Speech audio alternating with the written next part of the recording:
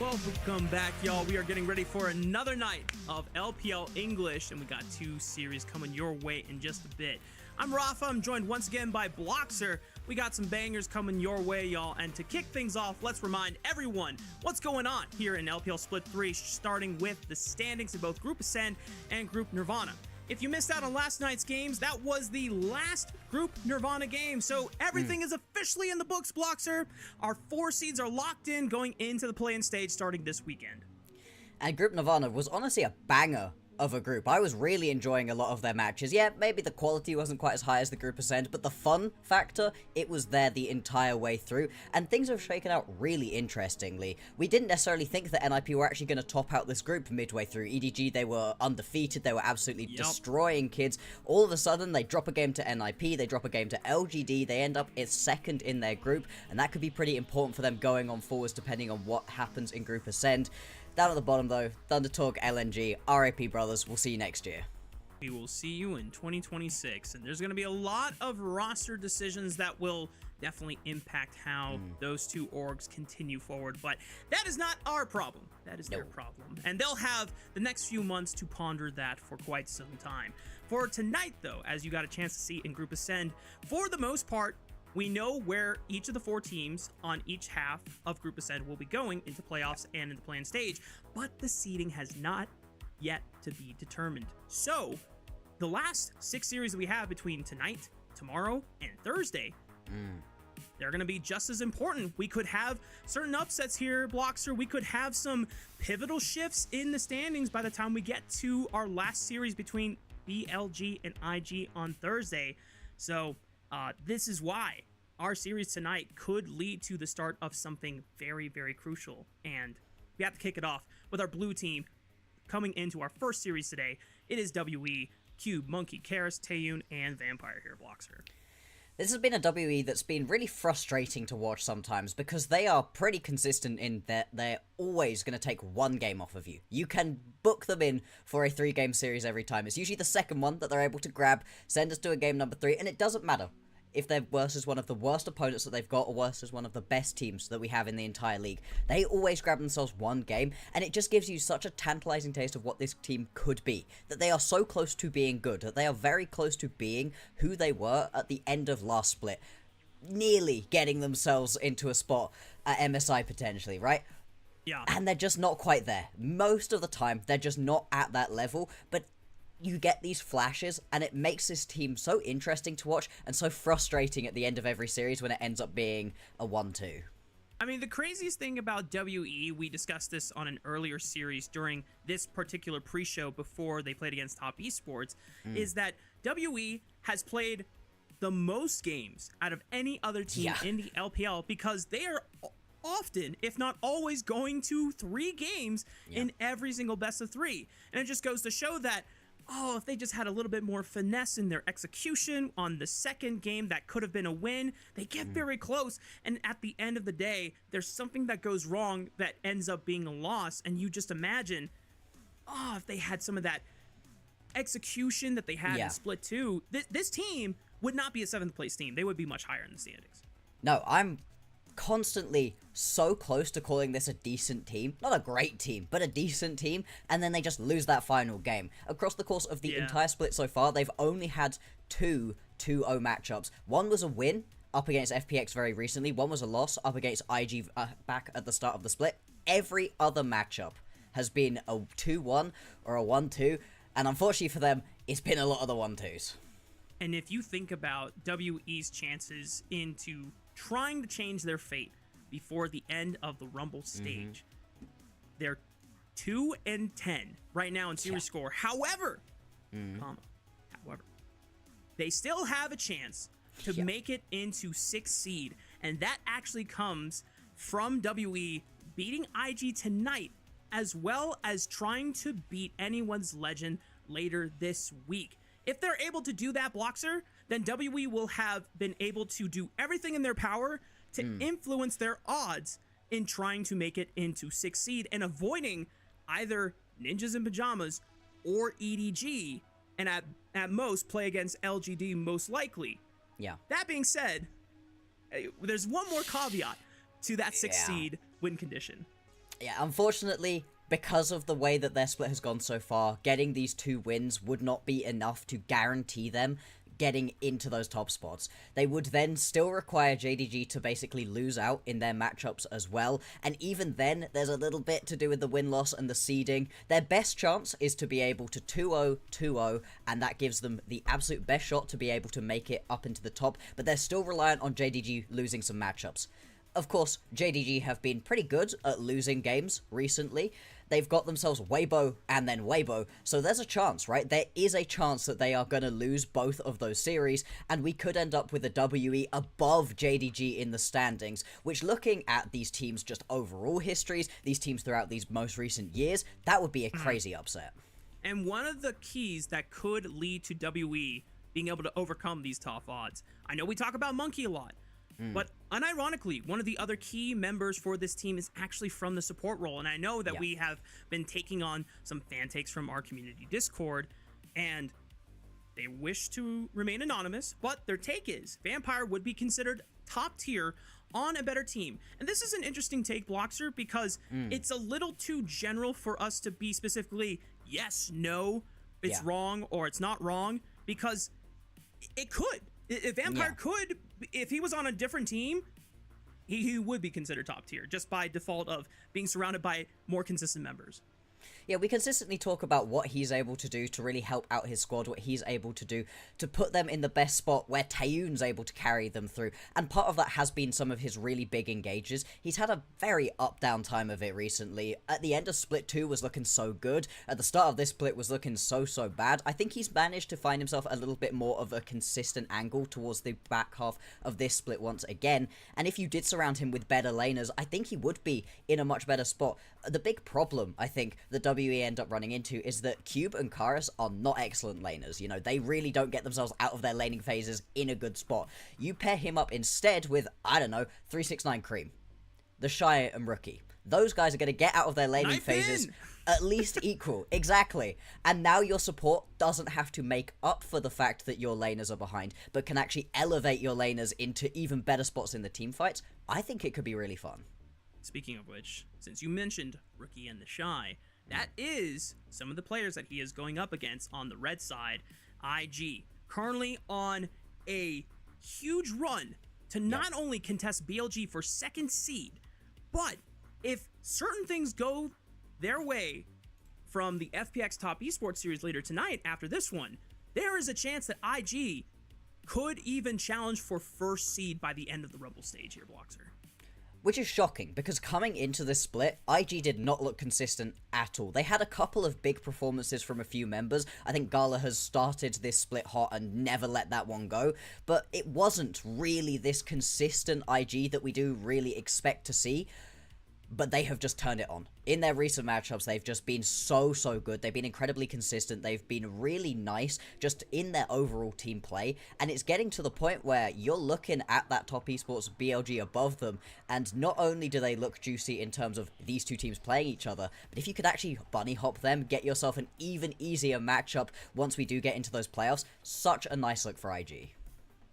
Not only do me and Alec have a bet concerning about how far IG will make it in playoffs, where Alec has them going to finals. I don't.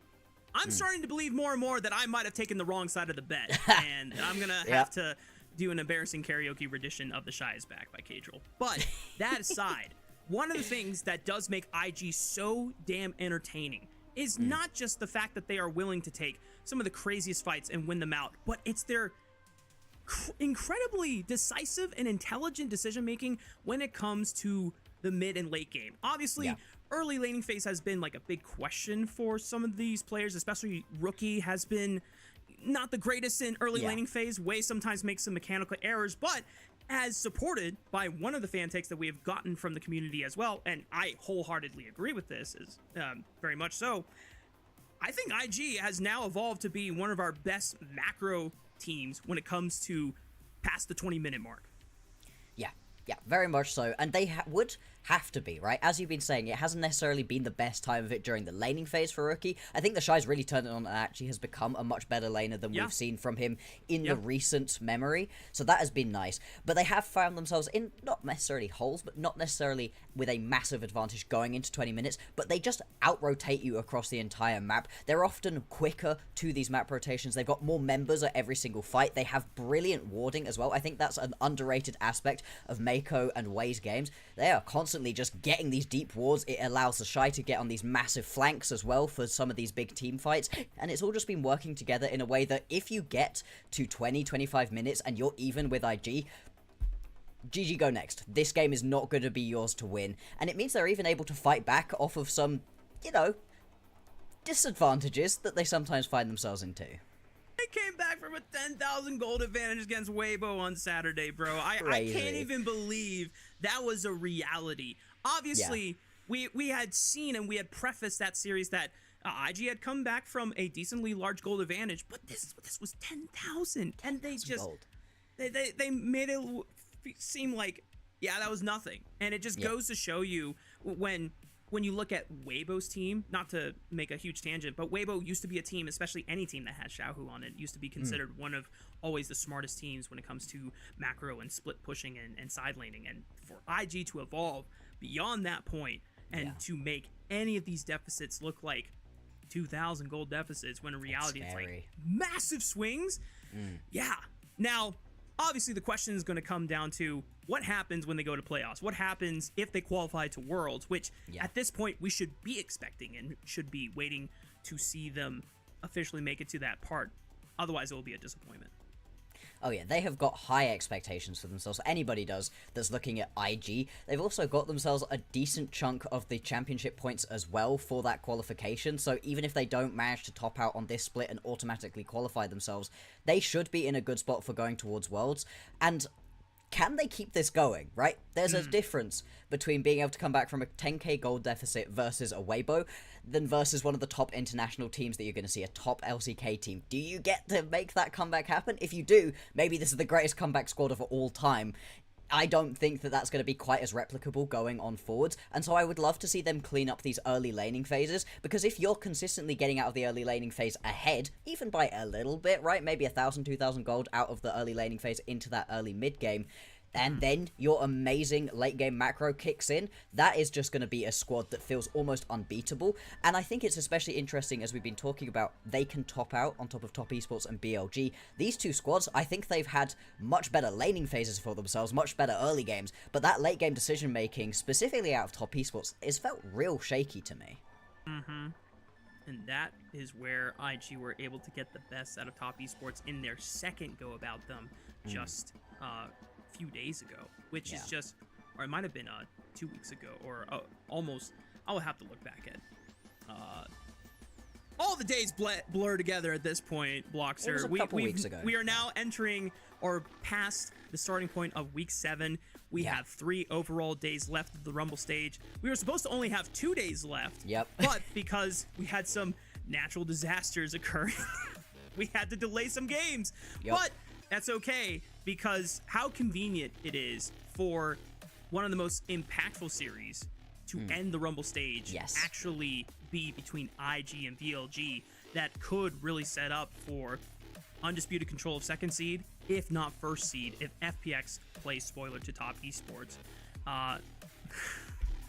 You know, this is my punishment for being on the EDG to Worlds train. And now, you would think that EDG dropping to NIP and LGD would be punishment enough, but, you know, now I opted into the wrong side of the bet for the IG EDG to finals. don't make Worlds, IG do make finals. Rafa never recovers. I might not be online for a while, and I'll just, like, go breathe some air, go touch some grass. You're gonna touch grass? Crazy. Yeah, just remember what it's like to be a human and just disconnect myself from esports for a few days, if all of those things happen. Okay. Which one do you feel better about? Which one do you think is more likely now, that IG don't make finals or that EGG do make Worlds? Oh, I think IG definitely make finals. So you think there's better chance that you get EDG to Worlds than IG to don't make finals? Yes. Oh my god. Yes. Unironically, yes. And here's why. Because even though IG, I believe in them in going to finals, and they can outperform BLG and top esports, I think the 4th seed, even though anyone's legend is the 4th team going to playoffs through an auto buy, these guys, the Pandas, have not yet locked in terms of consistency over the course of the split. So I really feel like that 4th team could be anybody. And by the time we get to the regional playoffs or the regional tournament, it's all up in the air. But I think IG is inevitable at this point. Okay, you heard it here first. That's terrifying. That's terrifying that you think that EDG have a slightly better chance, but I don't think you're necessarily completely wrong in that AL definitely haven't really locked in, and then you look at the remaining group of Sen teams, and an EDG or an NIP on their best day Weibo, could probably be taking them. JDG specifically, I keep looking at them and going, what are you doing? I remember right at the very start of this split, we had a little pause, and Slayer was like, so, just quickly, what do you think about the team's movements that they've had between splits? Like, who do you think has had the craziest movements? Who do you think has made the oddest decisions? And I was like, I think JDG. Like, what were JDG thinking? What were JDG doing? And, yeah, I felt okay about that one going on forwards. You know what? Our JDG TED Talk will have to be for another day, Blockster, because now it is time to lock in for our first draft of our first series of tonight's show between WE and IG. We're already kicking through the pick and bans very quickly, as we have Gwen Trundle taking the bans, Skarner Azir, as IG notoriously at this point have just dropped priority for Azir for them. Rookie has not touched it in a long time, and I think for good reason. I know that we have kind of criticized Rookie's hands. He's even spoken about how he has been constantly trying to help level up his own mechanics because he knows that all the younger guys, they just got better hands than him. And at some point, IG just recognized, just drop the Azir, man. It's okay. Just stop playing we'll Azir. put you okay. on Annie. Yeah. We'll put you on Ari. We'll put you on Aurora. It's okay. Yeah, at some point you do just gotta move on from it, and I can understand taking this one away from Karis. They're actually gonna put a couple of bans into Karis, which is surprising, right? Karis has been easily the weakest member of WE. His laning phase has been a specific weak point for him, so if IG are ever really gonna be able to get Rookie going, fire that engine back up for him again, this could be a really good matchup to try to do it into. I was gonna say I would expect us to see a Pantheon locked in this early when it has been let through the pick bans, but no, Vampire immediately gonna slam onto this Nico. It's been one of the strongest support picks recently, and it already tells you that WE, they want to go fighting. I mean, we go back to one of our fan takes that we had from the anonymous one about if Vampire was on a better team, he'd be a top tier support. And for WE's benefit and credit, when they made the miracle run to 4th place in playoffs, it was Vampire and Monkey together as an engine, being able to dismantle the map and just create enough disruption that the enemy team could not really do anything about it. And right now, Pop Blossom Cyclone, two great, fantastic team fighting ultimates. Pair that with a Kaisa if that is locked in for Taeyun. That is a recipe for diving the hell out of IG's backline. This is a very aggressive early set of pickups. I'm not surprised that we end up seeing the Wukong picked up. You really don't want to goof the Wukong over alongside that Rumble. That Equalizer Cyclone combo is one of the most miserable things you can try to play into. And I do also like that you now get Taeyun onto the Kai'Sa, a champion he's been very good on, and it takes it away from Gala, his absolute best pickup that he's had the entire time.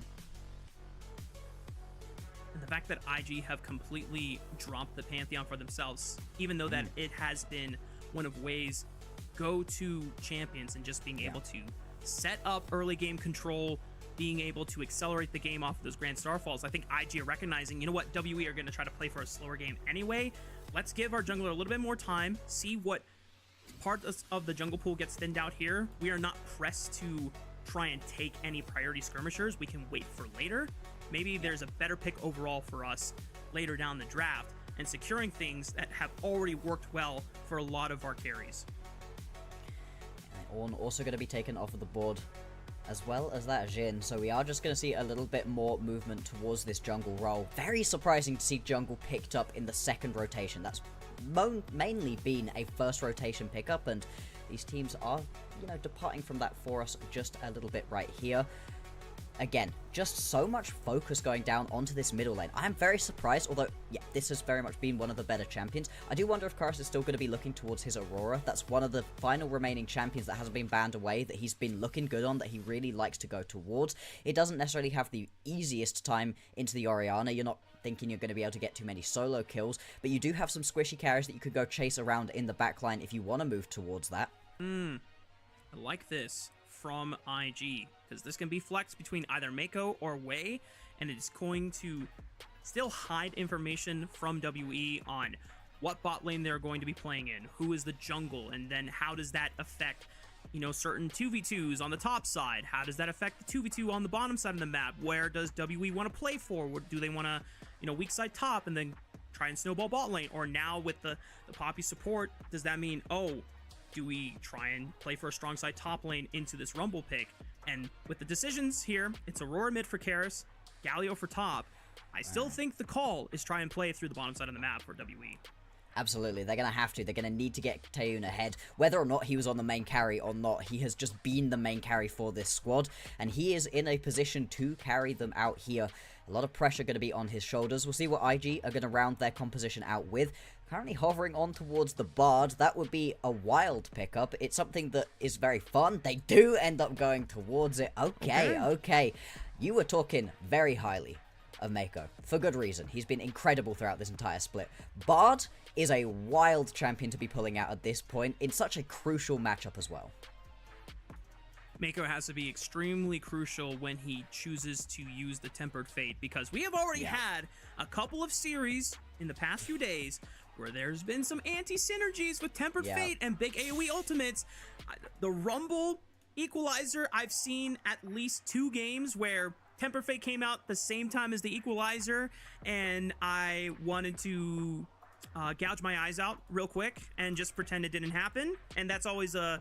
But I have faith that IG are not going to mess up that combo, because they have been so damn good when it comes to those mid-late game team fighting scenarios. It's chaotic, it's messy, but somehow it's all synchronized in the chaos that they find. And that's why they're such an entertaining team. Exactly. That's the thing, right? If this was flipped and we had WE with the Bard, I would not trust that we weren't going to see multiple anti-synergies. I don't trust that WE are fully on the same page. IG, I think I do have a little bit more faith in them to be able to execute in onto this composition. For WE, this is a comp that's very much in their wheelhouse. Monkey gets himself his champion right here with the Wukong. Karis, we highlighted the Aurora for good reason. It's one of the few champions it feels like Karis is actually feeling very comfortable on. You've just got Cube on a tank, and Taeyun in a position to be able to carry. Same thing with Vampire. That Pop Blossom, we've seen how it can just completely change the landscape of a team fight. Come on, WE. If you're going to be able to do it, I think this is the composition they could make work. And it's time to see how it all unfolds. We've got our first compositions locked in for our first series of the night. Let's hit the riff for WE and Invictus Gaming.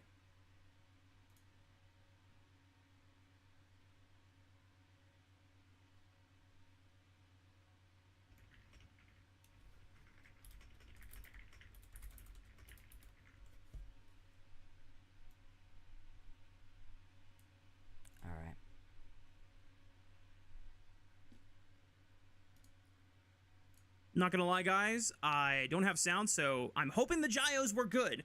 From the audience camera, oh, we got sound now. Let's go. Okay, I'm assuming, can our producer confirm that the gyos were Pog? Can we confirm that? I think we're in Xi'an because it's WE game, so it should be WE's home stadium if I remember correctly. They should be Pog. I would have expected them to have been very hype. As we've been talking about, right, both of these teams still have got things to fight for. This is not an FPX that we'll see in the next series, who don't really have any way to do anything other than play spoiler. Both of these teams have got incredibly important wins here. Can really change up their standings and change the landscape of this entire group Ascend and the way that it will shake out at the end of this split. As we talked about before, the fact that Monkey gets this Wukong here, he'll be able to full clear to his content. Strange that he's not pathing towards the bottom side with his opening clear, though. He's actually pathing towards the top side of the map. Curious if that was a reaction to Wade trying to go for an aggressive invade as level 2, since you can always do that as Poppy, as Peanut has shown it in the past from the LCK owner as well. Both of those guys have been able to kind of exemplify that when I think of 2023 Worlds. So Monkey just trying to make sure that he can start on the side of the map where his bot lane is going to guarantee to get pushed. It'll be safe for him, and this avoids any conflict so that he can get to level 4 without any interference. Yeah, and it does also mean that he should be unspotted as well, isn't going to be fully visible and making his way through this clear. I'd be surprised if we actually end up seeing him gank up towards the top side of the map, the Shy constantly getting pushed on back. And as you highlighted earlier, right, Rafa, bot lane should be where it's at, already heavy trading. Gala and Mako trying to set up now, knowing that Wei is pathing towards the bottom side of the map, and because, as you called out, Monkey didn't show on that early ward in his own blue buff jungle, IG are operating with the information that Monkey is pathing towards the opposite side, away from bot lane. This should be an uncontested 3v2 advantage that they will have. Indeed, it will be. Already, WE being forced a little bit further back. They do not want to get themselves caught out right here. They're going to know the Wei is on their side. At least they should have a good enough idea of it. Oh, okay, I was as if he was just going to keep on heading down towards this bottom side, but no. So it's just going to be the trade of the Scuttle Crabs. WE are going to have a little bit more control over the top side of the map, and IG a little bit more control over the bottom. Again, I do prefer this for IG. I think having control over this bottom side of the map is going to be critical, and so let's see what Monkey can do to force his way down onto this bottom side, maybe get himself involved. He is now going to be spotted out, although Mako takes a huge chunk of damage. He's just going to have to turn tail and run. As long as Gala is not forced to recall there, it is totally okay. Taeyun managed to get a early base for a call. Gala's able to one-up and say, look, I got a goal too, as well as a dagger. So, bit of a stat differential there. We'll see if IG can actually make that a huge advantage. As, oh, don't worry. Don't worry, we'll mention that. Our producer's like, hey guys, not a lot is happening on this game. Why don't we shout out one of our sponsors? And you know what? Sometimes in these minute interactions in bot lane can always be accumulated to a pro diff. And if you want to learn more about how you can make pro diff in your own games, check out prodiff.gg, where using the code LPL10, you can save 10% on the next one-on-one that you schedule with a current or former pro from LTA, NACL, or the ERL. And you cannot be overlooking how your early laning phase goes. It's going to be incredibly crucial in this game. It's going to be critical as well in your solo queue games. And we'll see how this one shakes out, because so far it's been pretty chill. We saw a little bit of trading down in the bottom side. We haven't really seen either of these junglers try to get involved yet, but that looks like it's about to change. Wei charging into the bottom side. Oh.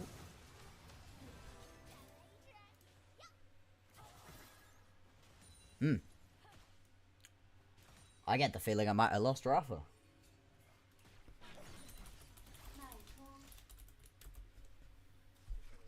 Okay, yep. Have unfortunately lost Rafa. I'm sure we'll get him back in a second. Obviously, we watched that gank come on through, and yeah, don't quite pick up any of those kills, which is interesting. Really do want to see this Poppy getting ahead as quickly as possible. It's a sort of champion where if you can find those early ganks, they can be incredibly potent, but WE, they're just going to keep themselves alive right here. A little bit of a ward, going to spot out any potential map rotations coming on through. And WE, they are just going to move their way through this bottom side river. Just keep taking up this space. I don't think Monkey really has the priority in his bot or mid lane to really think about starting up this Drake, though. So we'll see if they're going to actually jump in onto the Chemtech. Hang on. Karis. Getting quite low, but Wei gonna jump straight in onto Monkey. Monkey gonna get himself back over the wall. Nope. I mean, just immediately gets stopped right there. Final auto attack. Gala flashing forwards to ensure that he's gonna be able to pick up that one. Neko did put down the portal. Not gonna decide to take it. I think that would have been a little bit overly aggressive. But that is IG picking themselves up that first blood. And exactly onto the member they would have wanted. You've got yourself that cull in inventory. So as Gala, you're kind of just chilling, trying to get through your laning phase. But if you're going to have a kill teed up for you beautifully by Wei, why not take it? Sorry. Okay. And just keep up right here. Constantly pushing on through. Oh, Garis. Garis super low again on the Aurora, and this is something me and Rafa, when I had him, RIP, I miss him dearly, I hope he can come back to me soon. He loves this champion. He goes to this champion constantly, but he really has not actually been able to do too much with it. Might be able to solo kill Rookie here, not quite going to be able to. As I see a Rafa back in my Discord channel. Oh, okay, we're just going to get that Poppy ulti away. He's back! Okay. You here? Amazing. Hell yeah. Let's go! You missed a kill!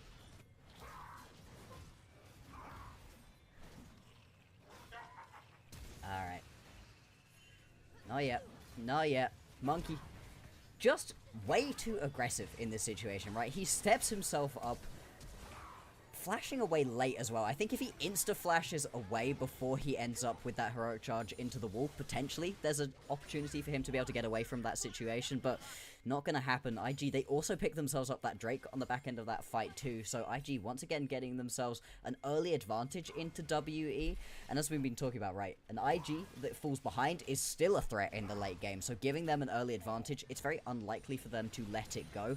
Monkey doing his best to get back involved in this one, trying onto the grubs. Do you see screen?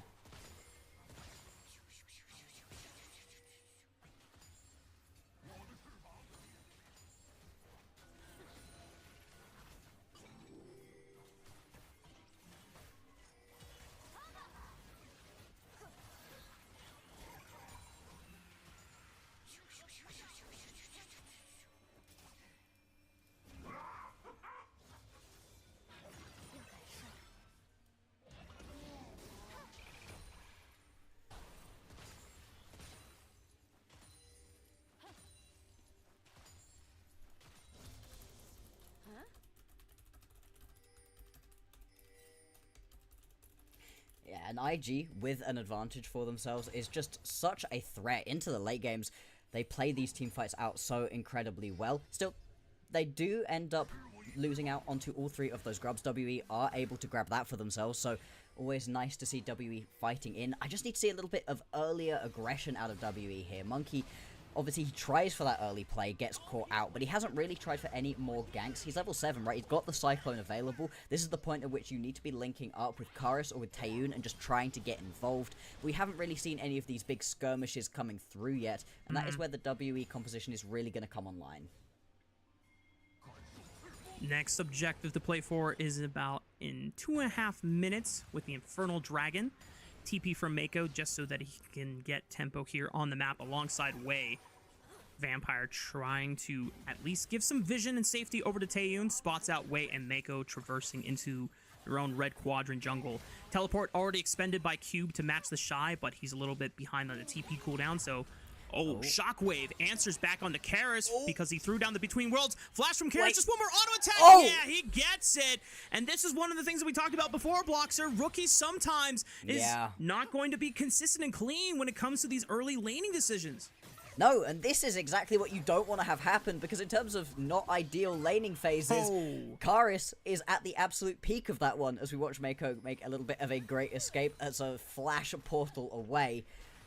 Getting solo killed by Karis, that is not what you want to see if you're a Rookie fan.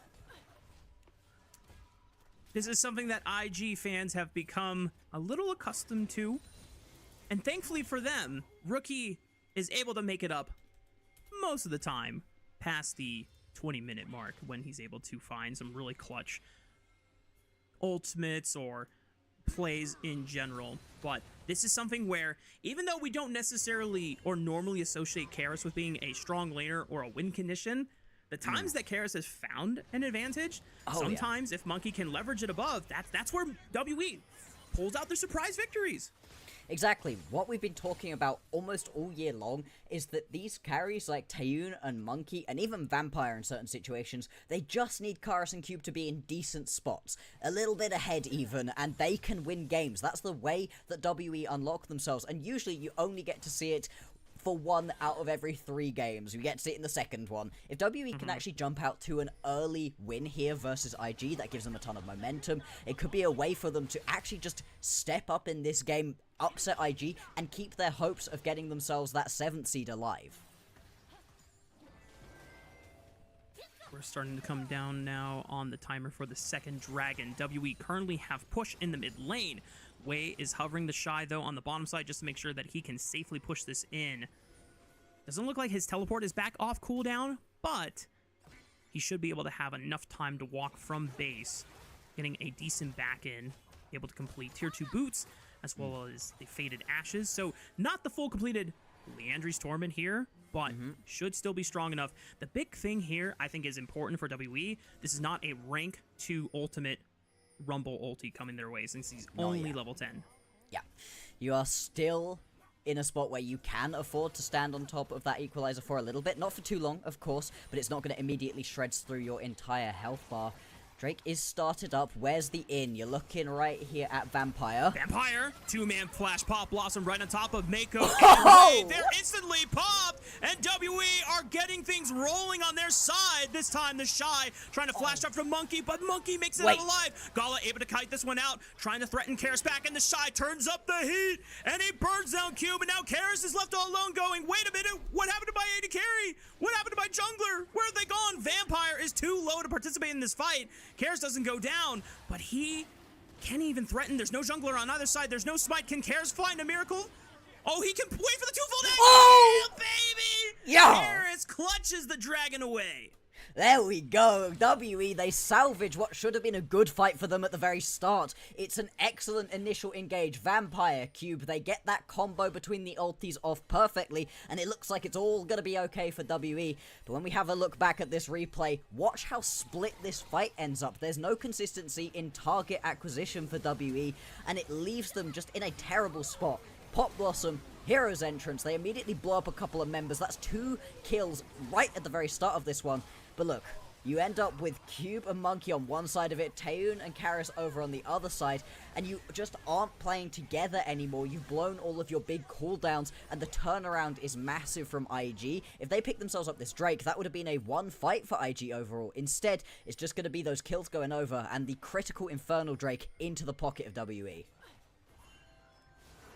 Feeling less of a consolation prize and more of just a overall victory for Just WE. a win, yeah. Agreed. Yeah.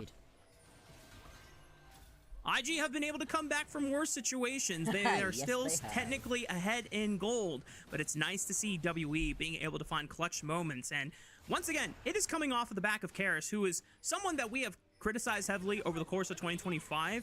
Yep. But he has not had his good moments, and right now it seems like this game 1 is looking like another rare but good moment from Karis. I don't care how much of a roughie Rookie has been having. Solo killing Rookie, getting yourself into a strong spot up against Rookie in this laning phase, that's a good sign right here for WE's mid laner. We are going to see this Herald started up right here by IG. It's already down well below half. Does Monkey get in? Cyclone onto 1. Vampire follows up with a 2-man Pop Blossom, looking at Mako and Wei. He takes the magical journey over. Can he secure it? Wei gets the Herald, but who can pick up the eye? Rookie finally steps up safely and guarantees that Wei can get in there. 2-man Shockwave onto Vampire and Cube. Cube manages to get away, but Vampire cannot. Tempered Fate, unfortunately, does not snag Taeyoon. And IG will just take 1 kill and the Herald as their prize. Karis wasn't there at the majority of that fight, and without this Aurora, it is going to be so much trickier to be able to play these out. Still very close to WE being able to pick themselves up a couple of kills, but in the end, they lose out onto a kill, and that objective going on Other. So we'll see what happens with this Rift Herald. Are you going to be able to just... I mean, into 2? Well, I don't think that works for the Shy. I think he's correct to just throw that harpoon and walk away. He identified quickly, do I want to take on 2 people with my ultimate? Probably not. I mean, maybe in that situation, right? Wait, he's coming. Is he doesn't have flash. Good 2-man tangle bars, but Mako's got the magical journey. Vampire's like, Monkey, please. Bro says, I don't have Cyclone. I can't do anything for you. Away just knocks Vampire back to Kingdom Come. Mako will get traded now. Is way compromised here. No keep his verdict. No flash available. Monkey just needs to find one more Nimbus dash, but it's not going to be in time. And Gala, during this whole interference, is just taking a free turn in the mid lane. My god, phase rush on the Poppy means that Wei's just able to sprint his way back on out of there. Gets himself out alive. Oh my lord. Oh. What a stat. That's insane. That's a brilliant stat. This is the play quite a while ago. Rookie nearly playing as many games as the entirety of WE combined is crazy.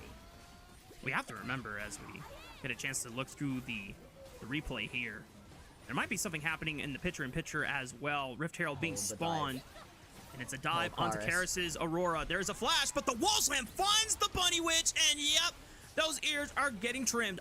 IG able to shut down Karis's Aurora. Didn't even have a shutdown bounty, really, but it seemed like he was the biggest threat so far on the side of WE, and now this Rift Herald will find one more crash at the very least. And there's no trade happening right now. Top lane Rookie is pushing Cube in. Mid lane, you've already taken down that tower, and there's no threat onto the mid lane tower from WE. So this is about as free of a play as you can possibly get. And on the retreat out, IG are also going to litter the WE bot side jungle with wards. Going to make this next upcoming Drake that much easier to try to play around. 30 seconds until this one spawns. And with one apiece, getting this second Drake for either of these teams going to be critical.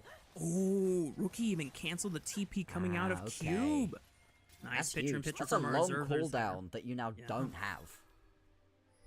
It's going to make those heroes' entrances even more crucial for WE, so that Cube can still put pressure on a side lane, but will not be able to be as far. Tempered Fate lands onto Vampire's Nico, throws out the Pop Blossom, finds two members there on the way, and Mako. Hero's entrance follows up, but Vampire still gets blown up, and now Gala on the offensive finds the W tag. Shy flashes over, burning them all down. Flame Spitter turn to 11, and Way is on the chase as he flashes up, finds the two-man Keeper's Verdict. Cosmic Binding from Mako isn't enough. Rocky flashes for it. Taeyun tries to look for the revenge as Monkey finds the two-man Cyclone into the backline. Wait a minute, Monkey is going crazy. Can he find one more? But Gala remains supreme, and IG find the ace. There we go. It takes a couple of critical landing of ultis for IG to be able to win that one. WE, despite the fact that they get caught out right there with the Temper of Fate, still able to fight back, still able to grab themselves a couple of kills. But once again, it's IG coming out on top of all of these plays. They're going to get themselves the key prize of the Drake. And they are now at a 4k gold advantage in complete control of this game. I just want to note that Gala is now 5-0-5 on this Yunara. He is terrifying, and that is probably the one person you do not want to give a major advantage over to in this game. In terms of IG players, we've got praise for all of them. Almost all of them have been looking all really good pretty much the entire time. But in terms of the peak level of consistency and the best play that I've really been seeing, Gala is really trying to make his argument for best ADC of the split. He's been so consistent. He's been brilliant for them since the very start to the very end. And I love that he's been getting the priority on these champions. The Yunara right there pumping the damage, almost 4k damage in that team fight. They slammed it really early on, not usually a spot in which people pick themselves up those ADCs, but Gala is paying it back to his team tenfold at this point. I mean, this guy found the first global pentakill for Yunara in the entire world. That is an awesome feat to have. I mean, this guy has some of the most pentakills out of any player in the entire history of League of Legends esports. I think he still has 10 to his name, only one behind Holy Phoenix.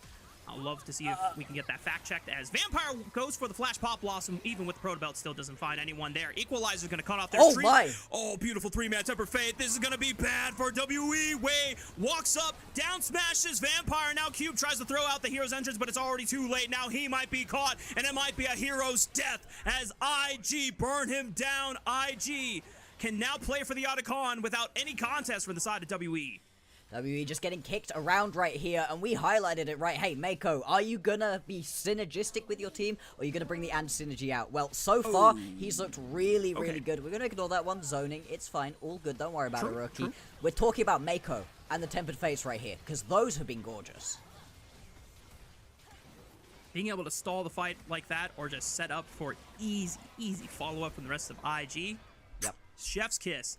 Otacon secured. Let's take a look back at that fight.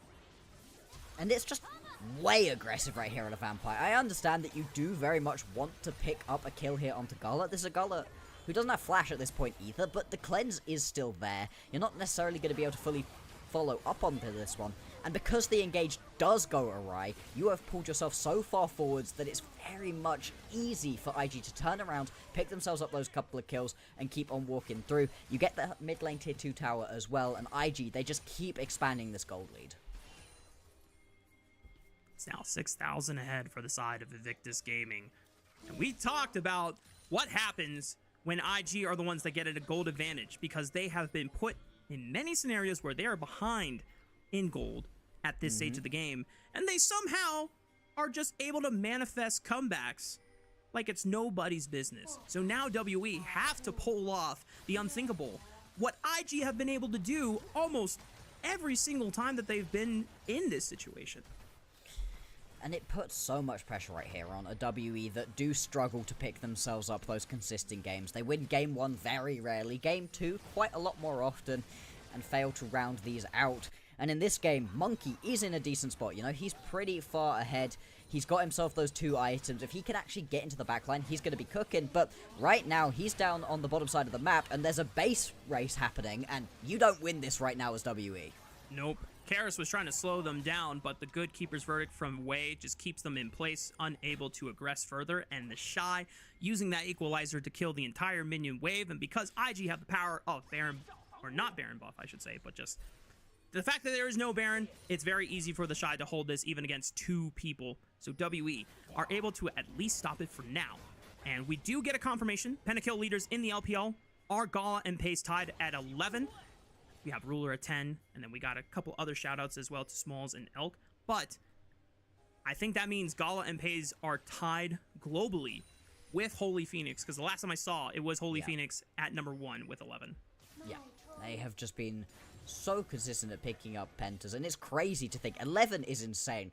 The amount of things that have to go right, you obviously have to be a brilliant ADC to be able to do it, but you need so many things to go right and so much luck to be in your favor to be able to pick that many up. Has been great to see. The Shy, though, gonna get jumped. Uh-oh, 1v2.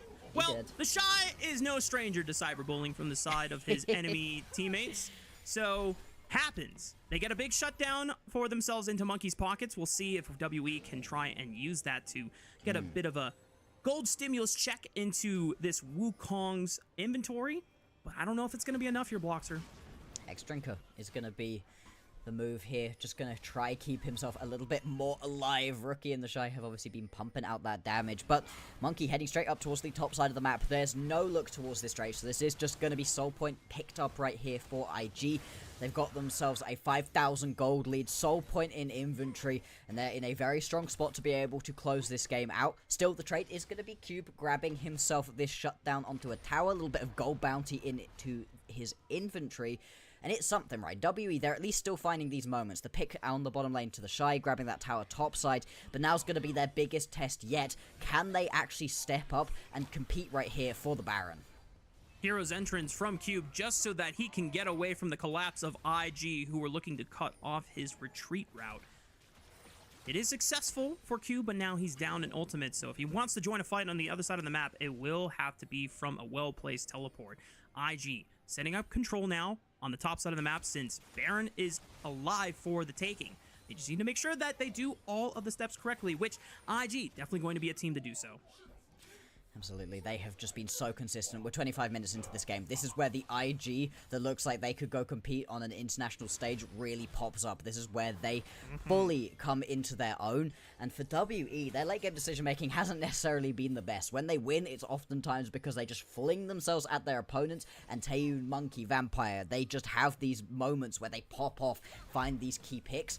And in terms of games in which you have the ability to find key picks, WE, they've got this all-in sort of composition. If you can fly into the backline between Monkey and Taeyoon and actually kill Gala, finally get that shutdown onto this key carry, there's a chance you can win this one out. It's going to be a real tall order, though. Karis and Taeyoon, the first ones to arrive. They got to be careful about face-checking too far, though, as the punish from IG could be devastating.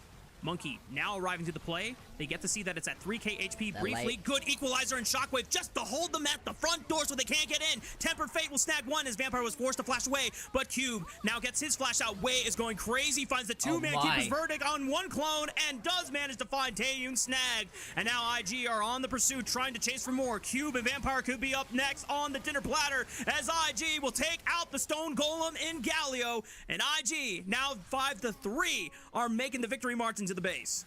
Yeah, this should be the end right here. You've got yourself 20 seconds until you have Taeyoon back up and available. Mid lane inhibitor will fall. Top lane tower and inhibitor soon to follow. And with these Baron empowered minions pouring into the base, you can just look to end this one out. 14 seconds on Taeyoon. Maybe IG will show restraint here. We'll see how bold they decide to feel. As Rookie, be careful on the right side flank, as Karis was looking for a straggler, but Rookie and the Shy, or I should say Rookie and Mako, making sure that they know that the important rule about walking in a jungle late at night blocks are never do it without a buddy. Always gotta have a pal alongside you, otherwise things can go a little bit wrong. Karis was absolutely hunting, looking to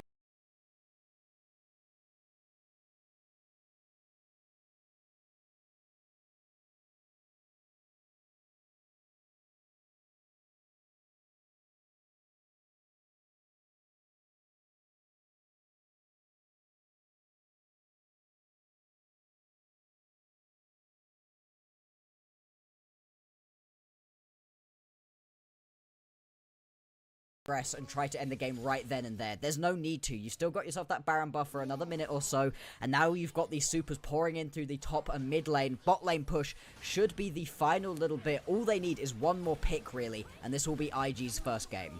And with no summoner spells on Taeyun, he is a juicy target. Same thing with Vampire. Karis and Monkey, the only ones that have a little bit of agency.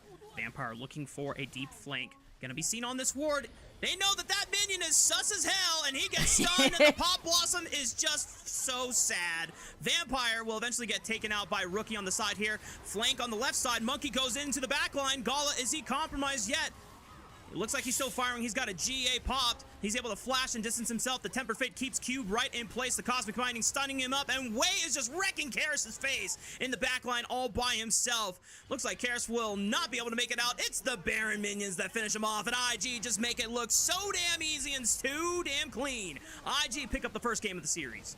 Sub 30-minute win right here from IG, and it's off the back of a couple team fights where WE are millimeters. They're 10, 20 HP away from being able to win out onto these fights, but IG, they're just too clean, and you give them an advantage early on, they will carry it through. There's a reason why I have black and white on, Bloxer. I have IG colors on. It just... If you... What else can I say? I mean, IG... They make it look relatively very, very simple. Now, the 5-10%, kind of Rookie's fault. It's okay. He got dropped one time by Karis, and that is something that we have come to expect about Rookie. But the other deaths that I saw this game, it felt like either they were necessary deaths or they were overloads from WE. So at that point for IG, it's like, well, what can you do? This was their play. This is what they decided to index on. We're getting advantages on the other side of the map.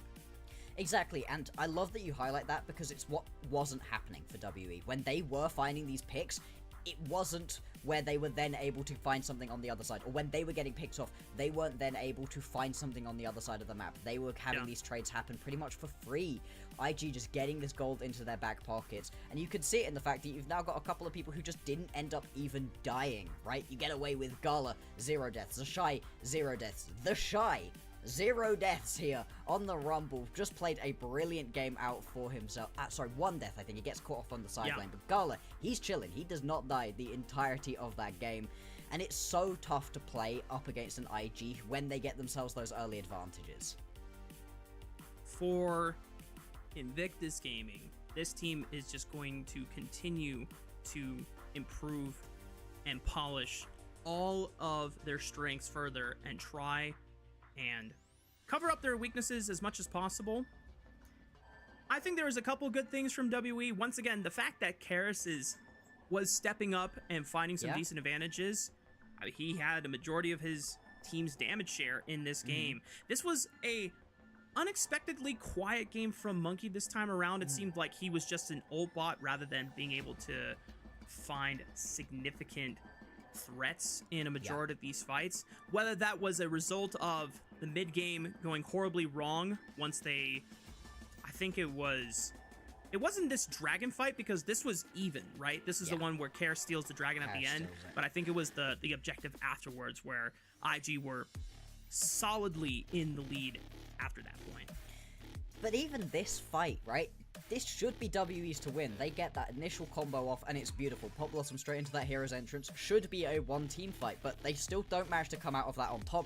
It just ends up being even, and then we see in these remaining fights, you manage to get a couple of members kind of low here as WE towards the end of this fight. You trade it back for a couple of kills, but IG at this point, they are just wrecking. They're just able to keep on getting themselves into these very aggressive spots, and it makes it work so well. Gala as well. I love the aggression that he's showing right here on the Yunara. And for IG, this is expected, right? You come into this game, you think you're going to be able to win this first one. What would be unexpected would be IG winning this second game, because WE, they love winning game number 2s. I just worry a little bit that it didn't even feel like WE were able to carry through off of any early advantages they'd gotten for themselves in this one. Yeah. Didn't seem like the setup was necessarily there. Obviously, the onus is on Monkey and Vampire to initiate. Some of the times, Vampire found decent Pop Blossom initiations. Yeah. But sometimes Monkey couldn't get in. The Equalizer and the Tempered Fate were stalling some of these fights out. And then by the time we got to the point in the game where Monkey had a little bit more gold in his pocket, it was just too late, right? And yeah. for WE, especially into a team like IG who understand when fights are not looking good and when to give up necessary objectives. You highlighted it that when WE are winning, it's because they're just running at you, blitzing you, almost like a smork comp, right? If you think about Hearthstone terminology, you're just, hit face, you don't care about anything else. You just, you go in. Yeah. But IG has so many ways to slow down the fight or prevent you from getting in. And when IG were doing that successfully, then WE just ran out of steam and ways to get into the backline, and then they were caught overextended. And this was exactly the kind of composition you're talking about, where they have to just fling themselves at you.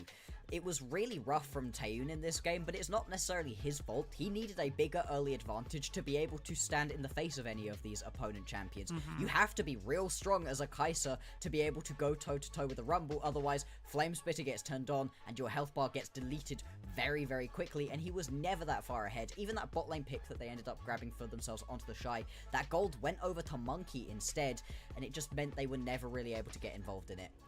Okay. Oh, nice for Dway. I like this. I almost thought that because Gala went deathless on the Yunara that he was going to get the MVP, but once again, this is another clean game relatively from Way's Poppy. It's a nice glow up from the disastrous FPX series where he's trying to prevent FPX from ending the game and then he misses the Keeper's Verdict, but every Poppy game since then has been instrumental. It allows him to lead the early game and he just understands his job. And thankfully for him, the decisions he has to make on Poppy are relatively simple to execute, enough for him that he does not mess up the execution. For that, though, that is the end of our first game. And before we toss it over to break, we want to remind everyone, if you would like to support the LPL English, consider becoming a Ko-fi member. Ko-fi is the best way to support the LPL English project, since the vast majority of your contributions will go directly to the show. A lot of the initial payments go into upgrading the broadcast, but a huge bulk of it pays on-air talent and content creators. Subscribe to our Ko-fi linked in chat to unlock perks like early access to content and the ability to ask interview questions. Without further ado, y'all, it's time for a break. When we come back, it's going to be Game 2 between WE and IG.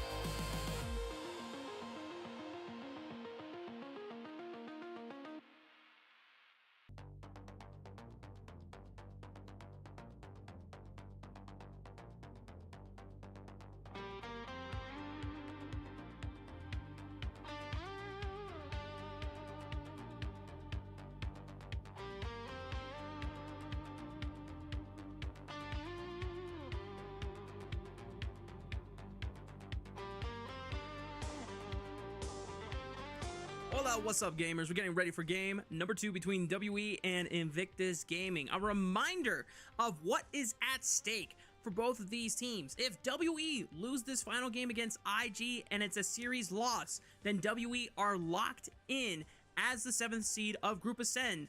And at that rate, they will probably be playing against EDG in the play-in stage. If they are able to win and bring this back, there is a chance that they can somehow make it to 6th seed. We already explained that it's not completely up to them, but they can influence it, Bloxer.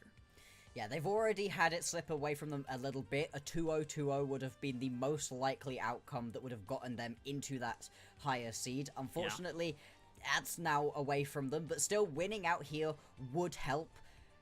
And hey, we're in a game 2 in a WE series, Rafa. You know what that means. That means WE are suddenly going to turn it on. They're going to become the next reincarnation of, I don't know.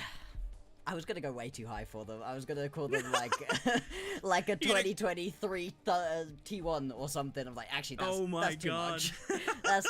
I can't even say that one. Well, we already have some of the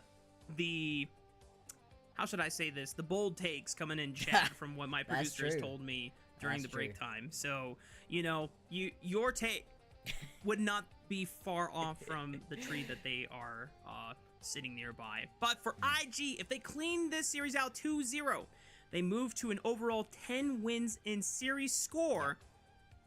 Oh, that is some crazy music. Hang on. What is that from? I'm hearing strange music. That's my bad. Anyway, as I was saying, getting ganked by music. Good. I'm getting ganked by music somewhere. But as we were saying, if IG win this series 2-0, they move up to 10 wins in series score, and they are contesting BLG for 2nd seed, which then makes their upcoming series on Thursday that much more important and exciting, and the winner will be decisively the 2nd seed in the group.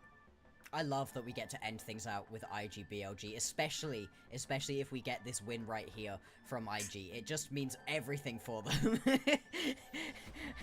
Wow. Wow! Who had what this hot take? Yo. I'm looking at the hot take, and I'm noticing it is surrounded by a lot of ice. I find it extremely cold. But, you know, nice hot take. If we'd have called that out from the Arctic, I wouldn't have been surprised there. That hot take... Yeah, alright. We'll see. Hey, maybe we're gonna get the reincarnation of Karis right here. Maybe we're gonna watch this squad actually pop off, because as much as we are laughing, we're joking, right? WE are genuinely really good in Game 2s. They have won the majority of Game 2s. It's the reason that whilst being a 2-10 team, they have got themselves the most games played, because they always send us to a game number 3. If you're an IG fan, you really want them to get this one as a 2-0. Nice, quick, simple move on to looking at BLG as quickly as possible and compete for that 2nd seed. Exactly. There's even a chance where in our later series tonight, it is FPX versus Top Esports. Now, we're expecting Top Esports to win that series, but FPX off of their first series with JJ last night looked kind of competitive with BLG. It was still a 2-0 for BLG, but they looked better, and who knows?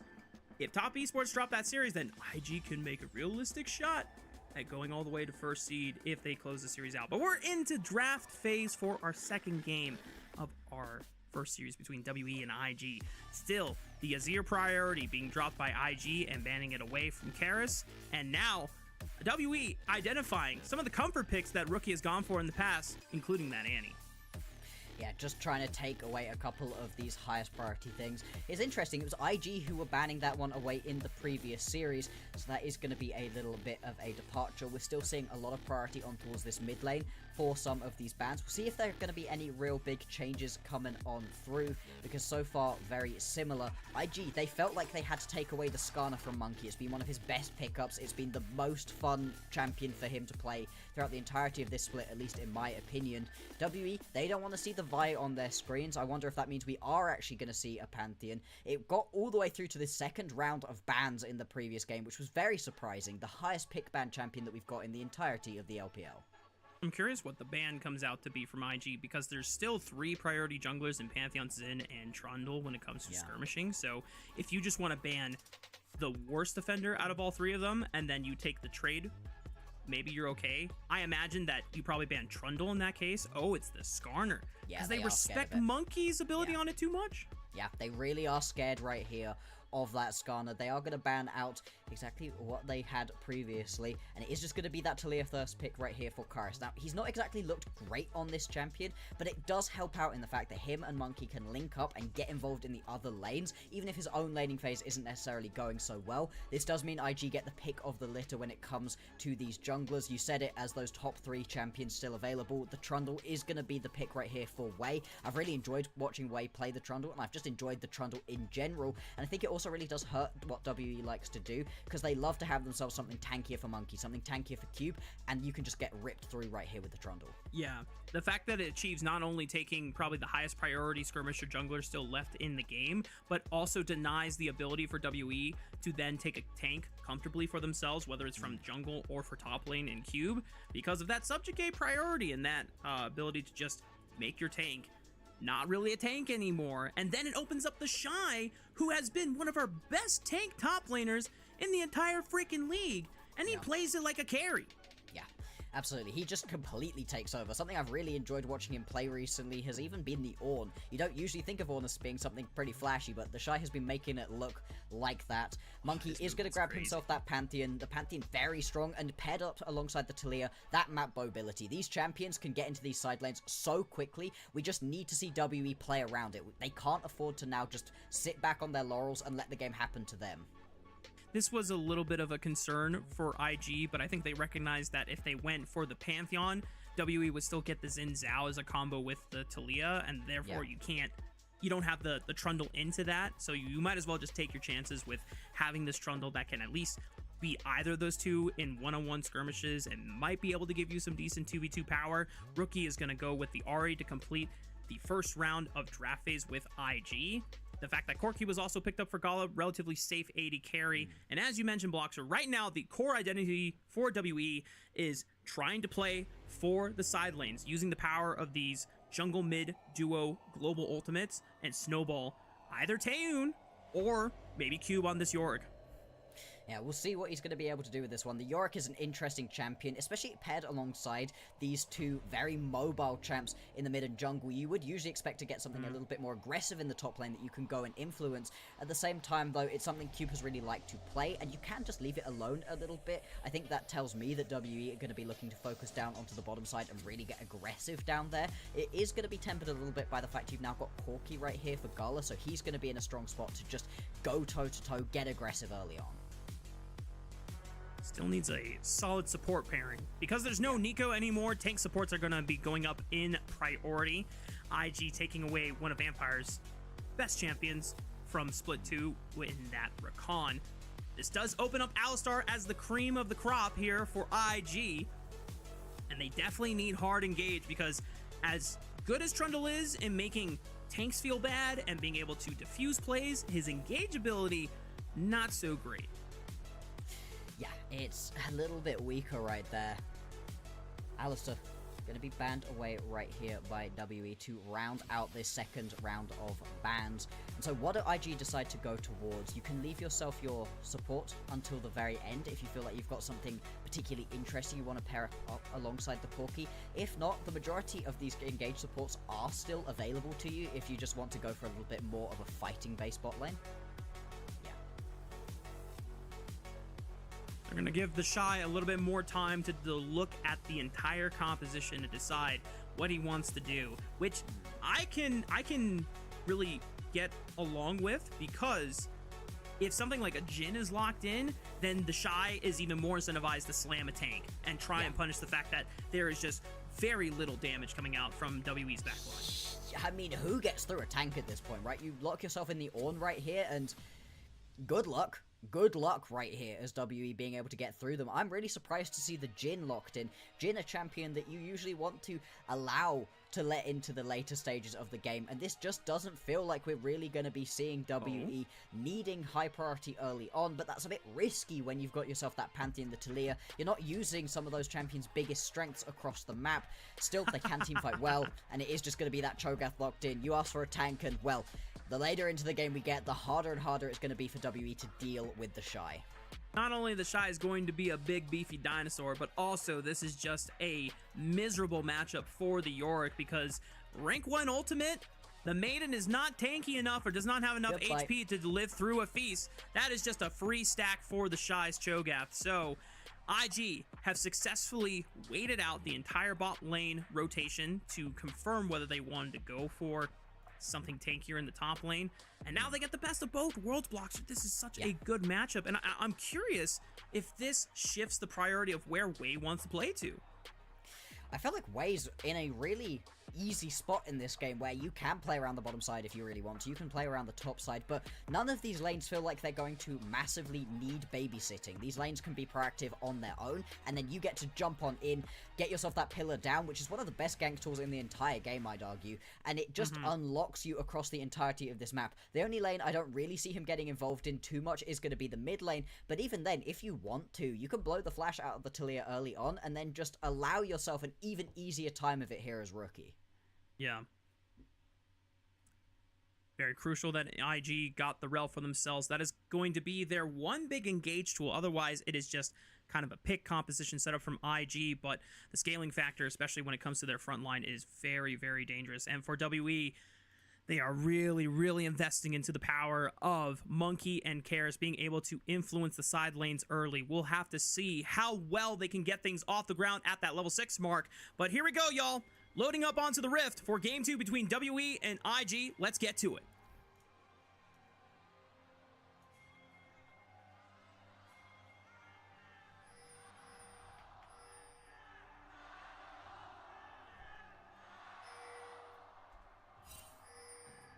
Let's go. Those are some pretty good gyros right there. The IG fans, very, very excited. WE, a little bit quieter, Would have, you know, liked a little bit more from them, but you can understand, right? A 2-10 team, as much as they win those second games do not win you series. Monkey stepping up pretty aggressively right now, gonna spot out where it is that Wei and Rookie are. You aren't necessarily gonna be able to get that ward down though, interestingly, so you're not gonna be able to see if this is where the stay is. Karis also stepping himself up right here. WE, they're playing with a little bit of fire right now, but the level 1 between Wei and Rookie really not gonna be that strong. They don't have to be too worried. Yeah. It would be very strange to see something like Pillar Charm come out from Trundle and Ari level 1. So Karis can operate with that assumption and get a little bit in the face of both of those champions there. And because he was not able to clear out the ward, WE will be able to maintain that vision on the Raptor camp to see where Wei is going to path. Not sure if that is going to prompt him to try and do something cheeky with his early opener, because at the end of the day, this is just more confirmation rather than, you know, knowledge that you would not have known otherwise, since a lot of times we're seeing junglers just do full clears anyway. Oh my, this is a very aggressive positioning right here out of WE's bot lane. They are continually stepping up. There you go, another hook. Wow, Mako was not able to body block that dredge line, but goes in and at least distracts Taeyun from being able to free fire onto Gala. That does force the early heal out of Vampire, surprisingly enough, but Gala is chunked below 50% HP, so this laning phase is going to be a little difficult for the Corki. Yeah, you're absolutely fine to just trade that heal over. It gives you that early lane pressure, going to get you to that level 3 quicker than your opponents are going to be able to. And it also just insulates you from what can be a pretty scary time with the Corki. The Corki does a decent chunk of damage early on. Obviously spikes real hard once you can get yourself that first item completed. But being able to just push in, bully into this bottom lane is going to be nice. Monkey fully spotted out right here, and he's going to get collapsed upon. You can see Rookie already making his way over as well as the bot lane.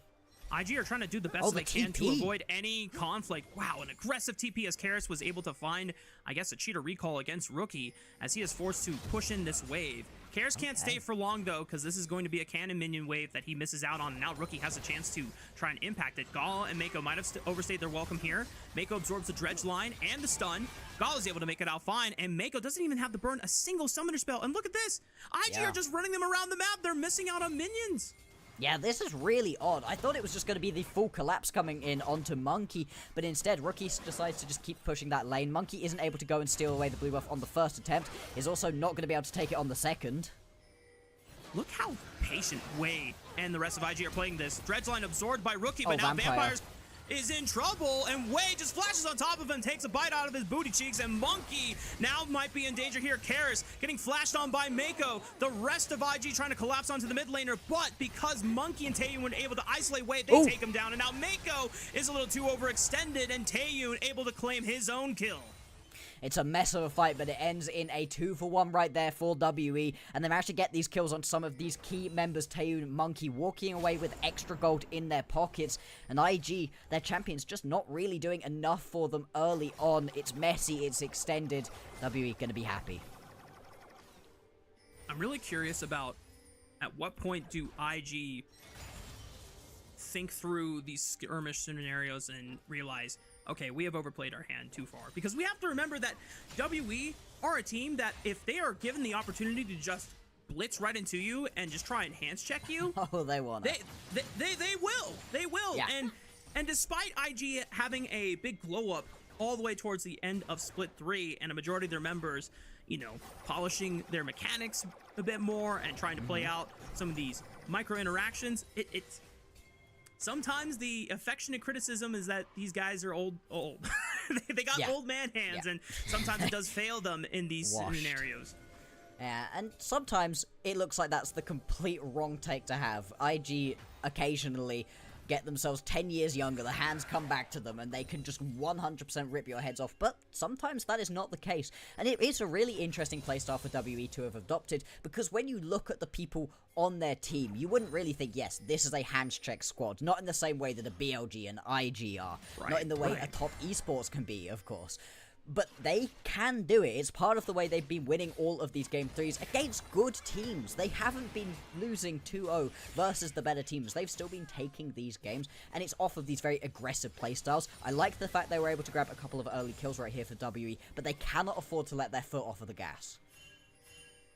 Speaking of which, we're at the 6-minute mark. The first dragon has already spawned. Neither team has made any moves to contested so far in the early game. Mako wrapping around. Rookie going aggressive on the Karis, still finds the charm, knowing that this Talia does not have the flash from the skirmish before. And even though Mako goes wide on the Q, it's okay. His presence alone guarantees the kill going over to Wei. Yeah, just body blocking the exit. You're not going to be able to walk away from that one. And IG, they grab themselves another crucial kill right here. Now, with that mid laner down, of course, Karis going to be able to get back involved pretty quickly with that Weaver's Wall. IG know that, aren't just going to start themselves up onto this Drake, but this Drake is surely going to be attractive to both of these teams. The Hextech, one of the best, if not the best, individual Drakes to be able to pick up, and right now, Monkey heading his way on towards it. A lot of pings happening. Pantheon, notoriously great objective securer for things like the Dragon and the Rift Herald, because you get that execute to combo with your smite to be able to deny it away from the enemy jungler if they were trying to contest it. And because all 4 members from WE's bottom side of the map are here, there's no chance for IG to get in. Now Mako is stepping over a lot of vision.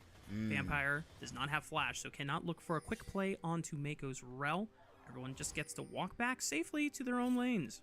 Nice, I like that right there out of WE. They find themselves the correct moment to go in.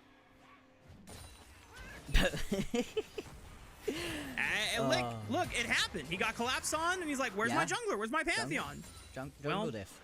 Jungle diff. Jungle diff. Wait, right now. Looking for this red buff.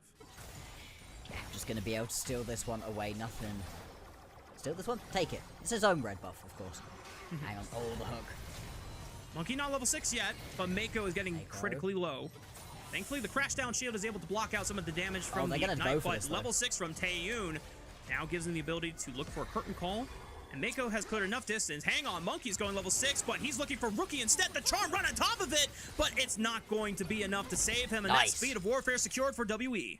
And this is what I wanted to see out of Monkey. He wasn't proactive enough in the previous game on that Wukong. Was a little bit of an ult bot, wasn't really able to get involved in any of these early skirmishes. So far, he's gotten himself involved in a couple different plays and uses that ulti really effectively right there. It's a little bit of a fake out. I was expecting it to go bot lane and to try pick up that kill onto Mako. You have to imagine that's what IG were thinking was about to happen as well, and instead head straight down onto the mid lane. They're able to pick up 2 of the grubs as well, and so these early objectives going over to WE, they grab themselves the feats of warfare as well, and so they are well on their way to being able to fully pick themselves up those upgraded boots. WE not messing around trying to contest for the third grub. They already got the 2, so that it gives them an additional objective feat. Wade just gonna come in, yoink this Gromp, and he's flashing on the Monkey? He still has an empowered shield, right? What the? Well, Wade, I like the spirit. Unfortunately, I don't think you were ever killing him in that scenario. And we love to talk about how IG are looking way more consistent recently, and they are, but sometimes their members just make decisions that you're not entirely sure about, and that flash right there, that's a critical flash to now not have for yourself. And to lose it out onto a Monkey who's kind of chilling, he's able to walk himself away from that one, is going to be a little bit odd. WE, right now, they're only up by about 300 gold, but it just feels like they're in control of this game. You gotta be a little careful about the decisions they make. Oh, nice charm into the Q. Not gonna be threatening Vampire anytime soon. Dredge lines connects onto Mako. But Karis does not want to throw out the full combo. Maybe he didn't have it off cooldown quite yet. ZyG now trying to take up position in the bottom river. There's no objective to play for another 2 minutes and 10 seconds here, Bloxer, but yeah, it's just IG trying to set up for any Darkness Blaze. And really, it's WE, I think, who have had the best part of the objectives at the moment and have been doing so with a lot of good vision, right? They've got a lot of defensive vision at the moment, but with still 2 minutes until the objective comes on through, they're going to have time to take a reset here potentially and then push that vision a little bit further into their opponent's jungle. For right now, just going to go back to farming up in the sideways, but IG, they really do just have a lack of vision on the map, and this could come back to bite them. We're getting relatively close to having these teleports unleashed as well. Good damage here onto Rookie too. Karis, he's having himself a series. It may not look super clean all the time. Uh-oh, Monkey. No flash available. Where does he want to turn to? Cube is going to try to bail him out with the Dark Procession, but it locks his own jungler in as well momentarily, and Wade just beats him down with the Giant Club. Mako's here with the TP, so is Vampire. He takes one out onto Wade. Rookie and the Shy trying to fight their way out alongside their Rel here. Cube gets dangerously low, but not quite low yet as he finally gets dropped by Mako's Rel. Rookie is able to get the last Spirit Rush charge to escape. Can't say the same about Mako. No, WE, they're going to come out on top of that one, grab themselves a couple of extra kills, and Vampire played that one really well, flashing on forwards, gets himself that depth charge through to make sure the final kill goes on over to WE, and then from there can turn around, play the rest of that fight on through. Rookie, he survives at least. He doesn't get taken down, so this mid lane tower is only going to have a little bit of damage taken off of it, not even the full plate. Ooh. Monkey, okay. Just going to use that one to get down into the bottom side of the map. I don't even mind using it there. Karis still has flash, but the full combo and the Q into the crash down. Karis just says, I'm not getting out of this one. I'm going to look for a kill onto Rookie yet. Just trying to throw more rocks, but Mako body blocks them. He stands his ground, doesn't even burn the summoner spell, and not even in threat of trying to go down here. Cube now in a lot of trouble. The pillar puts him back up on the right side of IG's map, and the Shy is going to take a bite out of him. Yeah, not going to be able to get the full Nom stack, unfortunately. Still going to be a nice quick kill picked up on the top side of the map, and that is going to be critical because we do have that Drake down on the bottom side. WE, they've got full control of the bottom side of the map. Looks like the trade is just going to be a ton of plating and gold off of this top lane tower into Shy, and Wait, they're going to easily get the whole thing, I think. They don't even have more than one grub Bloxer, and they're just beating this thing down. The power of Trundle Chomp resetting on the turret, and you get the auto resets from the Shy's E as well with the Vorpal spikes. Wow. Yep. Wow, wow, wow, wow. Full tower. Full tower. Still, you do manage to pick yourself up that Drake, so that is going to be the feats going on over to WE. It didn't matter that IG grabbed themselves that first tower, but it does take them ahead in gold, full plating as well. And it all comes off of the back of this just sort of messy play that WE come out on top of. This is going horribly wrong for WE until Vampire arrives. Vampire getting here is critical. Flashes forwards, depth charge down, make sure that Wade dies, and then he can turn it around into the rest of the play. I really like the way that Vampire plays this one out. I think he was able to get through the crash down because of that flash, just guaranteeing that Wade does not escape. Wow, really nicely played. And it's moments like that where we realize that the anonymous take about Vampire would have been a top tier support on another team. Holds credit. Yeah. Vampire does have really good moments, and I have to say, this is still the same player that I remember making some of the most egregious mistakes back in Split 1 and early Split 2, where I was just a big Do you remember Split 2 placements? Oh Vampire my played a God. Nautilus game in Split 2 placements that was easily one of the most egregious games of League of Legends I've ever And look watched. how far he's come. Look how far the glow up has come. Sometimes you have to get the int out of you before you can start shining on the stage. And unfortunately for WE, it can't just be your support stepping up. You got to have everyone, as that has been the story that we have always talked about when it comes to WE.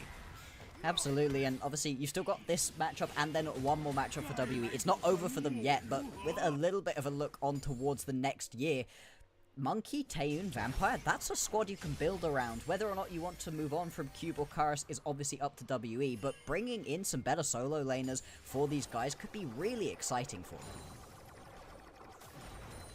That is if WE are not able to make this roster work for a surprise miracle run in playoffs. Just the way that things have been panning out in Rumble stage, obviously they have boasted some of the most, if not the most games out of any LPL team in Group Ascend, but they got practice. They're trying to level up before we get into the play-in stage, and against the play-in team of their choosing. At this rate, more than likely EDG, unless they can turn this series around and maybe contest GDG for 6th seed. But right now, the talk is about Rift Herald, the next objective on the map, as Vampire might be caught out, but good buffer with the Dredge line gets him out of danger. Vampire been playing this one out very well. The Herald is going to respawn, and now this is a pretty big death brush. Unfortunately, IG going to be well aware that this one is happening. Ooh. Vampire throws out the hook, doesn't quite land it. He won't get the cooldown reduced off of it since he didn't hit terrain. Cube walks over first. The Shy is going to limp on over afterwards. WE all turning on to the big dinosaur, but Mako setting up a big flank on the left side. Finds the Q on the Vampire. He buffers with it, the Dredge line, but he is giving himself up as a sacrifice as everyone else from WE turns onto the Shy, takes out the Cho'Gath, but Mako, can he get in? He's already used the Magnet Storm. He finds another Q stun, and here comes Rookie pursuing with the Spirit Rush, looking for Monkey. He throws out the shield, forced to flash away. Taeyoon gets dropped by the Chomp, and Rookie doesn't have another Spirit Rush charge available. He does have the flash. Can he get over these minions and look for a Charm Flash play? Doesn't even need it. Finds it onto Cube. Here's the crash down, there's the kill, and IG take 4 down. 4 kills and the Herald on the back end of this play for IG, and it's WE with just mispositioning right there. They get themselves collapsed upon immediately, and Vampire is not tanky enough to be able to stand in the face of IG's damage at this point. The Shy, yes, he goes down at the start of that fight, but he draws 4 members in, and it means that the fight is split, and IG, they are going to be more than happy with the way that that one shakes out. Take a look back at this fight as WE, they were all trying to find a way to pincer onto the right side, but then as soon as the Shy steps on up, Vampire says, go They're not guys. communicating. Vampire goes in at the exact moment as all 4 of his teammates walk up to go deal with the Shy. If they keep walking back to just go get the Shy, this fight is totally playable. Now you're in a 4v5 situation. Instead, you end up losing out onto your support, and you're just getting chased back at this point. And IG, they've got themselves a composition that's just going to find it easier to chase in onto you. And chase they do, that final charm, just to lock up the 4th kill of that team fight. And it was pretty even before Rafa, but now IG, they've got themselves a pretty dang big advantage. And once again, it's WE that find a little bit of a window where they're ahead in the early game. And IG don't even have to wait until the mid and later stages of the game past the 20-minute mark. It's just right here at the Rift Herald, decisively now finding an advantage. And this makes the 3rd Dragon so much more important for WE to secure for themselves, as the Dredge line into the full ultimate onto Mako only, but Vampire takes a lot of damage in return.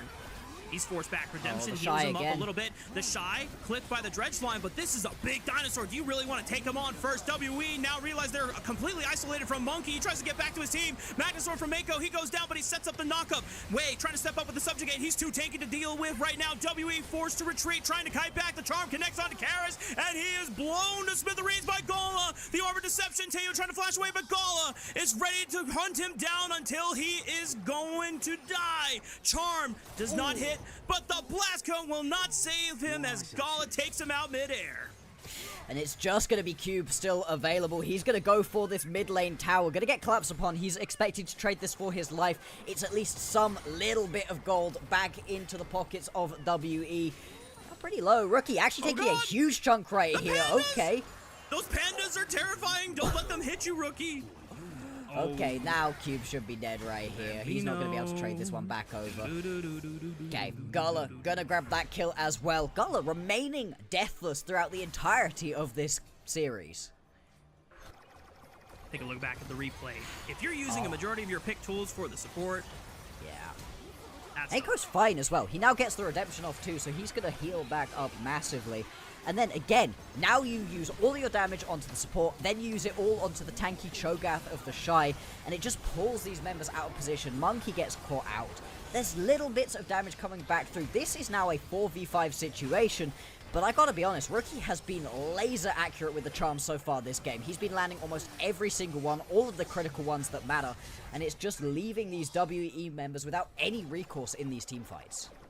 The fact that the Shy was able to squeeze out a 3-man rupture right as he was going down swinging, stalled the fight out even more. And it's just these small moments from IG members where even if they're on their deathbed, they still are firing one last fatal bullet into the members of WE.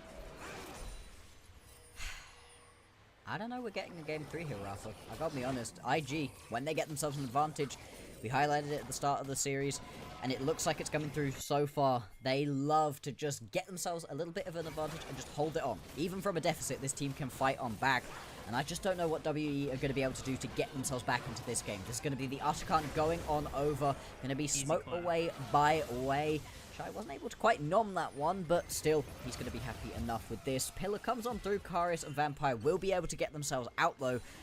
And so what do you do as WD? How do you get back into this game? Cube has been able to get himself a little bit of an advantage through just these towers, but he hasn't really even gotten himself a CS lead, and he's still taking these kind of slow. WE have not really been able to empower Cube this game. Oh, hang on. Here. Hang on. Okay, he pops the subjugate and he's able to get a lot of healing right on back. Now, everyone else from IG has arrived to the party. Decent damage onto Rookie. Of course, he uses Spirit Rush, but the Shy is just 1v5ing by himself. And look at that Mako! from Mako, baby! There's a reason why the glow up from this guy has been so massive for IG. Finds the critical fight engage, and IG wiped the floor with WE. It's just going to be Vampire limping his way out of this one. Is going to be able to survive, but that's going to be a mid lane tier 1 tower coming on through right here for IG, and they could just push through as many of these lanes as possible. The only unfortunate thing here for IG is that we're 21.5 minutes into this game. There's no Baron available for them to take, but they're just going to get all of the structures on the map instead.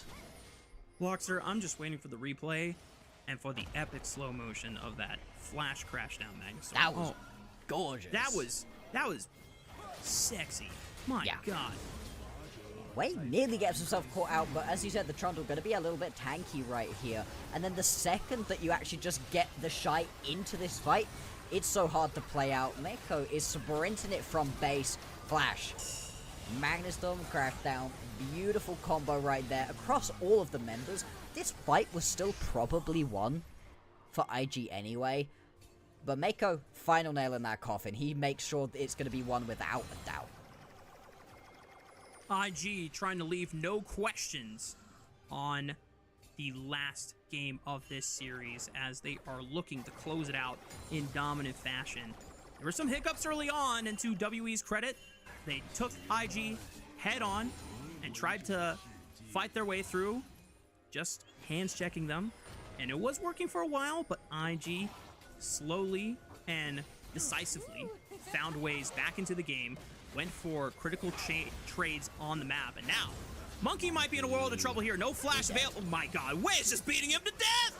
Yeah, jungle diff in the chat as IG is able to just eliminate Monkey from the rift here without really any other interference.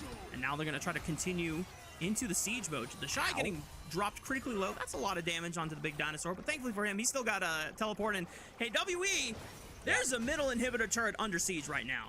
Yeah, they're going to lose out onto this tower. Just more gold going over to IG. They're able to extend that advantage out to 8,000 gold at this point. And they could also turn back around and peel on over towards this Drake spawning in 20 seconds time. It would be their second of the game. They're not really getting themselves towards that soul anytime soon, but it's still just taking more gold, more effective stats away from WE, and just keeping the pressure up as high as possible.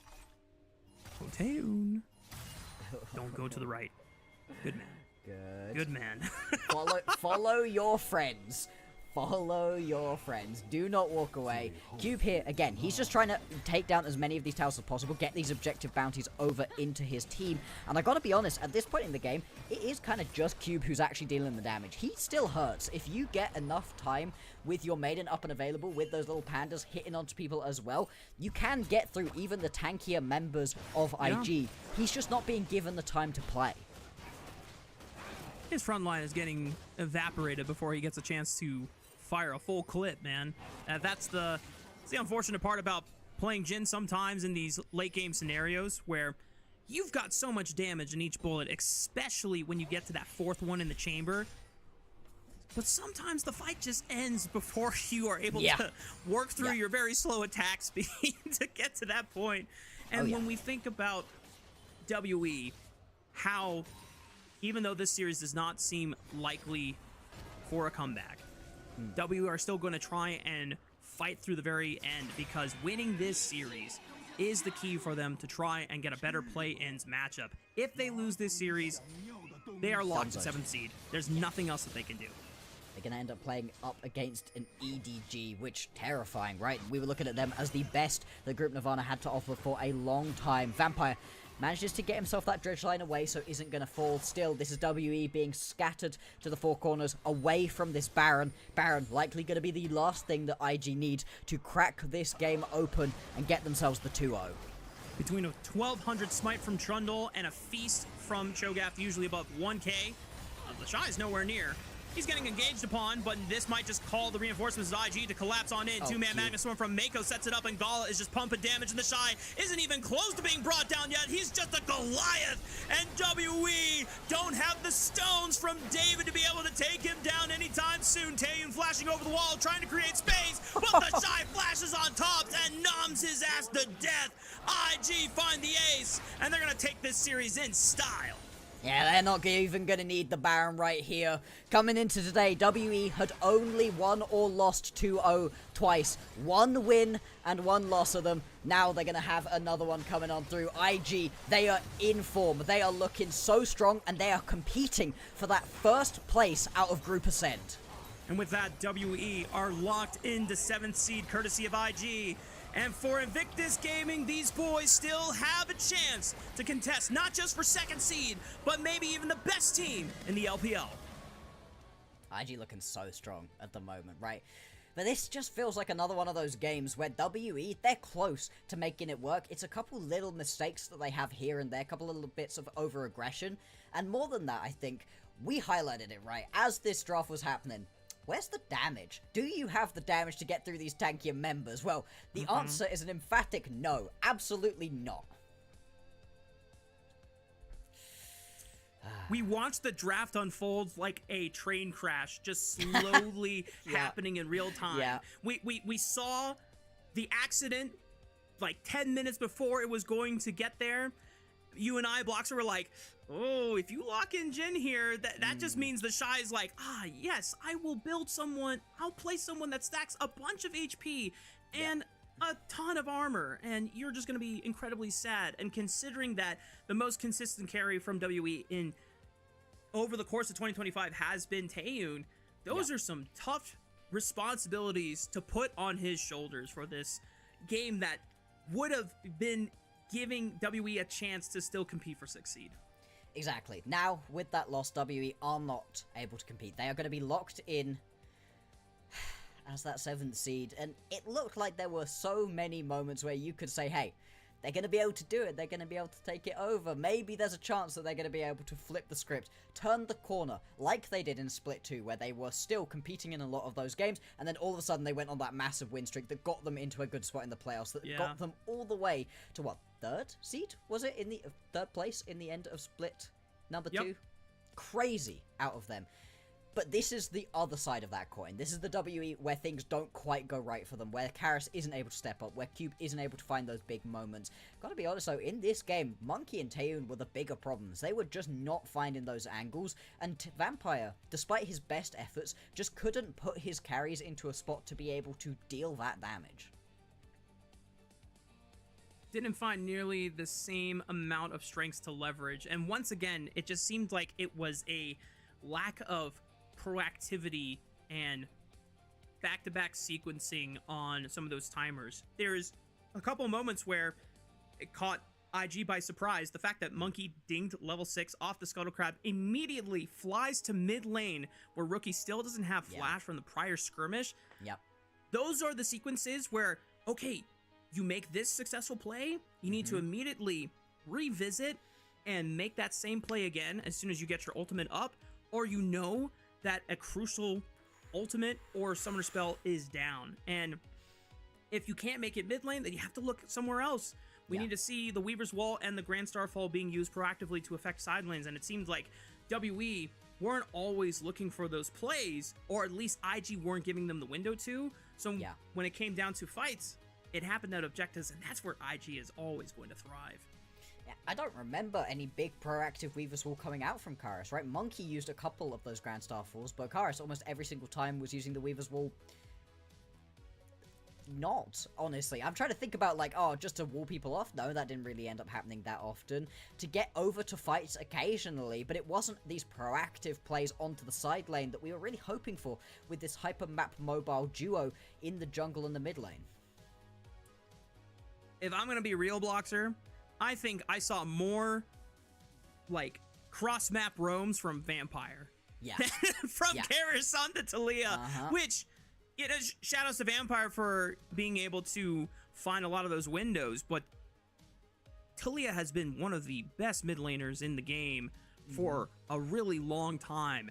Not because she's this insane control mage damage output. No, she gets outscaled by Victor. She gets outscaled by Ryze. Orianna can outburst her in certain scenarios too, right?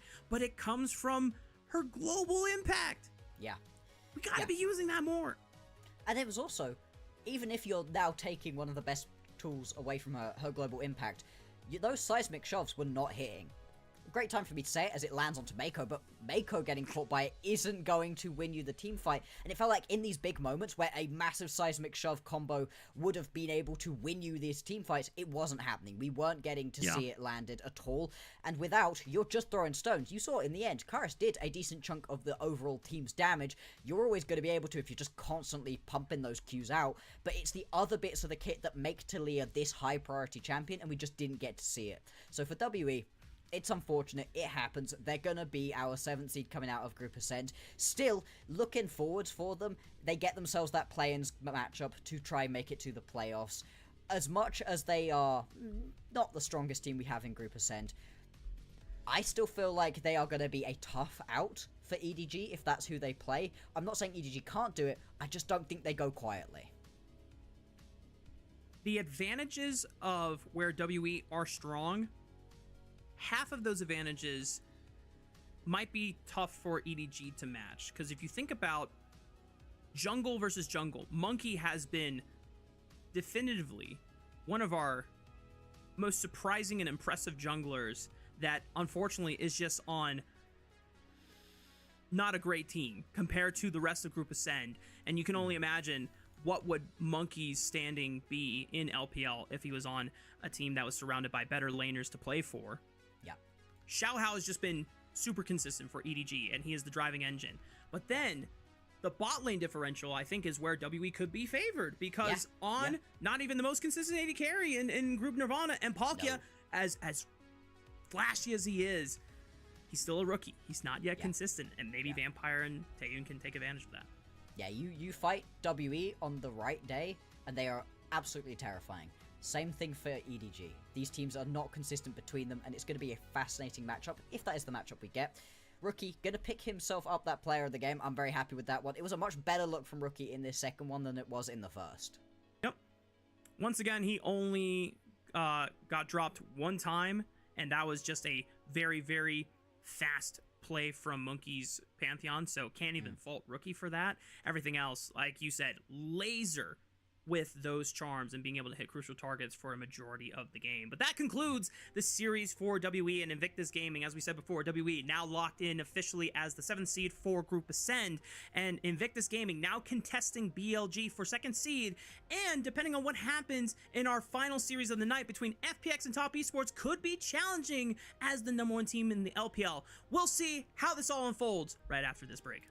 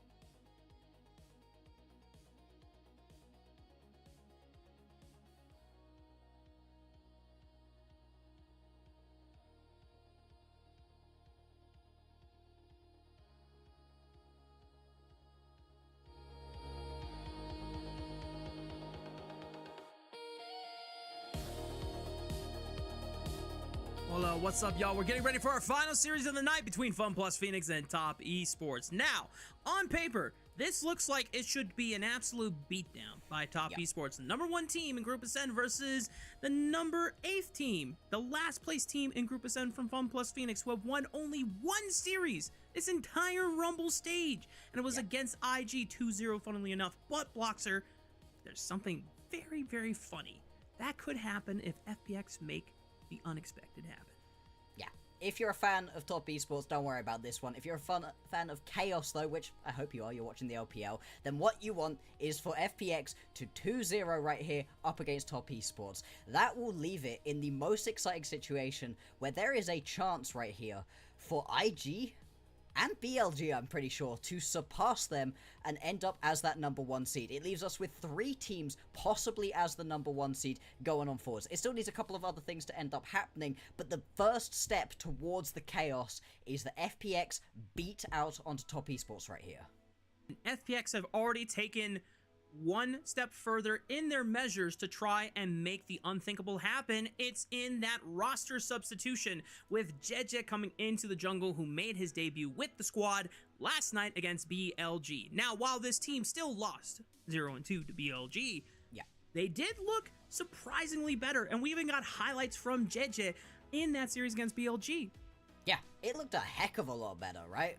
Watching that series and then going back through to grab these clips as well really highlighted to me that he was a big part of them getting into good spots in these games, and they were pretty damn even with BLG, going to 20-25 minutes in both of these games. BLG are an incredible squad at the moment. Whatever people talk about, the jokes about Shadow or whatever, they have amazing players and they are playing really well overall. So to go even up till 20 minutes and then lose out on these late game team fights is a much better spec for an FPX who have been losing with some of the lowest average game times, who have just been getting dismantled. They were making it work here. I think there was a point where FPX were leading in gold by about 1,000 or 2,000 right before the Otacon fight, if I'm not mistaken. Obviously, we'll get that confirmation once we get to that point in these clips.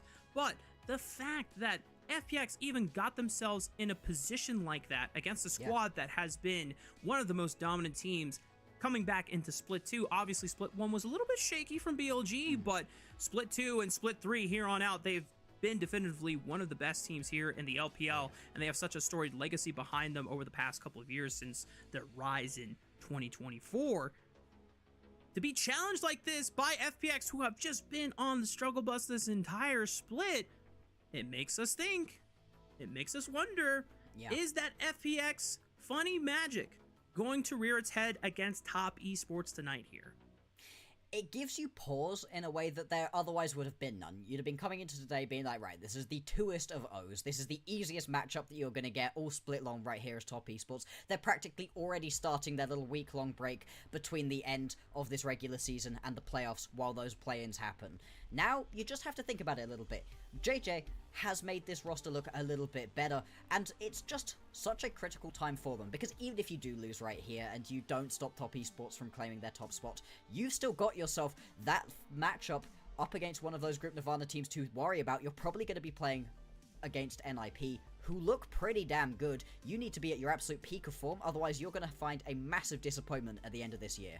Yeah, if we go down the line, FPX, no matter what they do at this point, they are locked in an 8th seed, so NIP will more than likely be their opponent, which that's going to be a fun rematch, because for anyone that remembers how Split 2 playoffs kicked off with the play-in stage, it was FunPlus Phoenix winning against NIP 3-2 to make it into playoffs, which that was a big story in Care being able to overcome Doinby, who was the person he had to fill in the shoes for, and was a big moment for him.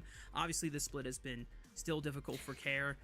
They'll still ban the Yone, though, and we have to look on the other side, because this is the big giant that FunPlus Phoenix have to overcome, regardless if it affects their overall placement in Group Ascend seeding or not. It could very much affect Top Esports if they are actually able to play spoiler tonight. Yeah, if you end up losing out onto this one, that snaps any of the momentum you've been building for yourself here as Top Esports. It puts you in jeopardy of losing out onto that first seed, which it has looked like they have been the top team pretty much the entire time through. There was a little bit of question, maybe BLG were looking like the best squad, but they have been at the top of the standings the entire time. I think they've been number 1 seed all split long, and they've been looking like it. I think this has been one of the most impressive years I've seen in a while. Jackie Love has been popping off. 369 has been popping off. Kanavi has not looked back. He had that MVP performance during Split 2, and he has just carried on that train moving forward. And unfortunately, Blockster, that seems to be a trend for top esports domestically, as we are newcomers to the LPL, so we are at least getting a full year in review of looking at what this top esports roster looks like. But talking to the longer LPL heads, I remember, I think one of my colleagues that often goes to the international tournaments talks often about top esports being like the TSM of LPL, reigning supreme domestically, but then in internationals it's a completely different story, and most of the time disappointing. But as you said, these guys have had some high highs, winning Split 1 and representing LPL at first stand, and then they got upset by WE, finishing 5th and 6th place in playoffs after ending the league at number 1 seed going into playoffs for Split 2. Yeah, just a crazy exit for them. Nobody was expecting it. It was a massive upset coming on through, and it was super exciting to watch as an outside observer, as a non-top esports fan. If you're one of their fans though, what a rough ride it has been, from the highest of highs to some of the lowest of lows that you're really going to be seeing, and they just want to carry this momentum on through. It's something we spoke about, I think, nearer to the start of the year. We wanted to see more 2-0s out of top esports, because the cracks were beginning to show during the regular season last split, where yes, they topped out the league, but they had a lot of 2-1s. They were always dropping one game even to some of the worst teams, and it really did make it just that much harder for them to really be believed in once they got into playoffs, and that did show through. This split, they've been a little bit better about it, right? They've been having a lot more 2-0s than, you know, they had previously. Still, they've had a couple of 2-1s, and it does, you know, fill me with questions going forward.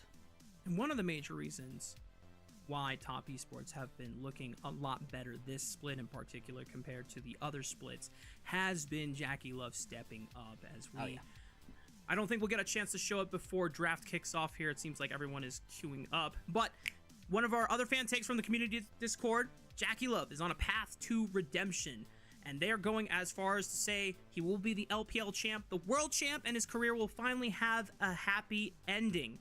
Now, Jackie Love is a former world champion, coming from IG 2018 alongside Rookie, The Shy, Ning, and Baolon, the first team to ever lift a world title for the LPL, and really giving them so much pride in being able to take down a Korean squad on their way to do it. Obviously, they faced Fnatic in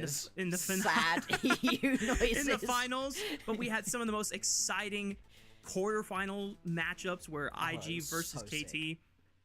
Maybe, just maybe, the fact that Jackie Love is in current leading MVP performance form right now, he can finally live up to the promise that he gave to fans at the end of Split 1 finals, where he was given finals MVP. He said, I don't know if I really deserve this, but I will make it up to you by the end of the entire 2025 season. Yeah, and I've really been enjoying watching Jackie Love play. His highs, if we're talking about high highs from ADCs, Jackie Love's highs have been incredible this split long. He's been a real fan of the Sivir. We'll see if he gets that here today. The more late game scaling champions have been looking his best, but that's not to say he can't play something a little bit more lane bully. The Lucian, again, another champion that's been really in his wheelhouse, and also just high priority across the entire league. And with our first 2 bans on both teams, a lot of AD carry priority coming out from FPX, targeting Jackie Love, knowing that this guy has just been dominating and just might end up being our #1 AD carry when it comes to the all-pro votes from the entire fan base, the community, and the LPL broadcast. Now, Top Esports closing out their ban phase with a Pantheon jungle ban, trying to eliminate some options that would give Jit the agency necessary to create an unstable early game for the side of Top Esports. This is what we really need to see out of them, right? They have to get JJ ahead, get him into a spot where he can just carry through the entire rest of the map, because it hasn't looked at any point like FPX can get things going for themselves in their individual lanes. There's been a couple moments where maybe Cares looked alright, or Shears found a little bit of success here or there, but it hasn't really been theirs to take. TES, they're going to start out, 369 going to grab himself that Rumble, and that's going to put some extra pressure right here onto FPX to potentially take that Wukong, unless they want to give that awesome combo between the Monkey and the Rumble in the top lane. Normally, one of the mid laners that gets banned out a lot against Care is the Yone. this is not happening for this draft, so I imagine that by securing the Trundle, they're not even thinking about a Yone Sejuani combo. But this will set up a Yone Sejuani combo that is something that will need to be feared later on in the series drafts. Now, FPX, there's still things like the Aurora that you could play for. You could slam that for Sheer if he feels comfortable trying to take that as the counter matchup into 369's Rumble, or you could just go for one of the high priority mid laners into Leah instead. Yeah, absolutely. Kanavi has also really liked himself that Jarvan, so I wonder if you now want to grab yourself a Jarvan here. Early pickup of the Ornn. The Ornn into the Rumble, it's a fine lane matchup. You're not really worried about what happens to you in the individual laning phase. It's about what you can bring to your team later on, and those ornaments also give you that late game scaling that you can potentially lean on as FPX if you think you want to go super late into the match. TES, hovering two very different champions. This will dictate the style of game they're playing. I almost wonder if Top Esports are trying to call out Jauchi, since they know that some of the few wins that FPX have found in the past, either Jauchi was empowered on the Lucian thanks to a very aggressive jungle support combo from Jue and formerly IYY, or you play for late, you try to scale with the Smolder, and Top Esports clearly doing their homework, but now going for a Jarvan, as that has been a Kanavi classic when other skirmisher junglers are not available, actually just trying to make sure that you can lock down this Trundle and prevent him from being able to participate or interact in the fight. Yeah, I really do like this out of TES. They've got themselves a ton of damage onto those combos. It's going to leave FPX in a situation where you're going to need quite a mobile ADC. I think the priority of an Ezreal or a Xayah is going to be rising massively here, because otherwise, if you get jumped on a lot of these other champions, you are just going to immediately go on down. It looks like FPX, they don't want to get themselves their ADC at this point in the game so far, looking more on towards that Taliyah. And we saw in the previous round where a proactive Taliyah is critical. If you sit back on Taliyah and don't try to get involved, you can just fall behind really badly. The Taliyah plus Ornn combo, though, as well, can be really fun in that if you come from different angles and both throw your ultis down, it's incredibly difficult to get away, and that can set up for those team fights. And especially if Taliyah is in position for where the Ornn is going to connect onto multiple members. It's not Pantheon, it's not Xin Zhao, it's not Vibe, but still, that's a knockup that can guarantee the Seismic Shove full rotation spell burst from Taliyah to connect onto a key or priority group of targets there. FPX and Top Esports both recognizing now that bot lanes have yet to be locked in, so this focus is on the support pool. Rakan, normally associated with Jue, but that has also been a big support pick for Hong in the past in some of their previous victories and the ones that have been most dominant. I think there was a series where he picked up back-to-back MVPs, one of them being on the Rakan, so it's a good shout-out. Kai'Sa is going to be taken away, so they're looking to get rid of a lot of aggression. FPX, do you decide to go towards something a little bit more aggressive right here, and potentially something that can get locked down, or do you just need yourself that survivability against the combo? I do wonder if something like the Renata or the Nico might also be attractive options right here. You've got a lot of champions that are looking to sprint straight at you, and being able to just chuck that ulti down, stop them dead in their tracks would be useful. Nice pick up for Jauchi here on the Corki. At least you can Valk outside of a Cataclysm and get away from that hot pot combo that they set up, but Top Esports, because they already have decent ways of at least engaging the fight with the Cataclysm, following up with the Equalizer in the Between Worlds, Top Esports are now able to go for a little disengage power with this Lucian Braum locked in. But you can also get aggressive with this one, right? You've got somebody locked down in the baby cage, you just unleash that culling straight into them. TES, their combo is real strong. These team fights are going to be incredibly interesting to watch from them. For FPX, currently, they are looking on towards getting aggressive. Okay, you like it? Well, the Magnastorm definitely gives FPX another source of primary engage to be able to go in. There was an angle, though, because a lot of people have been talking about why is Trundle not being flexed to support, especially when Braum is around, because in the past, Trundle support into Braum completely destroys that lane. But I think when FPX considered their jungle replacement option to Poppy, it's like, okay, cool, that gives us more disengage, but I think we really need more ways to initiate so that we have more tools to try and find something slippery like this Aurora, like this Lucian.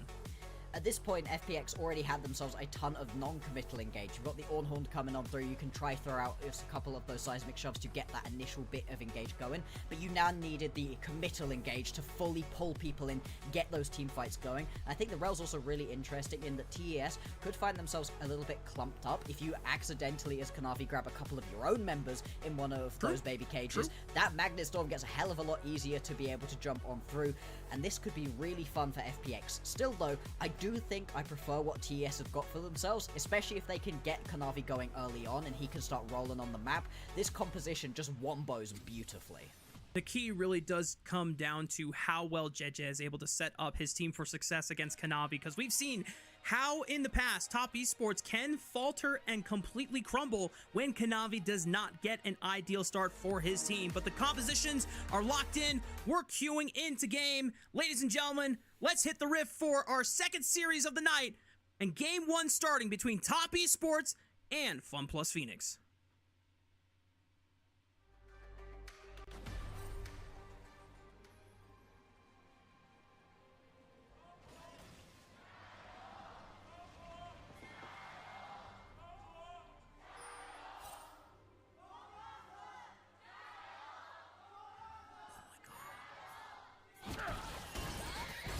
They're gyroing for FPX, but Kair's in trouble! Oh, the concussive blows lands!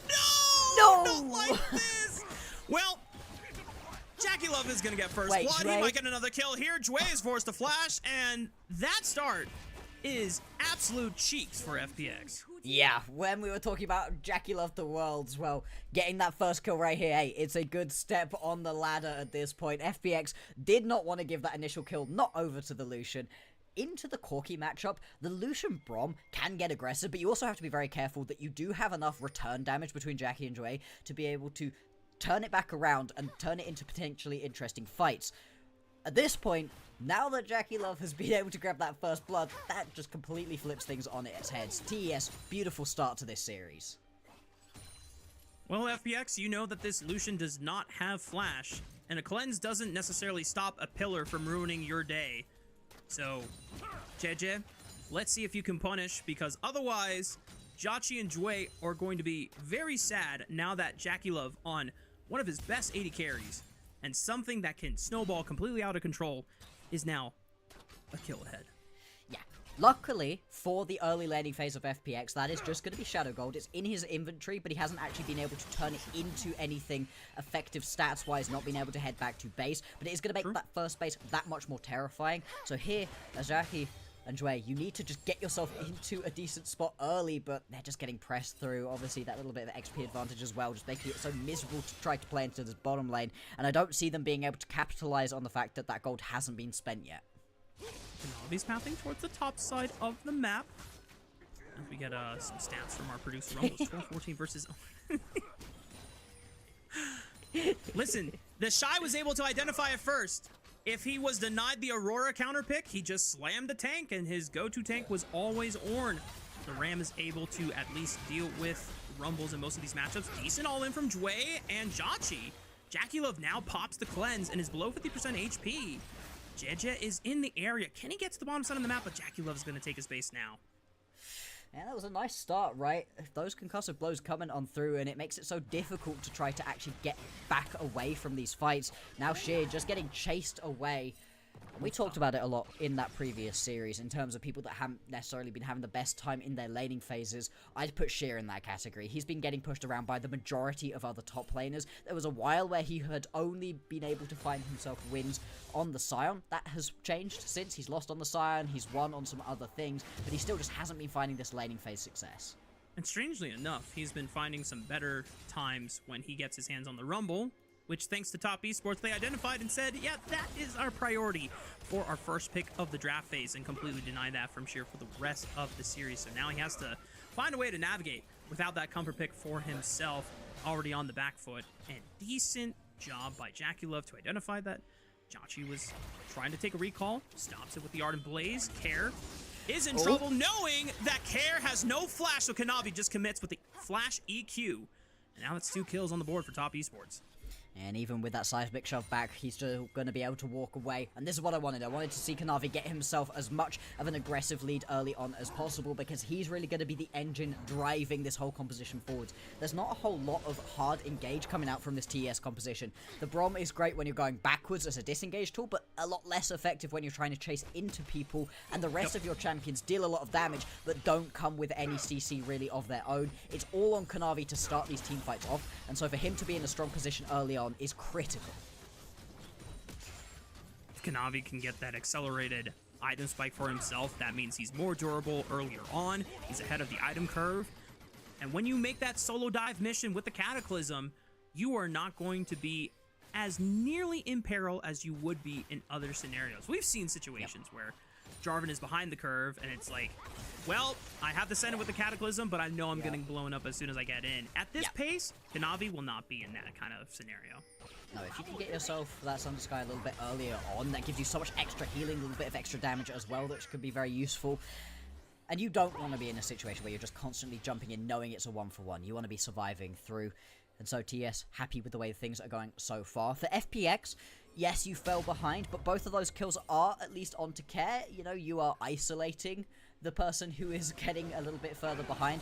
Jerky's still fine, hasn't gone down. And yeah, interesting little bit of pathing right here. FPX are going to start themselves up this Drake instantaneously. And I think Top Esports have no idea, because he was able to sneak through the one part of fog where that ward in the river was not able to spot JJ. And now the ward is gone. This is going to be a clean early take from FPX to get the Dragon stacks rolling for themselves. Kanavi will not have a chance to really make any type of answer.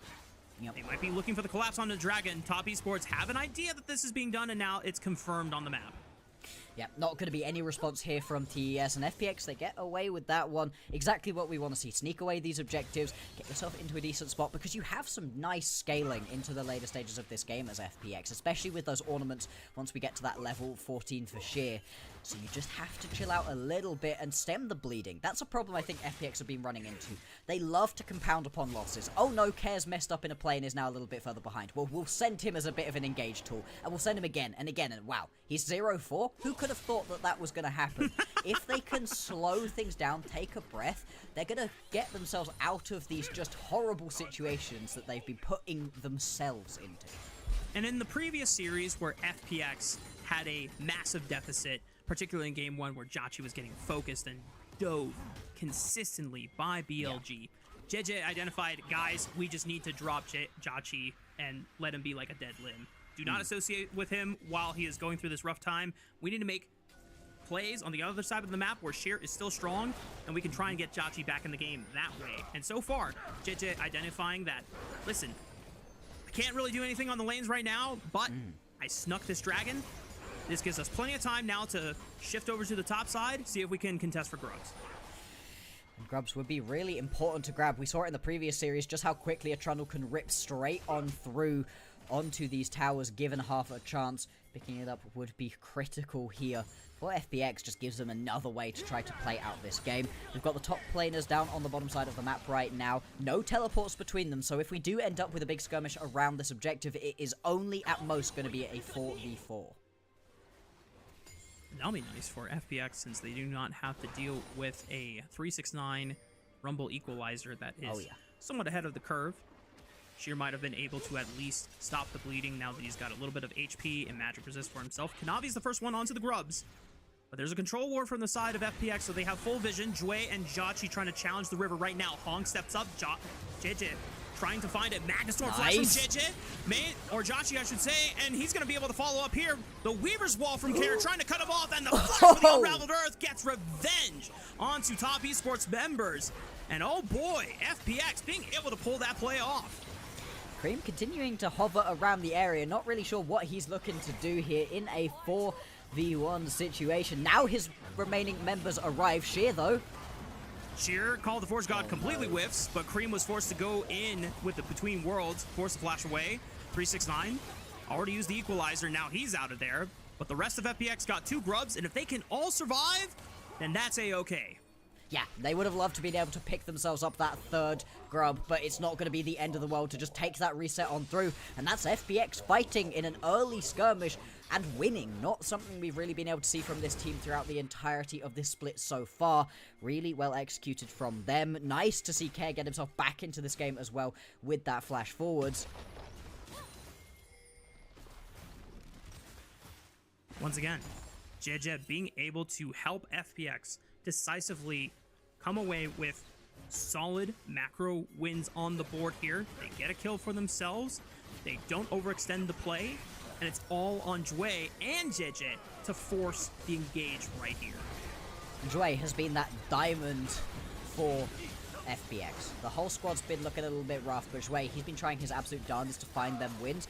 And once again, really nice engage from him on the rel.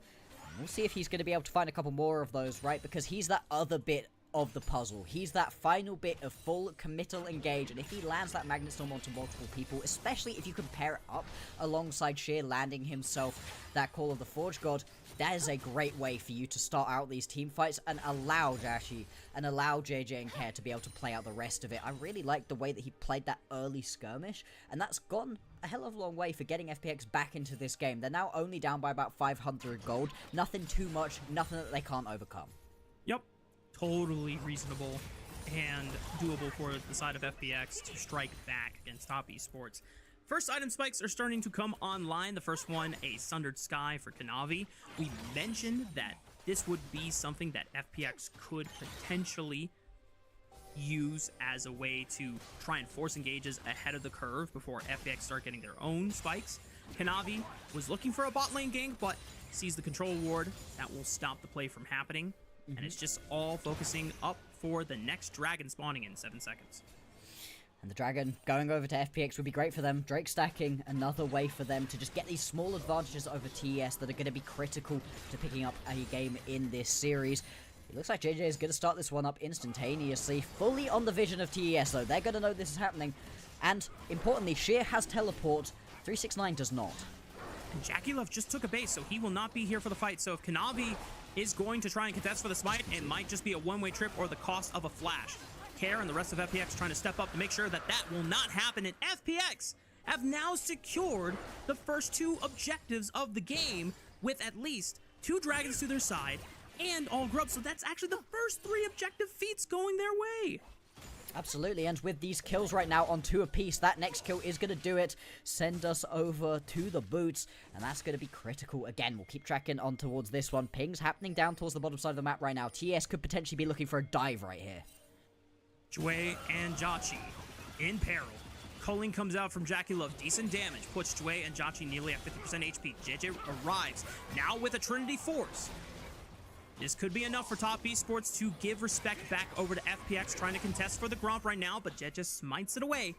And now there's not really anything else for Top Esports to fight for, but Cream is going to be the first one to roam on over. Hong hits him with a Glacial Fissure, 2-man stun from Jue. Between Worlds, looks instantly for the backline. Kanavi sends him with a Cataclysm, but Jue is able to finish him off. Jue gets dropped, but now Cares arrives to the party, and here comes a TP from Sheer, who's looking with the Call of the Forge God. Will just ensure that Jackie Love has nowhere else to go, and FPX are coming ahead against Top Esports, looking for Cream, who's on the run. Hong is going to be forced to die and give an execute over, but Care flashes to make sure that Cream's got nowhere else to go and picks up another kill for himself.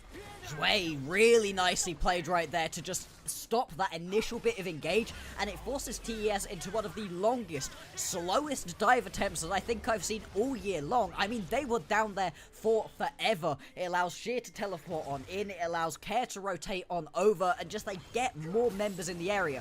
The response out of 369 is he's able to push into the top side and grab himself 2 turret plates, but that's not going to be worth all of the kill gold that FPX got. Yep. Take a look back at the replay. As you called it, it's just so slow. It's so predictable. So slow. And look at Jue here. This is really nice from him. Great Magnet Storm. Just stops that initial bit of engage. Yes, he dies, but he's done his job. He's slowed down that engage out of TES, and they're here. They're still here. This is a full 30 seconds later.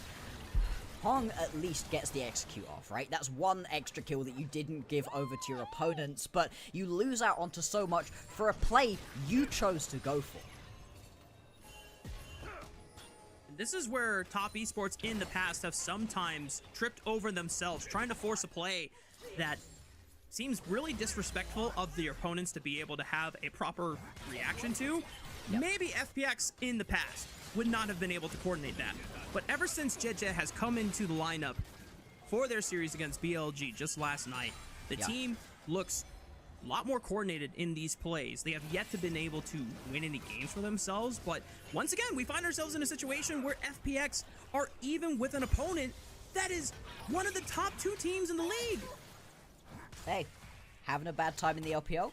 Change your jungler. It seems like it is the solution.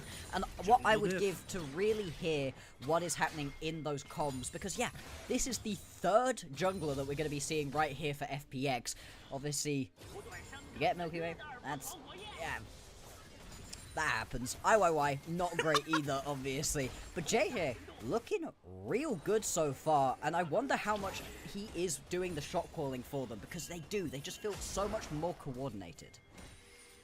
Damn, losing half of the games you're ahead at, that's crazy. Yep.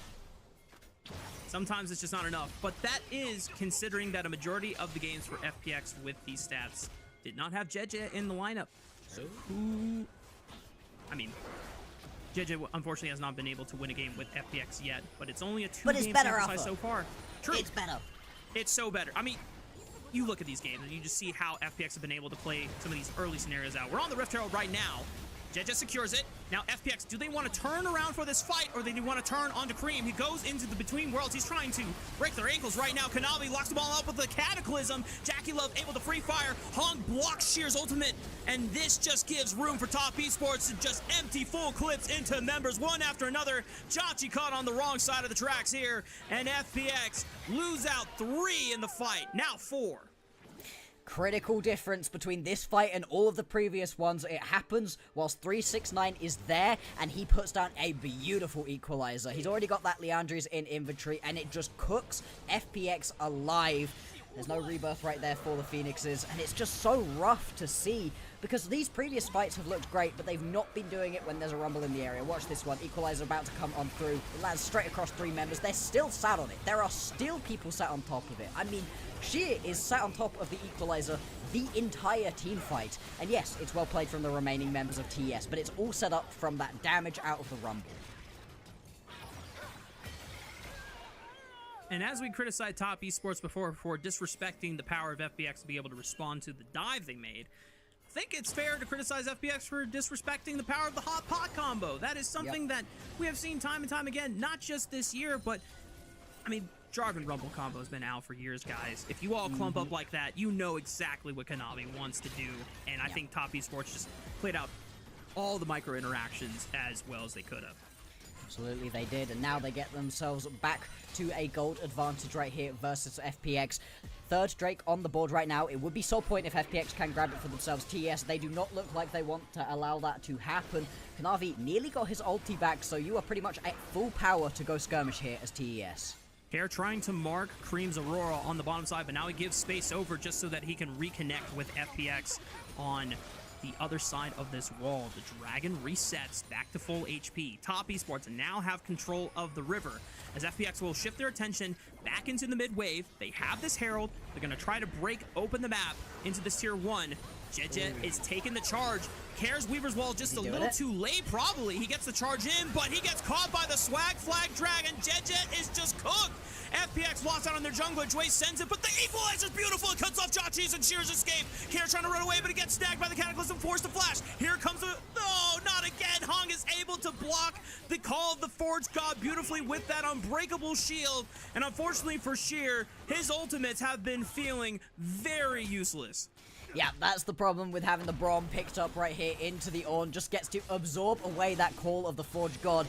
And FPX, in what could have been a critical play for them, getting them onto Soul Point. They lose out multiple members. And the second that JJ puts down that Rift Herald, at least in my mind, I'm like, oh, are you actually going to ride that? Are you going to commit to this one? And then at this point, I'm like, he's going to not. He's going to crash into a wall near his base, right? Right? Nope. Like you said, the flag and drag from Kanavi. Beautiful to just immediately catch JJ, and the turn is so strong as well. 369. He has not missed with these equalizers. They have just been beautiful so far. and it means there's kind of nothing that you can do as FPX. They, all of a sudden, after a good early game, find themselves scrambling to play catch-up. Those are sometimes underrated aspects about the equalizer. You'll see some players try and go for like the dream equalizer that is going to put them on the ultimate for the maximum duration of time. 369 just recognizes, I just want to slow them down and know exactly where they want to run, and you just drag basically a line across where they are forced to cross over anyway. So you're going to get some decent value out of it. And now, Top Esports in back-to-back sequences here, Bloxer. What was a small gold advantage for the side of FPX, slightly ahead for Top Esports. It was even. It's now more than 4,000. And I really like that you bring up slows in this game, because I don't think I've ever really seen a bigger Merc Trades game in my life. Unfortunately, it's hard to do, because then you're going to take a ton of damage from Jackie in this situation. It also unlocks Kanavi to do some extra too, but the amount of slows available to TES is ridiculous through just base abilities. Then you bring the ultis in as well, and you are moving a quarter pace most of the time. How are you meant to weave your way through a team fight as a Corki or as a Talia when that's happening?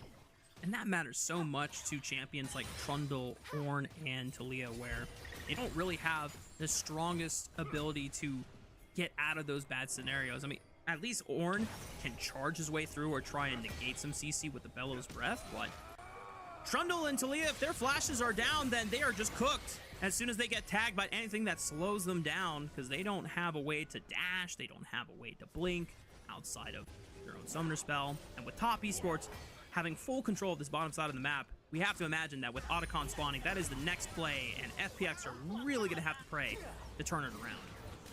Yeah, they're going to need to find themselves a couple of those miracle fights, and I gotta be honest, I want to see more map rotation. Don't really feel like Care has been using that Weaver's Wall to get involved across the map once again. We're again seeing one of these passive Talias. Once again, like you called out in the previous series for WE, FPX, if you have this Talia, you want to move around. Obviously, the early game did not pan out great for Care. There are still some windows before these objectives spawned out to try and find those advantages. But it's just been trying to play for the objectives themselves, and unless you're finding crucial cutoffs with the walls, you're losing out on so much value. And no one's able to respond to Cream pushing on the bottom side of the map, so Top Esports get even more gold for themselves, push the advantage to around 5,000. This is now resulting in item spike advantages for some of the carries on Top Esports, so FPX, they're even less favored to win straight up 5-on-5 fights. Jackie Love well on the way towards that third item being completed for him. He's going to be hitting like an absolute truck, weaving through all those spells as well with the Flicker Blades in inventory. He's in a very strong spot to be able to carry out onto the squad, but he doesn't even need to. It doesn't feel like a single member of TES has to be that main carry in this game. Everybody's got themselves at least some form of advantage. FPX looking aggressive here, but I think they're going to get turned onto. Get out of the choke point, get out of the choke point. This is where an equalizer dream can be laid right on top of it, and now FPX are forced to bail. Once again, Call of the Forge God negated by a simple shield thrown out by the Braum, and FPX are now down to a Magnet Storm for a Miracle Engage. Yeah, there's very little left for them. I was surprised to see Kanavi flash his way away without using that Cataclysm, but he clearly didn't feel confident in that fight, and there's no need to over-aggress onto it right now. We'll see. Will FPX feel confident enough to step up? Because, I don't know, that's a lot of darkness they'll be walking into. And Jackie Love gets the push into mid-wave, so someone from FPX has to respond. It looks like Top Esports, though, are taking their time with it. They're not rushing the game. They know that they're in the driver's seat, and they're not pressed to try and close out the game anytime soon. Other than ornaments coming online, there's not a lot of huge scaling investments that you're worried about FPX getting for themselves, so I appreciate the patience that Top Esports are taking with this one. Yeah, I love the fact that they're just slowing this down a little bit. That has been where TES have occasionally lost out, is they do play a little bit too aggressive, can over-index into fights that they don't necessarily win. And instead in this game, deep breath, taking it at the correct pace for themselves right now. They do have themselves these big item spikes they can go in, but it's about finding that correct moment. Looks like that correct moment might be happening any second now, as FPX are forced to once again check darkness if they want to walk towards this Drake. Sheer spotted on that Banana Brush control ward. Jackie Love, decent chunk from the side of FPX. That's about a third of his HP gone now, and he doesn't have any real sustain. Cream trying to get some poke down onto Janchi in return. Still complete darkness in the Dragon Pit. FPX might just concede it since they have the dragon advantage for themselves and just look for the tier 1 turret in mid lane. I prefer this, I really do, out of FPX. Get yourself a little bit of standing gold. Now they just need to make sure that they can get away, because TES, they are on the hunt right now. If they can find themselves and engage, they're absolutely going to go for it. Gotta be careful here. Kanavi stepping forward alongside Cream. Goes in with Flag and Drag. Doesn't throw out the Cataclysm yet. Now trying to jump on top of it. Jotji forced to flash away from the Hot Pot combo. But Sheer is snagged. Forced to flash away. Doesn't get tagged by the Winner's Bite, so he might have a chance to walk away safely. But FPX lose out on 2 flashes from their 2 champions. And you now don't get to play that fight similarly in the next round. Now you don't have those flashes, you have to play even further back. You can't afford to just push up and try to get yourself a little bit of extra on towards that tower. And I was watching the damage done during that fight. 369, nearly 3k damage in one fight. He is absolutely cooking through FPX, and he's still only sat on those 2 items. Once he gets that 3rd item completed, it's going to be so tricky to play out. I mean, Sheer is a tank. He's got himself a upgraded Kanik in inventory, and he's still nearly died pretty much just to that equalizer damage. Power of the Bloodletter's Curse, 2nd item, being able to shred that MR, and it makes a champion like Cream able to effectively deal with any member that is tagged by 369's damage, as this is some beautiful coordination. I don't know how I feel about Liandry's Torment in general on Aurora, but at least he's got a Shadow Flame, so the lower they get, the more likely he's going to start hitting some big crits on them, and that is where Aurora can just be the burst assassin that you want her to be to assassinate FPX's backline. Kind of don't mind. Oh, hang on. Is he just going to get himself taken out right here?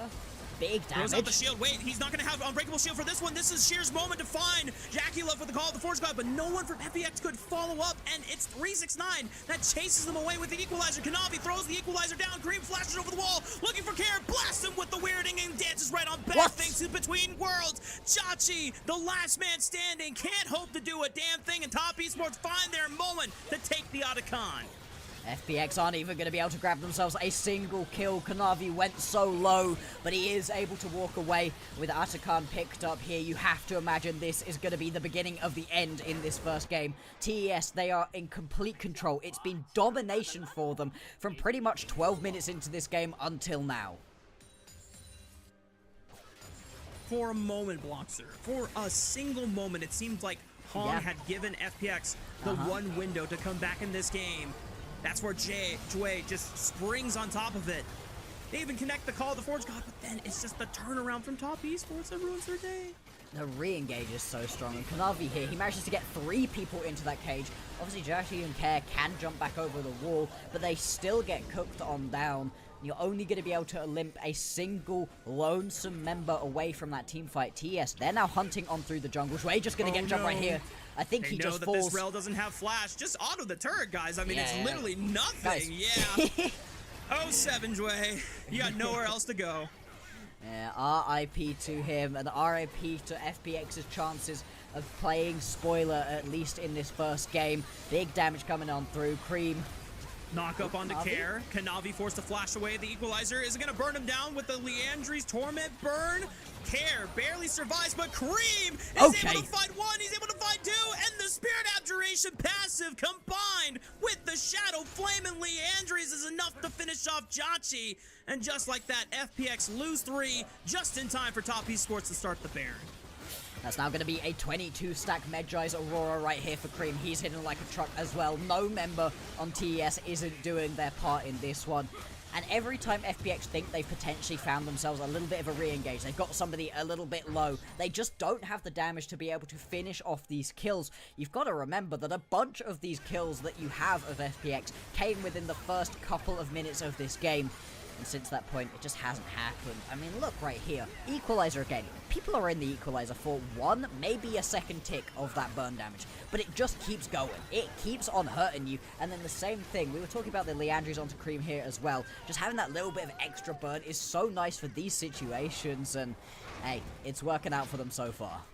And I'm going to pose a question on behalf of my producer, who has been asking this for a long time now. Why does a burst assassin like Aurora get a max HP % damage burn on her passive? Insane. Insane that exists. Riot Games, baby! That is just... Hey, why not? Give it another tool. It's a new champion. And to be fair, I've seen plenty of Auroras do absolutely nothing. This champion isn't actually easy to make work. The thing is, it has so many tools that when you're good on it, when you're able to play it well, as Cream has so far in this game, it feels so oppressive, doesn't it? Uh-oh. Care realizes that he is out of bounds in illegal territory. He weavers walls out, but JJ, he's not going to be so lucky. Oh no, Care doesn't have flash. He flicks them back, but he's still locked in the baby cage. Dwayne trying to do everything he can to save his mid laner, but the equalizer will be the final tick in the back. FPX just crumbling one after another. A triple kill goes over to the way of 369's Rumble, who has just literally been on fire this game. I mean, just this whole game, TES have been burning through the members of FPX. 369, he's gonna have such ridiculous damage stats at the end of this one. And now, with the Baron buff on top of these members, these towers are gonna fall. Bot lane inhibitor tower goes down. The bot lane inhibitor should well follow. And this game is so close to being done. And normally we associate Phoenixes for being able to rise from the ashes, to reborn from even the most disastrous tragedies. I don't think it's happening in this game. They're just gonna have to wrap it up and think about what they can do going into game 2 of this series. Back to the drawing board. Try it back again. There was always a worry with this composition that a lot of their damage was a little bit short range, that you were potentially going to get run around. JJ, he tries again. He's been trying this entire game, but the seismic shove doesn't even land. Way sends it, 3-man Magna Storm, but Equalizer in this choke point is so crazy and dangerous. Okay. 369 does get shut down here. Wait a no. minute, but Jackie Love with the calling of Kanavi dunks them with the Cataclysm, and Sheer able to find a knockup, but just does no damage on this horn. And now Jackie Love is on the hunt for some more kills. Cream and Kanavi ready to back him up, and this Ram God is about to get absolutely ram-ranched. And Top Esports just being able to finish the job. A triple kill going over to Kanavi, and FPX down on their last legs. Yeah, this is a single team fight where FPX are able to grab a member. 369, he does go down, but it doesn't matter. The re-engage is way too strong right here out of TES, and they're going to push their way on into the base. Care, he throws out the Weaver's Wall, tries to just slow things down a little bit, but it's not going to matter. This is going to be TES taking game 1. Care doing everything he can, but everything that he can do is just not enough, unfortunately. Top Esports with a massive 17,000 gold advantage to close out game 1 are going to take the series lead. And this is what we expected. This is what a top team versus a bottom team should look like. Still, the amount of domination that we ended up seeing surprises me. I mean, it shouldn't, but it did. Towards the end of this game, it felt like there was basically nothing that they could do whatsoever. Like you said, back to the drawing board. There are some good things that FPX did early on. JJ understood that Care getting dropped early on and 2 kills effectively going over to Lucian's way is not a great way to start things off. Having summoner spells burnt, and it didn't seem like there was any realistic way to try and punish these lack of summoner spells from these big carries from Top Esports. But he just said, guys, let's just play for objectives. We'll play for feats of warfare that way. And it was kind of working. And then I think it was the Rift Herald fight that just really destroyed them when they all grouped up, and Top Esports just ran away with the game from there on. Yeah, the one fights were won before 369 was there. The second that 369 arrived, he was just able to completely take over the game. He would absolutely be my pick for MVP, but it's going to be a hard sell because Kanavi was popping off, Cream was popping off, Jackie Love, I feel like it was a little bit quieter out of him just because he didn't need to be that main carry, but he was still pumping that damage. Yeah. I was curious, item tangent aside, if he was going to go the Kraken Slayer. I know there's been some discussion from AD carry mains that they like the large earlier spike from Kraken, and that the Essence Reaver Navori Flicker Blades is sometimes a little bit too greedy, but Jackie Love really wanted to prioritize the mobility that he got from being able to proc resets off of his Relentless Pursuit. And I think into a composition like FPX where you have 2 main forms of engage and you're able to dodge all of them, or at least always count on your Braum to block one of them, Yeah. that mobility becomes very, very valuable. Absolutely, and it just meant that he was able to weave his way through the fights, and there was just never a moment in which it felt like FPX could pick any of these members. The mobile ones were weaving their way around, the immobile ones were just dealing so much damage that you couldn't afford to sit there and try to hit them. I mean, this is probably the worst that it looks here. This is a dive that takes way too long out of TES, they give over a bunch of kills, but again, look at who isn't here. Look at who isn't around at this point. What is happening whilst everybody's running around, being chased down in the bottom lane, is you've currently got 369 absorbing tower plates top lane, getting himself to that first item. Leandri's in inventory, and then 3, 2, 1, ulti comes on through right here, and this was it. This was the moment in which it flipped, and this was very early on into the game. And I have to shout out Cream because this mid laner sometimes will kind of fumble and choke, even though he is definitely one of our mechanically more talented mid laners that we have in the LPL. He is part of that newer, younger generation of mids trying to make a name for himself in the league, trying to contest the old heads of Xiaohu and Rookie and Knight, who is not necessarily in the old head generation with Xiaohu and Rookie, but he's not necessarily super young, like middle-aged. Yeah, he's the halfway Knight. point, right? Yeah. And there's a reason why Knight is considered the best mid laner in the league, because he is, I think he's just at his prime and peak right now, and Cream for the past couple of years has been trying to level up his game so that he can contest Knight. He was able to prove that he was the best mid laner by the time we got to Split 1 finals, but consistency issues has plagued this guy over the course of the year. Sometimes he just has strange, weird moments, but he recovered well after the early game could have looked shaky for top esports off of the failed dive. I've been really enjoying the way that Cream has been playing most recently. I think he's been looking pretty damn good, and in this game, it was great. I was really surprised when we got to see that damage graph that he did just 1,000 damage less than 369 did. It's very easy to end up with a 42% damage share on the Rumble, because the Equalizer is a lot easier to hit damage-wise than all of the Aurora spells. There are plenty of games in which Aurora never ever gets going, isn't able to get into the backline. It feels like a completely useless champion. But in this game, Cream was just all over the backline, was using that between worlds beautifully. Yeah, this was the Aurora that you have to play against in your promo games to, like, Oh yeah. Diamond, Emerald, or Masters, whatever, and you just get absolutely obliterated, and you're just questioning to yourself, man, why couldn't I get that guy on my team? Why is there a 25 Magi stack Aurora just absolutely blowing up my backline, and there's nothing, literally nothing that you can do about it? Yep. I get a Karis performance whenever I'm playing with that champion. And my opponents always get Cream performances. I think every a more time. accurate... I mean, Karis wasn't that bad today, if we're going to be 100% honest. I think... Ooh. I mean, Okay. a typical Karis performance makes sense. In this day and age, Bloxer, it feels like I'm getting a scout performance, you know, when that happens. Oh, wow, we are really throwing Listen, the shade right here. my heart is still for that team, and hopefully... maybe they'll turn it around. But congrats to Cream on picking up the MVP for this game. Well deserved. He was definitely the biggest threat into the backline and just made everyone else's job easier. Now, that concludes our first game coverage for this series. This is our last series of the night. And a reminder, Top Esports, if they win this series, then they are definitively securing first place for the LPL. We'll see if they can close that out, or if FPX are going to do some funny magic right after this break.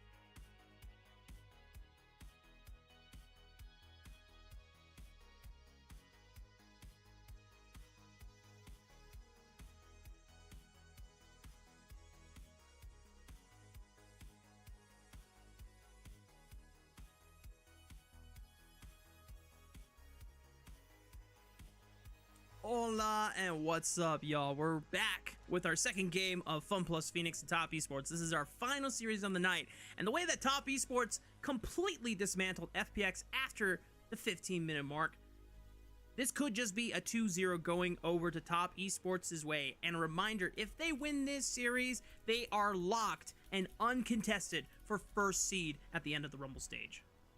Yeah, this is super important right here for TES. For FPX, the best they can do is play spoiler to other people. We know that they're going to be facing off against most likely NIP during that play-ins round. But for Top Esports, locking themselves in right here, finishing off their regular season with a bang, would be awesome for them. And it would be so great to see Top Esports once again get themselves that top spot. Now, whether or not that means people are actually going to trust this team to carry it on through playoffs, I don't know. I feel like a lot of that trust was broken in the previous split, but you can only do what's in front of you right now, and what's ahead of them is one more game to get themselves first place. Between their performance at first stand and then dropping to WE at 5th, 6th in playoffs last split, it's hard to come back from. But at the end of the day, Top Esports still remaining as one of the most dominant teams, and by the end of the series could be the de facto most dominant team at the end of Rumble stage. And when you consider both of the journeys that these two teams have had to go through and where they're going to be starting from when we get into playoffs, FPX have to make the run from the play-in stage as the 8th seed. And Top Esports, if they win the series, they get to have their pick of the litter here, Bloxer. They're going to be able to do whatever team. They'll be able to pick whatever team that they want to play against because they have earned the right through their domestic dominance here in Split 3. They've had completely different experiences of the split so far. It couldn't be more different between FPX and Top Esports, and it's been really interesting to see how these teams have had differences across the course of the year. For Top Esports, I feel like they've overall been kind of consistent, but they've been really turning it on towards the back end of this split right here. You can see it, right? They've got so many teams that they can pick from going on forwards, and I gotta be honest, against these opponents we're showing on this graphic, I take Top Esports easy clap every day of the week. Yeah. In prior splits, a couple of these teams would have been a little bit more precarious as challengers, but the form that JDG has been in Split 3, Top Esports can run them.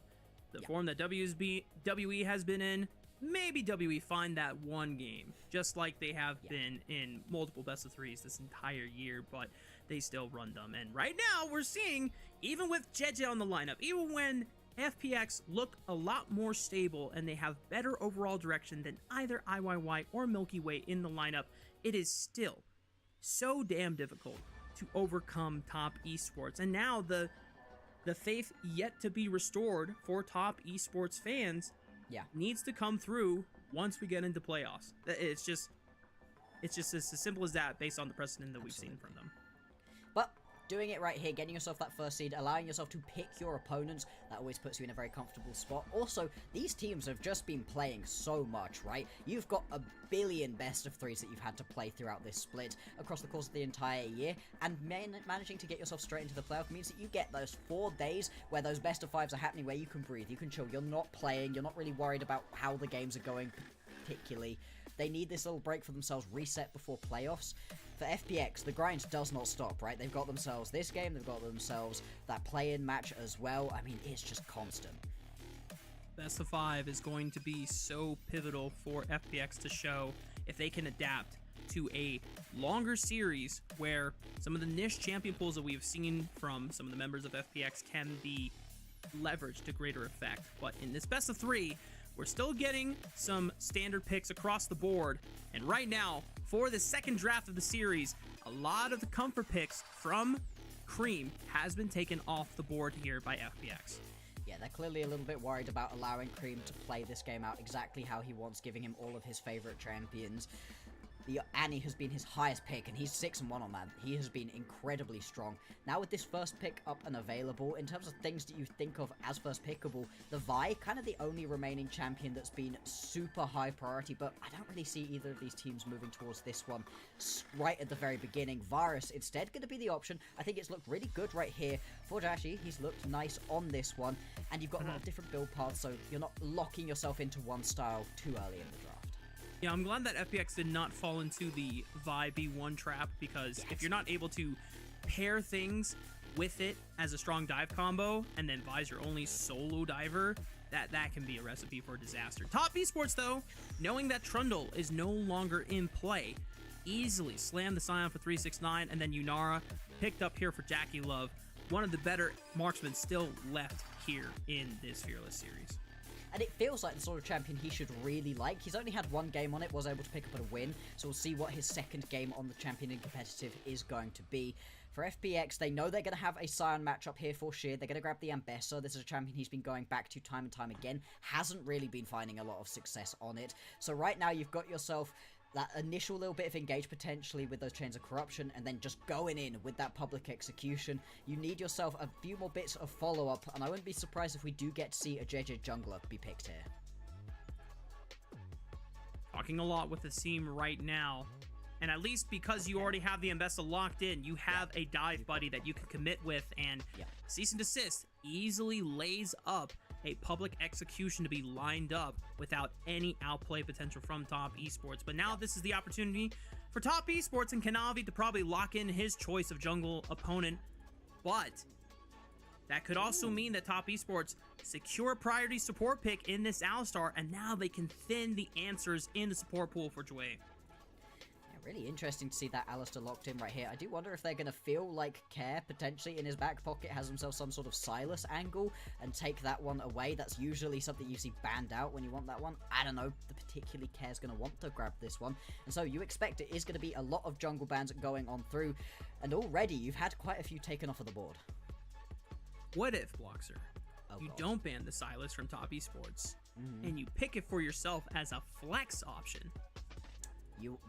You want the Silas jungle still. You're still super... Oh, you know what? I like it. I think it'd be fun, and you're into an FPX who just aren't as strong as you in general. If you don't know if this is super competitive viable, playing it into your opponents here might be fun. However, TES do what I was expecting them to do, and do just take that one off of the board. You really don't want to even threaten having a Silas with that Unbreakable on top of you. It's so miserable to try to deal with. The Xin Zhao being taken away as well. I do wonder if we're going to see bans onto something here like the Wukong. Yeah, that one is going to be taken off of the board. You have got all of those top tier junglers now taken away. Do you leave it all the way to the last pick right here for TES? You could potentially, if you've got something a bit wild that you want to pull out. You can set up Kanavi Zed. I would probably go with a mid laner pick, blind option for Cream, just so that you can give Kanavi the whole field to look at and make sure that if you do go for something like Zed, right now, your Deathmark can avoid Cease and Desist when she locks onto you, so that's a nice way to dodge it. You can dodge Public Execution and Chain of Corruptions easily. I think the last things that you're worried about are things like, I don't know if FPX would go for like a Polymorph or just some point-and-click CC, or things that make it super hard for an assassin to dive into. So they test they throw out a feeler with the Ahri and see what FPX's option is, and if a Galio pops out, that makes me feel less comfortable trying to dive into the backline, knowing that a taunt could be waiting for me on the other end.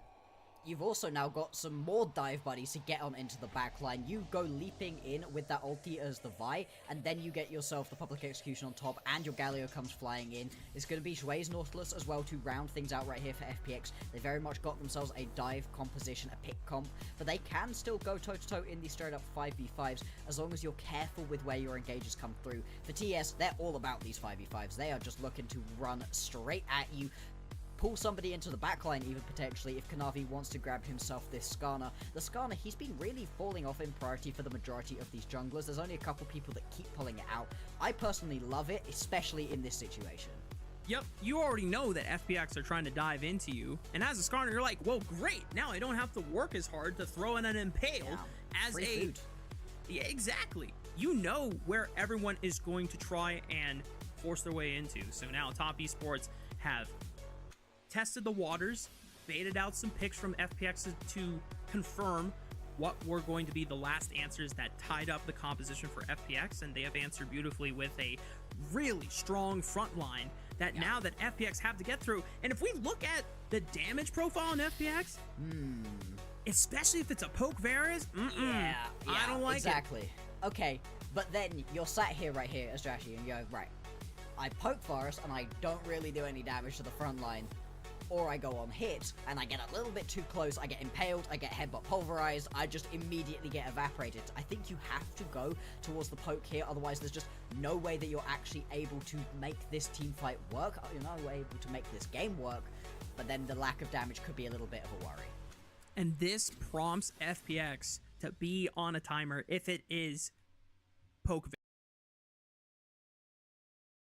is going to get outscaled by the natural innate tankiness that this front line from Top Esports is going to have on their side. So that puts more of a burden on JJ and Care to be super proactive.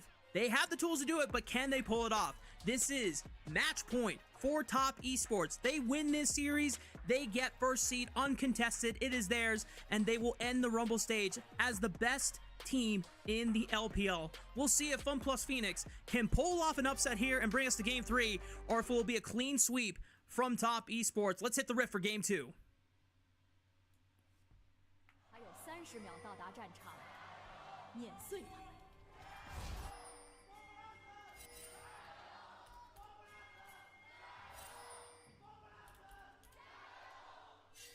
Hell yeah.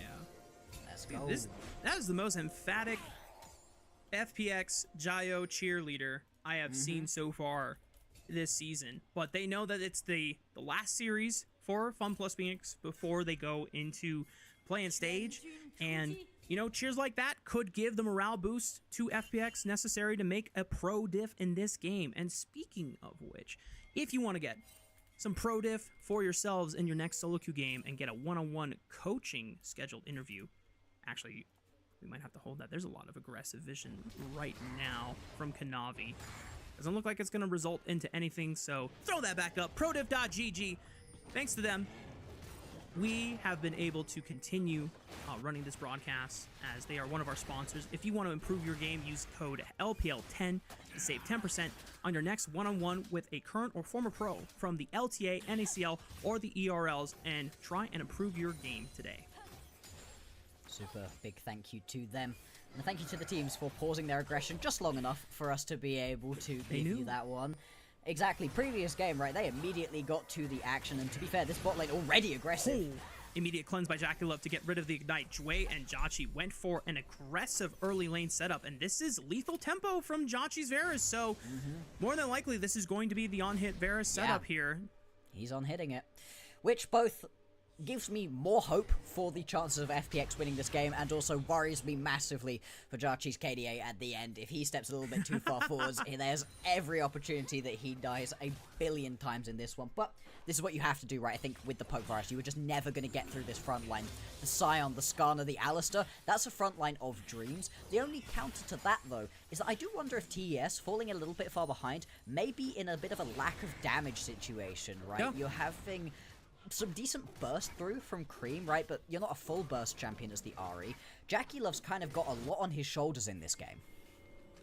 And the big key for FPX, as we highlighted during the draft, is you have to get things rolling for yourself. If you find a big gold advantage with tools like Vi and Galio and Nautilus who can just immediately send a fight. I like this from Jeje. Level 3 camp clear into mid lane, finds the wall breaker into the taunt onto Cream, and that forces the flash. Sure, it's not a kill, but now he's down 50% HP.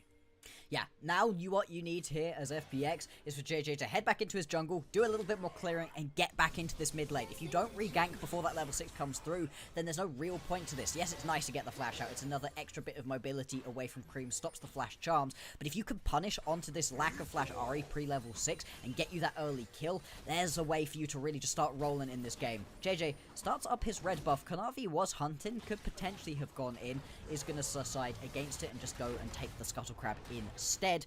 And so as much as we've had flashes of action so far in this game, nobody going down. Yeah, the comm from his bot lane saying, hey, we just took a base, we're swapping with 369 onto the top side of the map. If you go into that jungle, that is a solo mission for you, and maybe Cream to back you up. But good luck and Godspeed. But Yep. Absolutely. So, like you said, the swaps are going to come on through. Sheer kind of caught in this lane right now. The reset is pretty slow right here out of Jackie. He is able to push this wave all the way through. The 369 with the teleport isn't going to miss out onto too much. And this means Sheer going to be quite late to this lane swap. Just he gets cancelled. Oh my god, he gets... This is miserable for Sheer right here. That is brutal. Look at what he's missing. Yeah. And meanwhile, 369 was able to receive a full wave that was stacked and pushing into his turret. Yeah. Not quite the same state on the top side of the map for Sheer here. And this wave is so massive, Jackie Love can easily receive it. Sheer finally gets a chance to TP into the bottom side of the map, but he's forced to take a terrible trade into 369 because I think he just TP'd into the middle of the wave and maybe 369 was not showing. So he just caught him by surprise. And now Sheer, I mean, he still has a flash, but he might need a bailout from JJ to help reset this lane so he can get another base off. Yeah, that was a fully stacked Decimating Smash into full combo right there from 369. Massive minion wave being stacked up right here as well. And Sheer down a level. There was just no way for him to compete onto this one. Finally ticks over to the level 5. That's going to keep him a little bit safer right now. You'd be very surprised if you end up seeing a dive. But it is just Sheer getting pushed around in this bottom lane at the moment. Really unfortunate for an Ambessa that's going to be a critical part of the game plan here for FPX. Hasn't fallen too far behind in CS, but -1 on the cannon. Top laners everywhere around the world. He'll feel that one. Our hearts are with you. As FPX have at least sent Jachi and Chue to answer Jackie Love and Hong on the top side of the map. This has opened up an opportunity maybe for FPX to look at Dragon if top esports are clearly focusing into the top side. Kanavi managing to snag JJ with the Ishtal impact, but there's no follow-up. It's just Kanavi trying to bully around the Vi. Yeah, and I mean, why not? At this point in the game, the Zascani, you kind of get free roam. He's potentially looking for a dive right here. Always risky into the Nautilus. Nautilus can be very good on that counter, and you don't really have a particularly big minion wave stacked up to make this one work. Kanavi, though, does cancel his recall. Oh, flash from Hong with the Pulverize, and he snags Jue with the Ishtal impact. Jachi is still under fire, forced to pop both of his summoner spells, but he's trying to stand and deliver with these arrows. Jue managing to survive without even popping his own flash. It could have been worse for the side of FPX's bot lane, but now this is a massive wave that is getting stacked up by top esports. They're going to crash it in, and I don't think Jachi is going to get a chance to really collect anything off of it. No, and Jackie hunting on forwards right here, tries to get that cancel off, isn't quite going to be able to teleport back up towards the top side right here for Jue. At least somebody is going to be absorbing that XP in the top side, and because of all of the members showing top lane, JJ is going to be able to grab himself that first Drake for FPX. 369 now might be the focus of another dive. He knows this is coming. No, he doesn't, actually. It was a ward that had been stopped out by the control.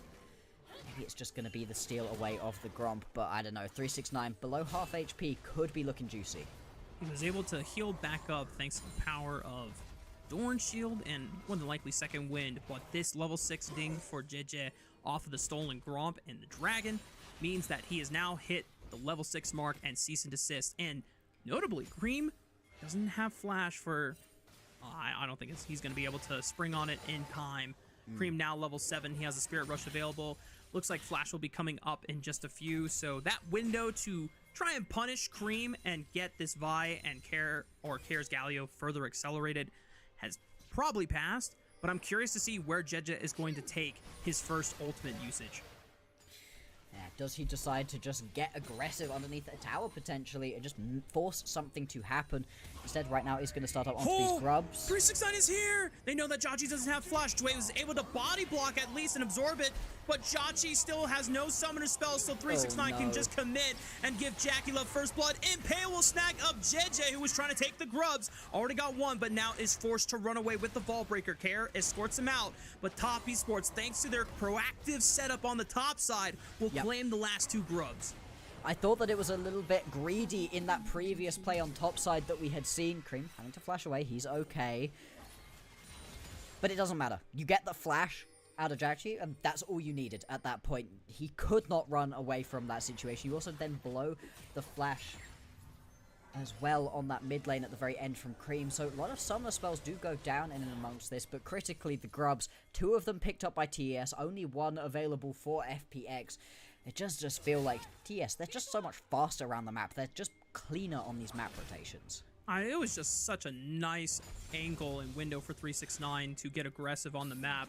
He was able to absorb that last wave. Sheer didn't get a chance to really push it in that much. I think at the end of the day, he got 1 wave over 369, but because of the disadvantage that he was put to begin with by the lane swap that we saw, that was the window the top esports were given with, and they executed well on it. And now it's not the end of the game for FPX, obviously. We have seen FPX been able to bounce back before when Jachi was the subject of multiple dives by BLG, but we cannot stress this enough, Bloxer. This is a composition from FPX that needs to get the ball rolling first. Absolutely. If FPX begin to fall behind, this dive-based pick composition, it doesn't work. Especially when you've got yourself the Vi. There was a reason that you were not super excited by the prospect of a B1 Vi.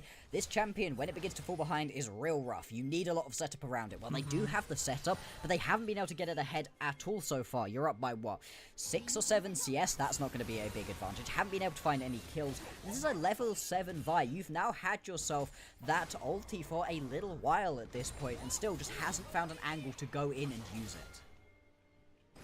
Been a solid 3 minutes while cease and desist has been available, and the proactivity has been lacking from FPX.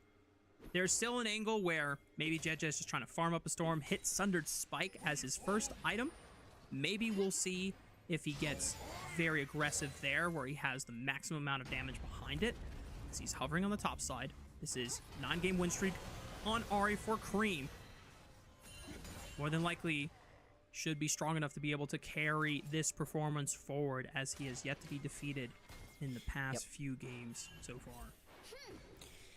Absolutely, and so far, so good. Just been chilling in the lane. You don't expect the Galio lane to be particularly one that you end up losing out on to, that you get too much threat in terms of solo kills, but he did lose that flash early on, was able to survive that flashless again, but obviously with that Spirit Rush, not going to be too worried about that one. We've now got ourselves the next Drake spawning up here in just 40 seconds time, and currently TES, they have just a massive push going on down in the bottom side of the map, and currently looking for a pick onto Care.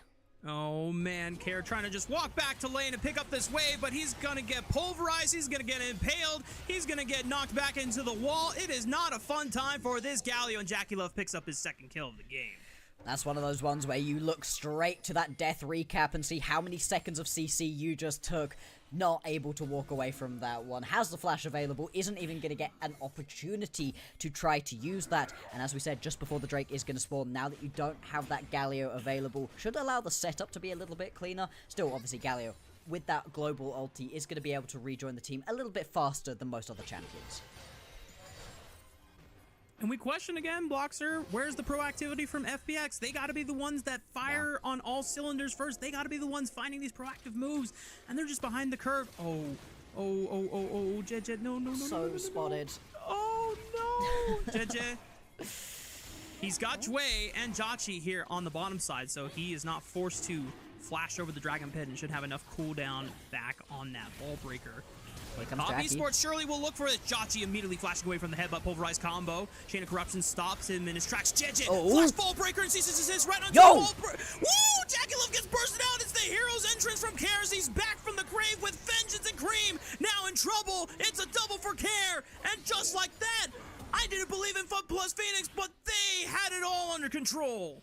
There we go. That's the FPX that we needed to see, and I love the aggression right there between Jackie and Care and JJ. They just spot JackeyLove and decide, you must die. Both of the summoner spells used in an attempt to survive, and it was not enough. FPX are going to get away with their second Drake of the game off of the back of positioning that both of us thought was pretty bad out of JJ.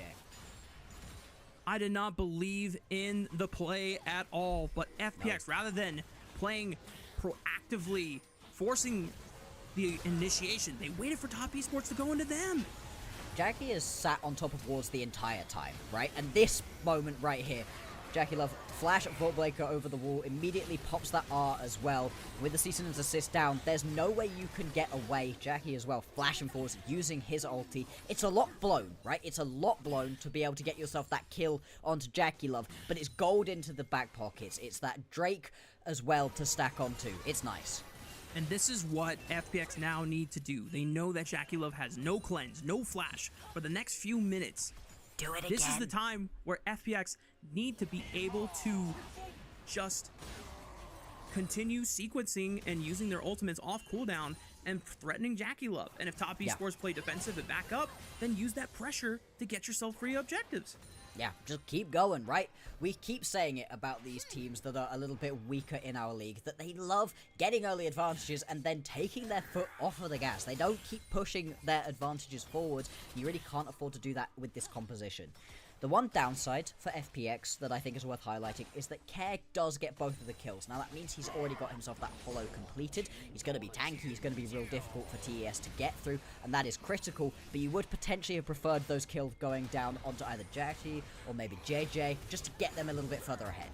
We'll see if Care can be a little bit tankier with the gold now in his back pocket. Unfortunately, JJ, because he does not have flash, might be in trouble, but he vault breakers over the wall, but now Cream is ready to take vengeance on this Vi, and yeah, finds the Orb of Deception, the Ishtal impact into the Impale, just completely slays Jway where he stands. Jackie, no, why? You don't have flash! Why are you trying to contest them in that choke point? Oh, Rafa, I wish I had an answer for you, bud, but I have no clue what it was that Jackie was thinking right there. Steps way too far forwards, just gets taken out. And straight off the back of us praising FPX, they make a critical mistake. And what starts this out? JJ walks over a wall, Hong. He spots him out. This is nice to start with. As Jway, you just have to keep walking, right? He needs to recognize that this is JJ dead. Don't try to go back in. Jway actually hooks the wall right there as well. He doesn't even land it onto a champion. Jackie. Why? Who's coming to save you? Who's coming to help you with this play? It's not even like you're stepping up here because you think Care's going to come join you with that hero's entrance. He was chilling topside. He was not looking to get involved in that play. I have no answers for you on that one. Yeah, the only answer I can find is that Sheer was on the bottom side of that map, and maybe Jackie was going to try and, I don't know, dangle them a bit, but, like, it's still a 2v4. And Sheer isn't necessarily super fed on this Mbessa, just has an Eclipse Spike. I don't know, maybe miscommunication or just an error in judgment from the AD carry from FPX, and it's now 2,000 gold advantage for Top Esports, and we can't stress this enough. It's got to be FPX that have the advantage. Otherwise, Top Esports are just going to run away with the game, and there will be no chance for a comeback for FPX. Exactly. And winning this one will lock TES as the best team that we have in Group Ascend. They've had themselves a really impressive split so far. Looking to cap this one off with a nice, easy 2-0 versus a struggling FPX. And so far, they've got themselves a 2k gold lead, but they are down in terms of the Drakes. And currently, it's just up to who grabs that first tower to see where those boots are going. Yep. Not over yet for FPX. They still have some conditions to play towards. Rift Herald was secured by FPX. So if JJ can find a lane to just run the Rift Herald through, unfortunately, I don't think he's going to get an opportunity to, because Cream and the rest of Top Esports hovering towards the bottom side of the map push Care away from the defense of that tier 1 turret. Burst Brick is secured. Feats of Warfare are secured for Top Esports. There we go. Exactly what TES would have wanted to do. Yeah, they give over a couple of early Drakes, but they're going to be happy enough with the way that this early game has played out. Now, 25 seconds until we get the next Drake. TES, they're looking to make the same play happen again. Care, walk away. Oh no, brother. Unfortunately for Care, he's not getting out of this one. He's got a flash, but I don't think he's going to be able to use it to get out of here. Cream has multiple charges of the Spirit Rush. The kill gets gifted to him at the end of the day. FPX making a nice play, at least trading into the mid-tier 1 with this Rift Herald. And JJ will try to at least get a knock up on the 369, forcing him to flash away. Yeah. It's not the end of the world for FPX, but they're still down 3,000 gold, and we got a third dragon to play for. And this is going to be a big thing to try to get. You do have yourself that ulti still from Care, so once he respawns, he can come back and join the rest of the team pretty damn quickly. So FPX, they don't have to worry about just instantly going and forcing onto this one. TES, they're even playing this one out pretty slowly. Look at the vision though, Rafa. I mean, their jungle is lit up like a Christmas tree right now, is FPX. FPX trying to step up and see if they can get any information for themselves. JJ is able to sidestep the charm and preserve a lot of his HP here. Decimating Smashes is going to clip. Oh, yeah! Nice toggle from the observers. JJ had no idea, and the Impale follows through. That's the jungler gone, and Top Esports should be able to secure this dragon. Yeah, that's going to make it nice and easy. Stop that soul point from coming on through from FPX. And what can they do on the back end of this fight to try get a little bit of gold onto the map? The answer is nothing. It's just going to be a pure win right now for TES. Regular season merchants. We'll see if that's going to come true once we get into the playoffs, because so far, they have just been dominating. This is the form that we want to see top esports in to ensure that they are playing at the peak of their strength. And just, I don't know if I can fault JJ. I don't know if he saw 369 walking into that bush. At least the bush was negated in vision by the control ward there originally, but still just tough for FPX's newest jungler, who is trying to do his damnedest to keep this squad from falling apart. He just hasn't been proactive enough so far right here on this Vi. You need to get aggressive. You need to pair up alongside Sheer way more often. That's your dive buddy. This is who you need to be playing alongside, but it just hasn't really been working out for them so far. I think one thing that gives me a little tiny inkling of hope for FPX is that down in that bottom lane play that we saw a little while ago, Care survived for a very long time in the face of a lot of members of TES, right? It's something we highlighted earlier. Maybe TES lack in damage a little bit, and Care surviving for that long does show me that there could be some truth in that statement. Right now for Care, the early rush into the Hollow Radiance and the Merc Treads means that a majority of Cream's damage is not going to really do that much in bringing this Galio down. Jackie Love might be a different story, but then again, Yunara does pack some mixed damage in her overall profile, even being a sustained attacker at that one. So top esports gonna have to be cautious about how they find Care in these fights, and while it still is a major advantage for top esports at this state of the game with 3,000 gold on their side, FPX, they still have windows. They still have opportunities to try and swing this gold back over to themselves. With Otacon spawning on the bot side of the map. Oh, no, Jway. Oh, good dredge line, maybe? The flash away from Cream?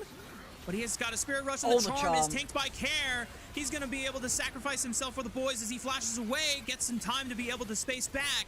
Top esports still trying to fight in this choke point. The Ishtal impact lands on the Jejet. Three-man impale on from Kanavi. Public execution. Jejet goes into the backline, trying to hunt for Jackie Love. Both at the top lane and the jungler. Yo, they're doing it. Assassinate Jackie Love. Wait a minute, FPX. Can they rise for the ashes? 369 left all alone, and FPX are doing it, folks. And just in time, because the Otacon can be their prize.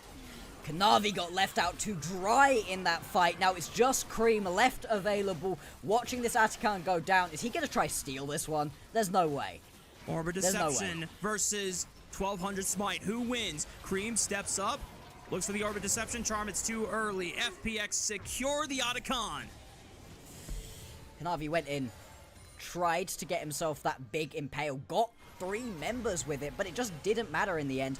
And what's critical here, don't be watching this main team fight. What you need to be watching is what happens on the back end of this fight, up at the top side. The TP that comes on in, and the fact that you end up with both your Vi and your Ambessa straight on into the backline. It's really, really well played right here to just stop these main carries from being able to play. Yeah, between Sheer and JJ, straight into the backline. We're busy at this point during the main feed, just watching what it is that Kanavi's doing, but he has no follow-up. All of his friends are now having to deal with the fact they've been dove. This is the way this FPX composition has to work out, and they managed to finally execute onto a fight. And while top esports have such an impressive front line, if they are separated from their damage dealers, all that CC, all that setup, all that damage absorption ain't gonna do jack squat.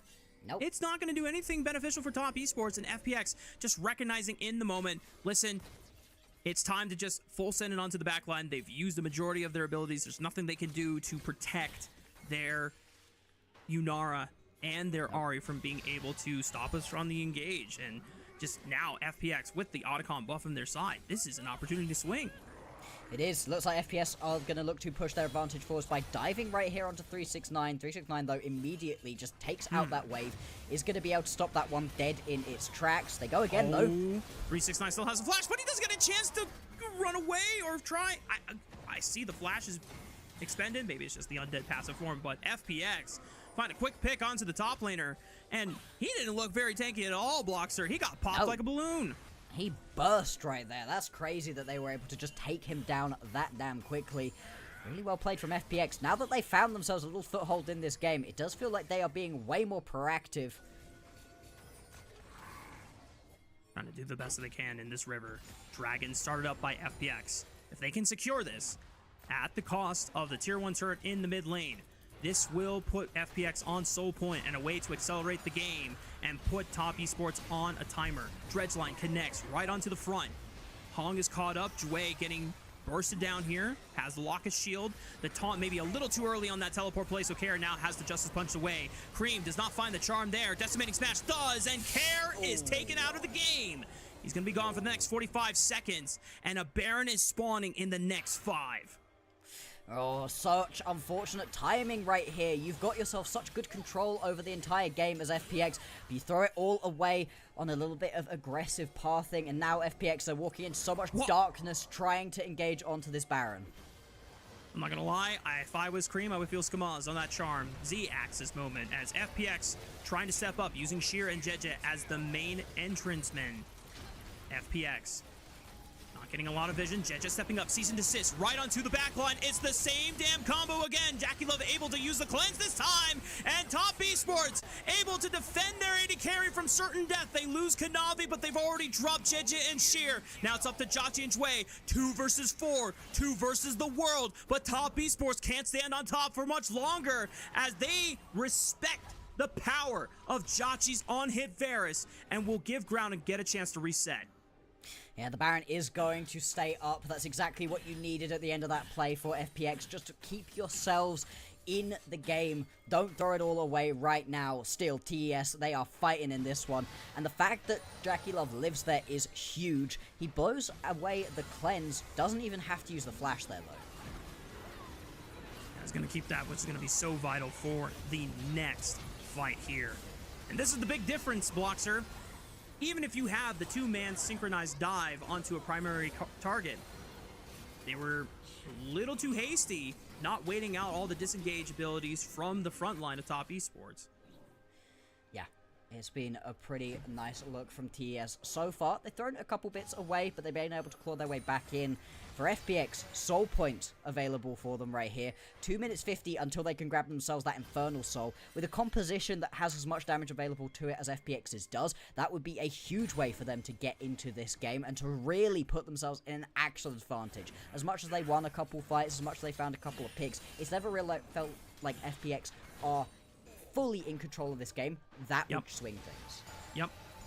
Even if they don't necessarily climb above Top Esports in gold, from what you see the number on the screen, the Infernal Soul in stats is going to give you hidden gold value that will allow you to at least get the snowball rolling. So let's think about what FPX need to do to get to that point. We're 2 minutes away from that Infernal Soul spawning. Vision has yet to be set up on the bottom side of the map. There's a couple windows where for the next few, like 30 seconds, you have a window to burn shorter ultimates like Cease and Desist, Chain of Corruptions, Deft Charge. Try and see if you can burn summoner spells to then set yourself up for a more advantageous fight. I would love to see a pick come through onto Cream here, blow his teleport with trying to rejoin to a fight rather than being able to find some kind of big flank. I think that could be a real good angle in here for FPX, but it's tricky. All of TES are together.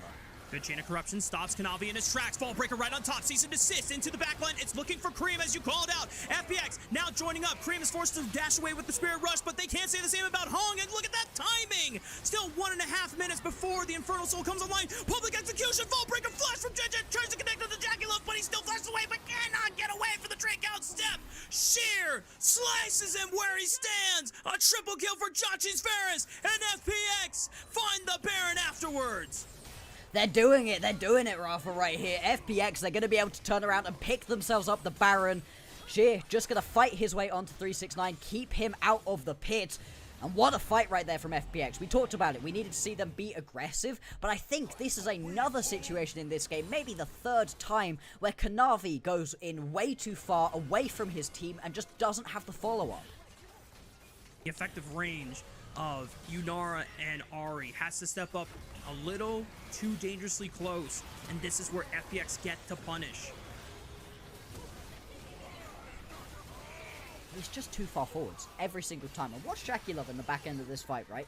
He's stepping up, beginning to auto-attack. Public execution. Straight up public execution as well. That's a very skinny ulti. It misses more often than it hits, I feel like, even in pro play without some setup first. back to live. This is for Infernal Soul. In the next 13 seconds, Jway tries to connect with the dredge line, but maybe a little too far forward. Decimating smash and the pulverize. Jway is going to get dropped here. Now 5-on-4 for top esports. Public execution into the backline, trying to look for the flashless Jackie Love. Cream getting cooked, but he still has 2 more charges with Spirit Rush, trying to dance his way around. Sheer able to slice him, but he gets dropped by Jackie Love next, and now Jackie Love is firing on all cylinders. The Vault Breaker finds him though. It's Jackie that flashes in and takes out Jackie Love. 369, the last member standing from the side of top esports, but Jackie and Care able to ride their way through all the way, and now trying to contest what could be their Infernal Soul. No junglers available whatsoever, so if you want to try for the steal away 369, he could give it a shot. No, he's just going to head on back to base. An Infernal Soul completed here for FPX. Raffle, we said it. We said it right at the very beginning of the game, in the draft phase. Jackie is going to have to play on hit, and he's going to have to play perfectly. Well, Jacky's playing on hit, and I gotta be honest, he is positioning beautifully. He's just constantly hitting throughout this fight, even though he is having everything and the kitchen sink thrown at him, still able to survive. On the backline, Kanavi misses that impale. If he hits that, that's probably enough space for Jackie Love to be able to turn around and deal his damage. It whiffs, he's not able to. There's nothing that Jackie can do.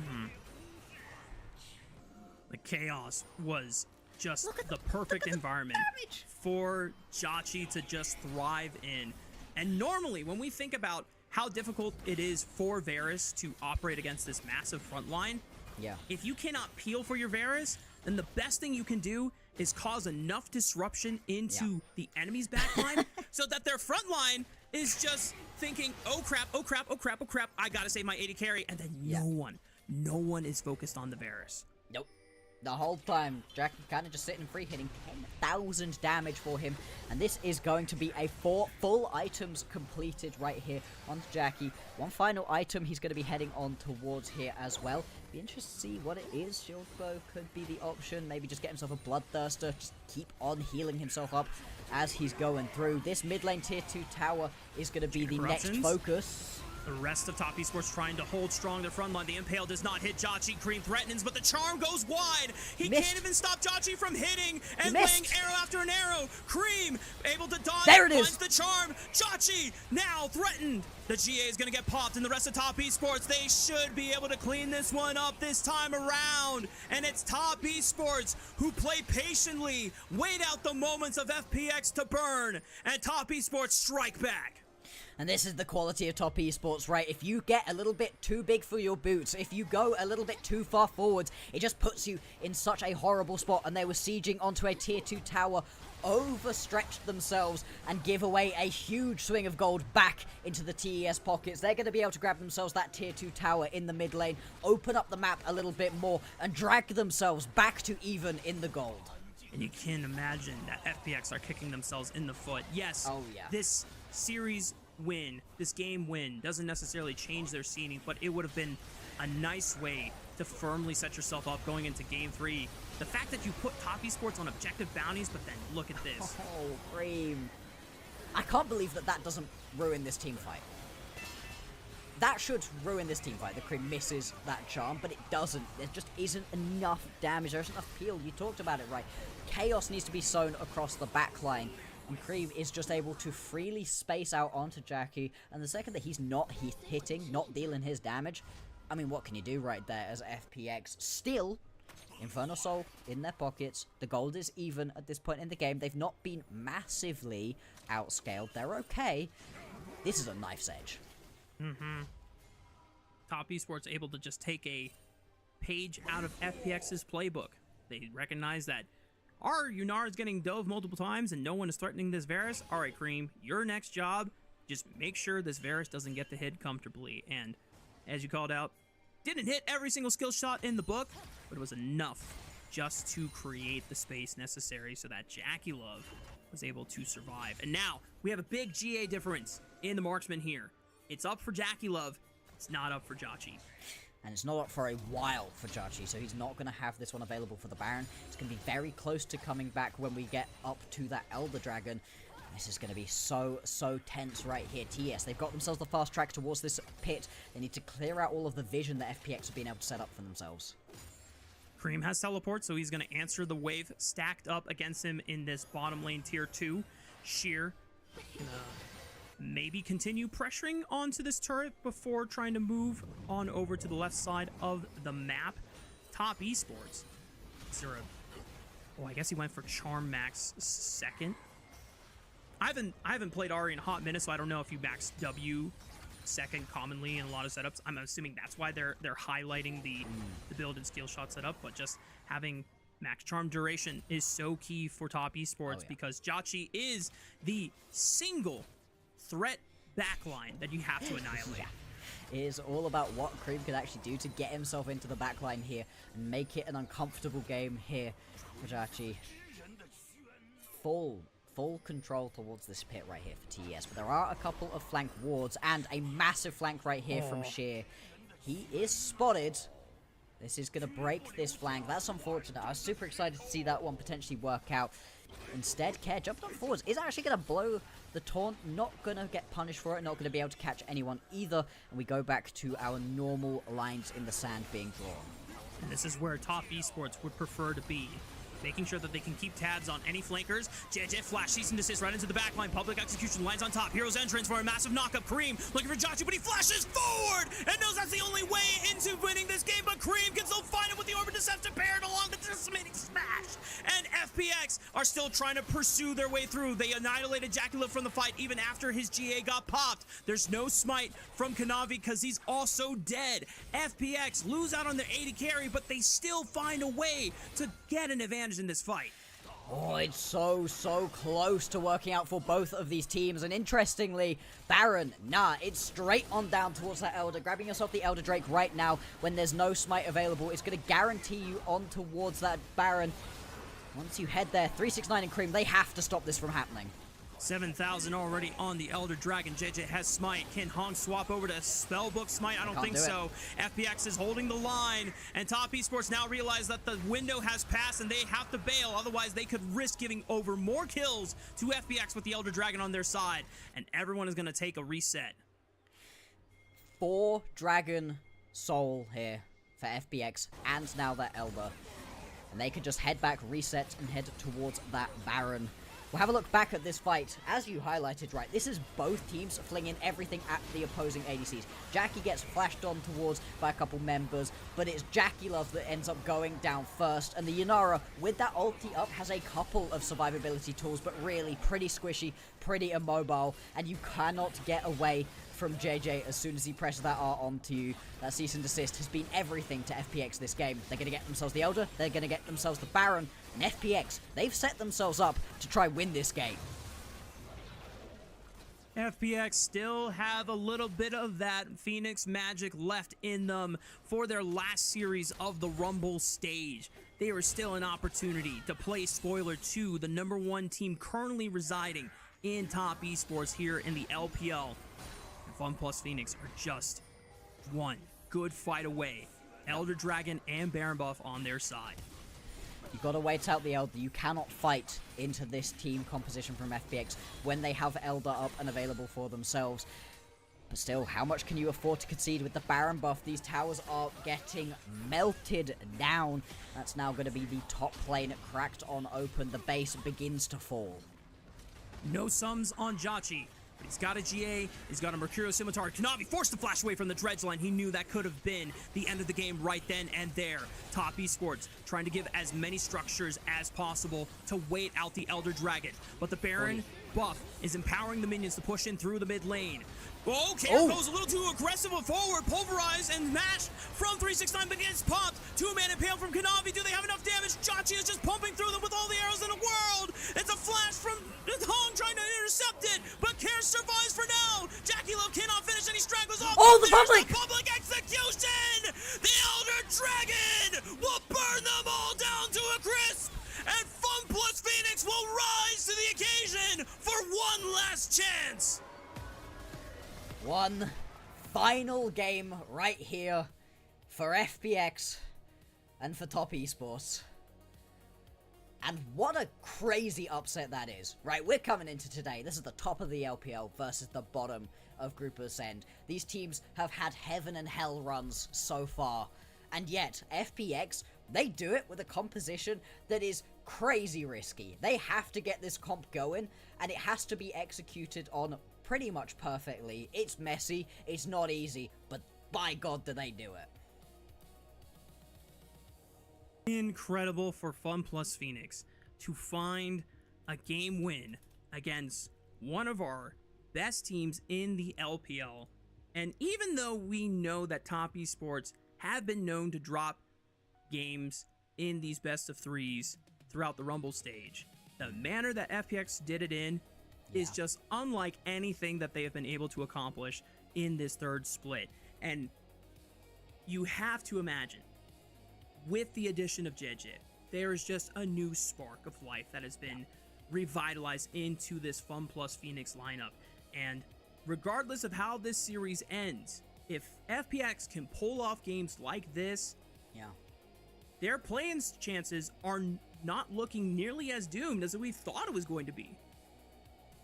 FPX with Milky Way into EDG into NIP, I was still kind of feeling the Group Nirvana team.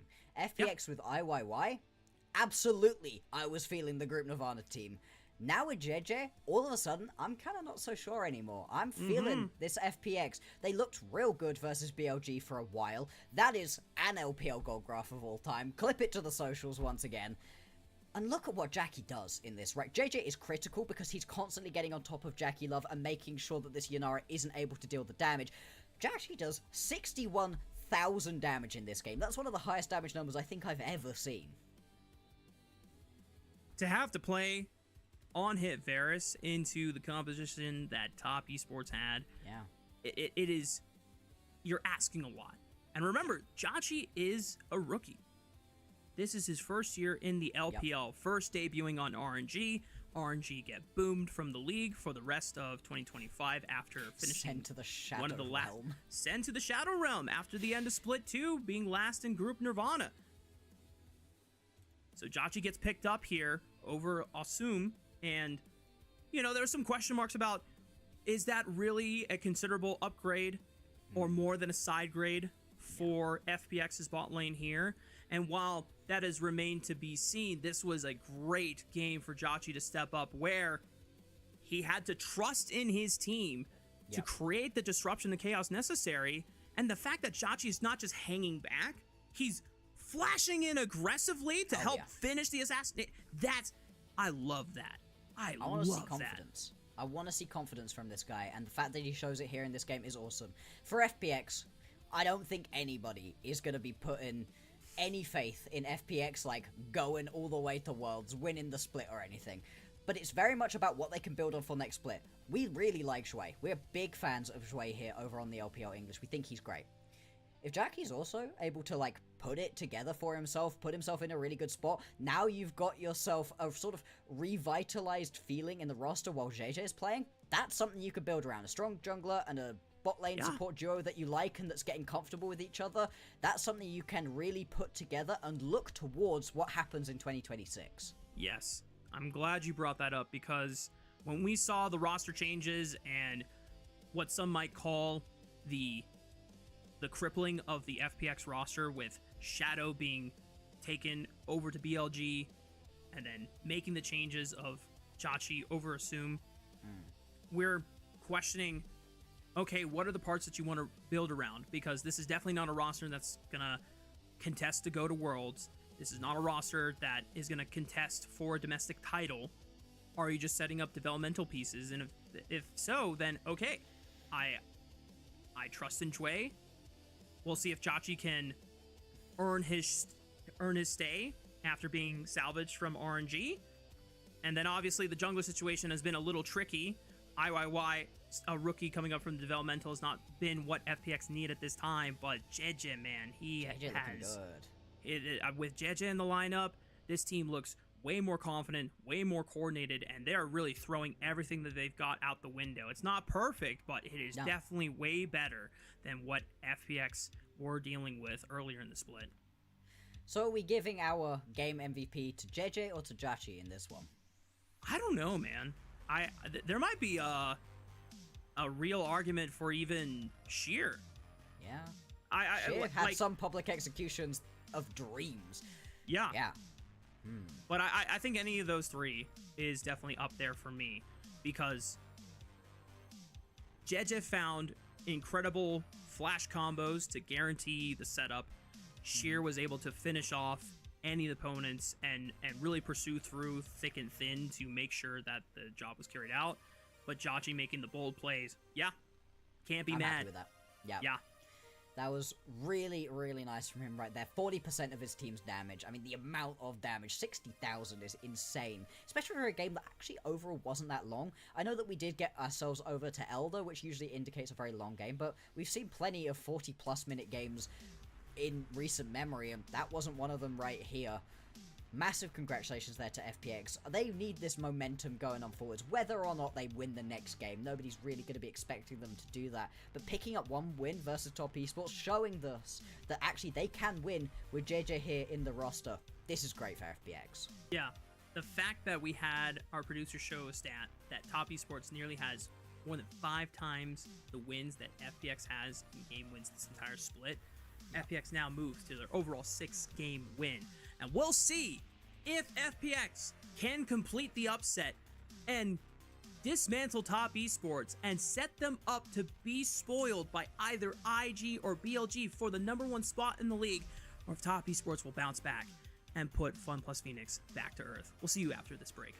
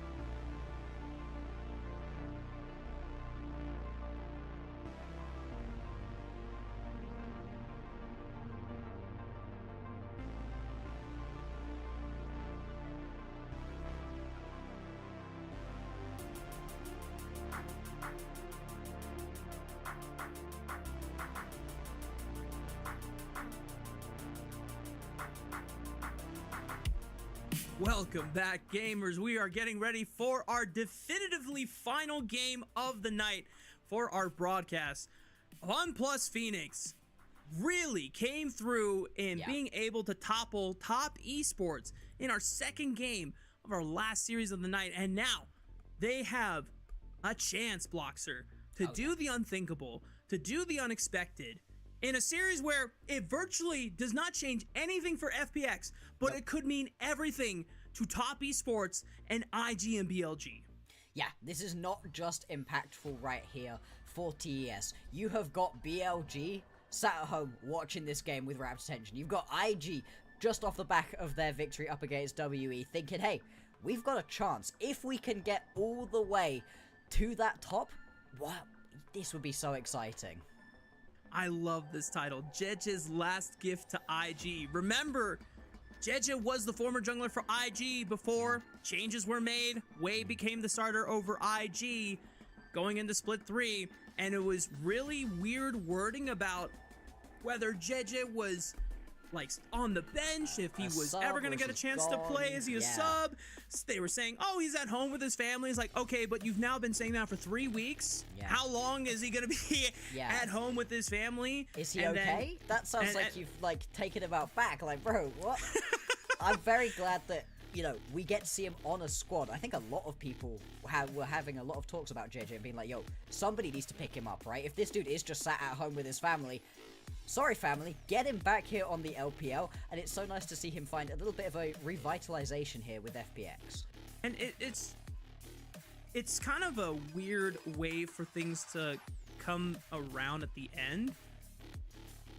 People were even questioning, like, I mean, JJ's good enough that, like, if BLG wanted a new jungler, you should put JJ on BLG. And that would, because he would have the stability that you want, but also the 1v9 carry potential as well. I mean, JJ has had some astounding performances in 2025 and years past, but now he finds himself on FPX, and while this, for many other junglers, this would have been a condemning position to be in, JJ is giving it his all just to lift his team up with him and give them the best shot possible in the playoffs. And so, let's see what the drafts are going to be for this final game. We have got a lot of the top tier of champions taken away from us through the bans that we're seeing right now and through the Fearless format as well. Specifically, I'm thinking about the jungle right now. In terms of junglers that are quite popular, Poppy is kind of the only remaining one that we actually have got on the board here.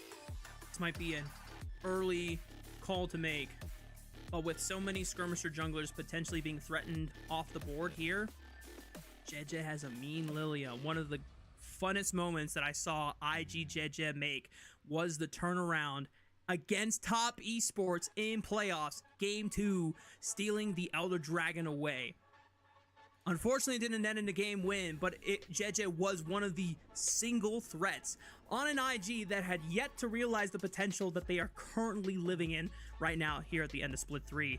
369, locking in the Rise for Cream. Rise has been a champion that we've seen a little bit more recently. It's real good on those map rotations as well, something that we really want to see, and Cream can also begin to bully out onto Care depending on what the matchup is. FPX looking up towards the top side of the map right now, trying to get Sheer locked into a decent matchup. You can just take the Renekton at this point because the Ambessa's already off of the board. Bloxer, they have an AD solo laner set up on top side. Care has an incredible Yone. Yeah. Okay. Maybe the dream's dead. All right, well, you know what? Fine. JJ goes for Xin. Probably the best skirmishing jungler left in this Fearless series since Vi, Jarvan, Trundle, and Pantheon all gone here. Yeah, it was pretty much the only remaining champion that we've been seeing a lot of recently that you would have expected to get picked up right here. And so what will this final lock-in right now be when it comes to the jungle pick? TES hovering. Wow. Okay, I'm very surprised that we're going to see this one locked in right away. Yeah, as soon as you see that one, it's either going to be the Nico or it's going to be the Renata. With the Nico taken off the board, Renata always going to be locked in. And now TES, they've got a bottom lane that they actually need to care about. They need to play around early on. Jackie Love, he did not have a good time of it on Yonara in the previous game. Was just pushed around constantly. Was constantly getting himself killed and caught out. Needs to play this one a lot more carefully if he wants to be able to carry his team through. An overall pivot to Callista gives Top Esports a bit more priorities to start stacking up some early dragons, which, to the credit of Jet, was a big strength for this entire series. Even in game 1 where they lost, they were getting a majority of the early dragons. Maybe this is going to be a pivot from Kanavi, but the Ziggs lock-in. I'm curious if this is actually for Care blinded into, or not blinded, his counterpick into Rise, or if we see this going to Jachi. Yeah, I mean, we could potentially see things move around a little bit. Into the Rise, I think the Ziggs is fine, but it doesn't have that same level of just completely take over the lane that you see it into something like the Azir or the Victor, where those champions just didn't get to play the game. The Rise should be okay to sit and farm. Then again, you might get pushed around decently, and with so much AD already picked up for yourselves, you can potentially just not go towards that ADC. Right on that one. We'll see what the bans are going to be. It could be potentially that TES also just don't know and just take out a couple of supports and don't worry about where this one's going to end up. I feel like Top Esports are going to be forced to lock in a tank for Kanavi. They've already eliminated another skirmisher jungler that would have been at least kind of nice to operate into what FPX had for themselves. And Kanavi, other than the Monkey, is the only other jungler that has played Olaf this entire year. It did not win, but it's in his wheelhouse. They eliminated off the table. And if you think about other 80 junglers, you're looking at Lee Sin, you're looking at Rek'Sai. And I don't know if those are ideal options when you already are lacking Engage. Right now, Top Esports are playing for Disengage with their 3-man core. Yeah, I mean, usually I'd be thinking about maybe you're going towards something like the Viego right here, but I think you're absolutely right. The lack of actual Engage is going to be pretty tricky to deal with. It's going to be that Akali locked in, so this should be Jachi right here picking himself up with the Ziggs and Care here onto the Akali. Akali into this Rise, you can get quite aggressive here. As long as you're careful about not getting caught by that Rune Prison, you can get very aggressive in this individual lane. What is your answer as Kanavi? If 369 locks in the Aatrox, surely it has to be, I'm assuming, Sejuani at this point. Something that gives you non-committal Engage so that you can fish for abilities, fish to burn, summoner spells safely. Wukong, I guess, is still up and available and at least gives Kanavi a little bit of agency and carry threat potential as well. So this is the best of both worlds. It's kind of surprising that Wukong has dropped down this far, but with the removal of Annie in every single game, I guess it makes sense. Oh, Kiana! Yes! Oh my god! I don't know if this is going to be good or bad for Top Esports, but I am so happy to be here witnessing this moment. A Kiana jungle. Is this our first one in a tier 1 region? Please say it is so. Please say it is so. Lord. Okay. It just might be. This has been a big change that we've been seeing recently, right? Riot have been really trying to push, getting us a lot of different champions into the jungle. They're trying to really diversify the meta right here before we get into Worlds. And Kiana is one of those champions. You've been talking about the Sylas a lot. I feel like the Kiana's gone a little bit to the wayside. It is on. It is something that you can definitely play. I would more say it's something you can definitely play, I don't know, in your solo queue games. If this is going to be the first competitive Kiana, there's a reason for that. I'm not certain about how it's going to do. It's cool, though. So, LCP has already played Kiana Jungle. It was played by Citrus from, I believe this is DFM's jungler. It was a loss, but what I've been seeing around the world is not actually always Assassin Kiana builds. There's some Sundered Sky, there's some Eclipse, there's some Bruiser builds, very similar to how Zed is kind of building, and you're just playing for ability haste and just trying to be a threat and a nuisance, because if you're able to farm up well, we'll talk more about Kiana though, because this is it, guys. What a way to end the last series for both FPX and Top Esports of the season. Fun plus Phoenix have nothing to lose. Top Esports could risk losing their first seed, and they have the faith and confidence to give Kanavi a test run on Kiana Jungle. We'll see if it pays off in the end, or if it leads to Fun plus Phoenix pulling off the unthinkable. Ladies and gentlemen, this is Game 3 of our last series of the night between Fun plus Phoenix, Top Esports. Let's hit the rift.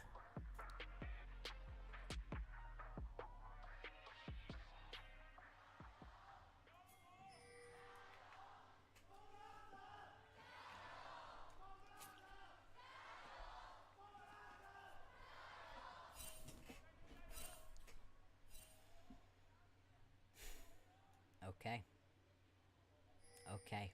Here we go. And check this out, Bloxer. Kanavi. It's not a Conquer Kiana, it's a First Strike Kiana. So, Yep. this is Assassin build Kiana come in. Yep. There's a couple of paths that you can opt in for. You can either go for Umbral Glaive. It has been buffed in price, and it gives you a little bit more of that vision control that you would want as an assassin. Yumu's also just a fine first item. Very strong spike. We'll see what Kanavi decides to opt in for this game. Oh my god, there's more than one assassin. This is gonna be awesome.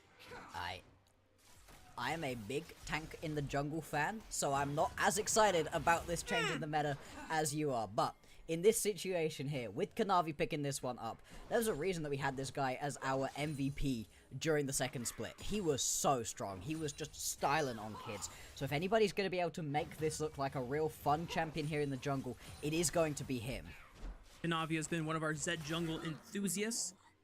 He also was a member that pulled out a Talon jungle last split. Yep. Unfortunately, there was no fond memories of that Talon jungle, as it was very pitiful to watch. I think also Cream got absolutely annihilated against Thundertalk. It was one of Satab's few star games. And we get the last time we had a Kiana jungle was from Leon from Rare Adam in 2022. Nearly 3 years ago. This was during the time when all the assassin junglers were building Gore Drinker, and so they're playing Bruiser, not really assassin-like. So funny how we arrived back to seemingly a similar era. Yeah. Yeah, and it's been very interesting with these changes that have come on through. Sylas, I'm still seeing a lot in both lanes and in the jungle, whereas Kiana, at least in solo queue, it's now pretty much in the jungle more often than it is anywhere else at this point, which has been really fascinating to see. Like you said, a lot of different builds that we've been going towards recently, but I'm expecting this to be the full-blown assassin, maybe even get an opportunity in inventory too, to just fully capitalize on this. So Kiana has been receiving a lot of small buffs over the past couple of years, a few extra damage on her Q here, a few extra attack speed here, and the thing that pushed her over the edge was just an additional 10% attack speed on her level 1 W.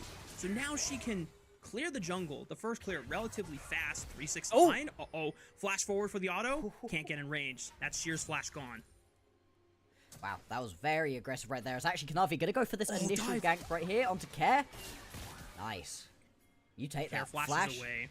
Beautiful. Get that flash out of Care immediately, and then turn around and carry on with this one. Care, he took this Akali into the Rise. You want to see him be able to get aggressive here into Cream, but so far, loses his flash already. I appreciate that Care. Familiar with Kiana gank setups, because if you flash a little too early, the way your Audacity, which is the E-dash combo into the Elemental Wrath, it will follow you. It's almost like a guaranteed combo, so you have to wait until the Q comes out before you flash, rather than flashing away from the E. So, but now this is an Akali without a flash.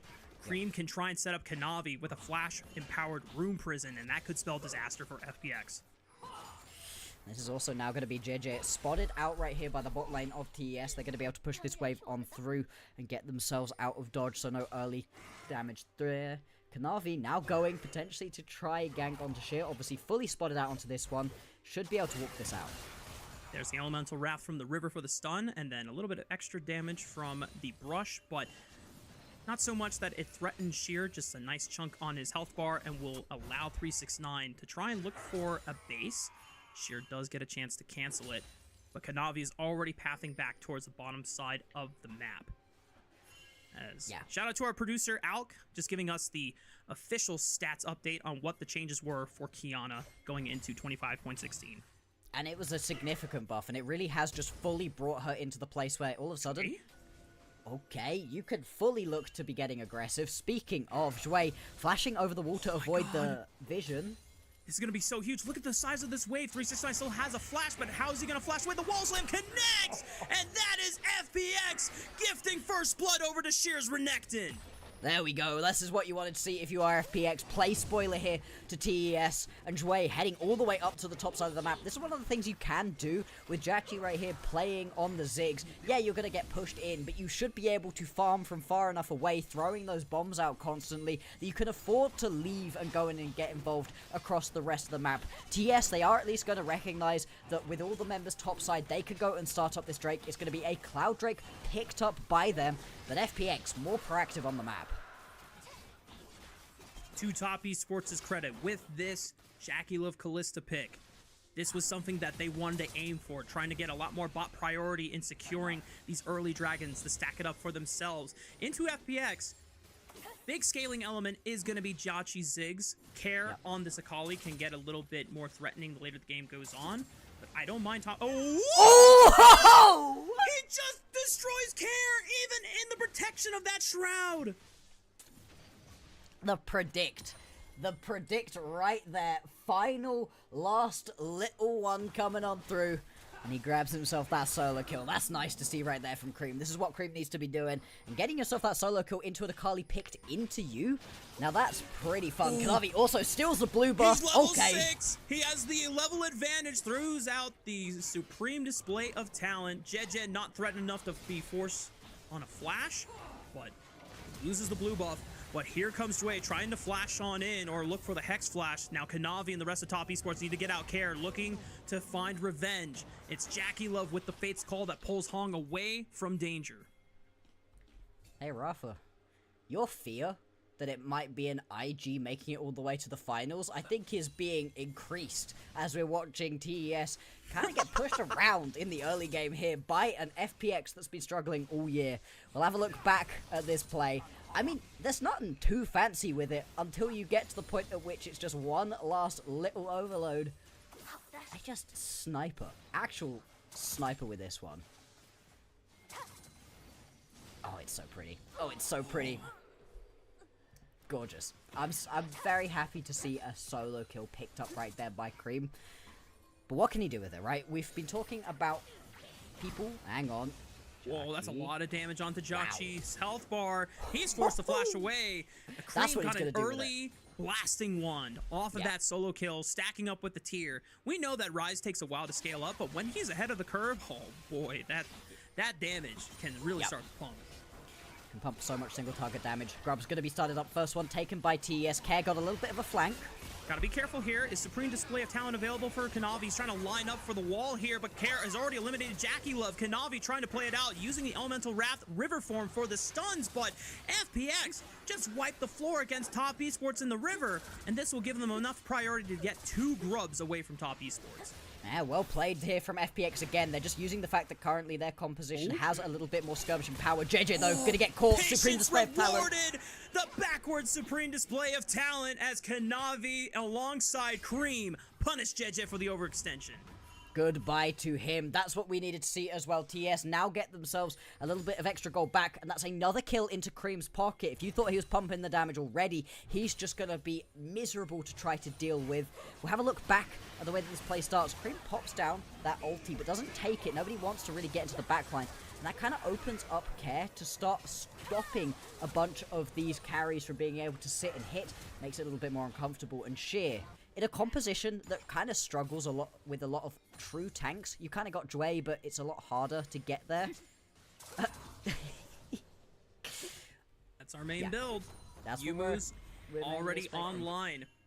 And it's compared to bruiser items in this day and age, Bloxer, assassin items are relatively cheaper because it has been Riot's way of trying to balance out the landscape of bruisers and skirmishers running amok. We need a way for assassins to be able to fight back, and this cheap item spike, decent acceleration from Kanavi. He hasn't picked up a kill, but he's been able to get a lot of gold off of the first strike encounters. And in the olden days, you know, a couple years ago even, that would have been a very expensive build. You would have needed early kills to get it working, but that's not the case anymore. Like I said, first strike going to be helping get that acceleration through. Yomu's first is going to be the buy here for Kanavi. Now looking onto Care bot lane. Has ultimate available again, but not going to pop it against Care. Does not want to risk missing it as Supreme Display of Talent. If I remember correctly, it has a fairly long cooldown, level 1. Or actually, it's just the same cooldown. It's like a couple minutes. Yeah. Yeah.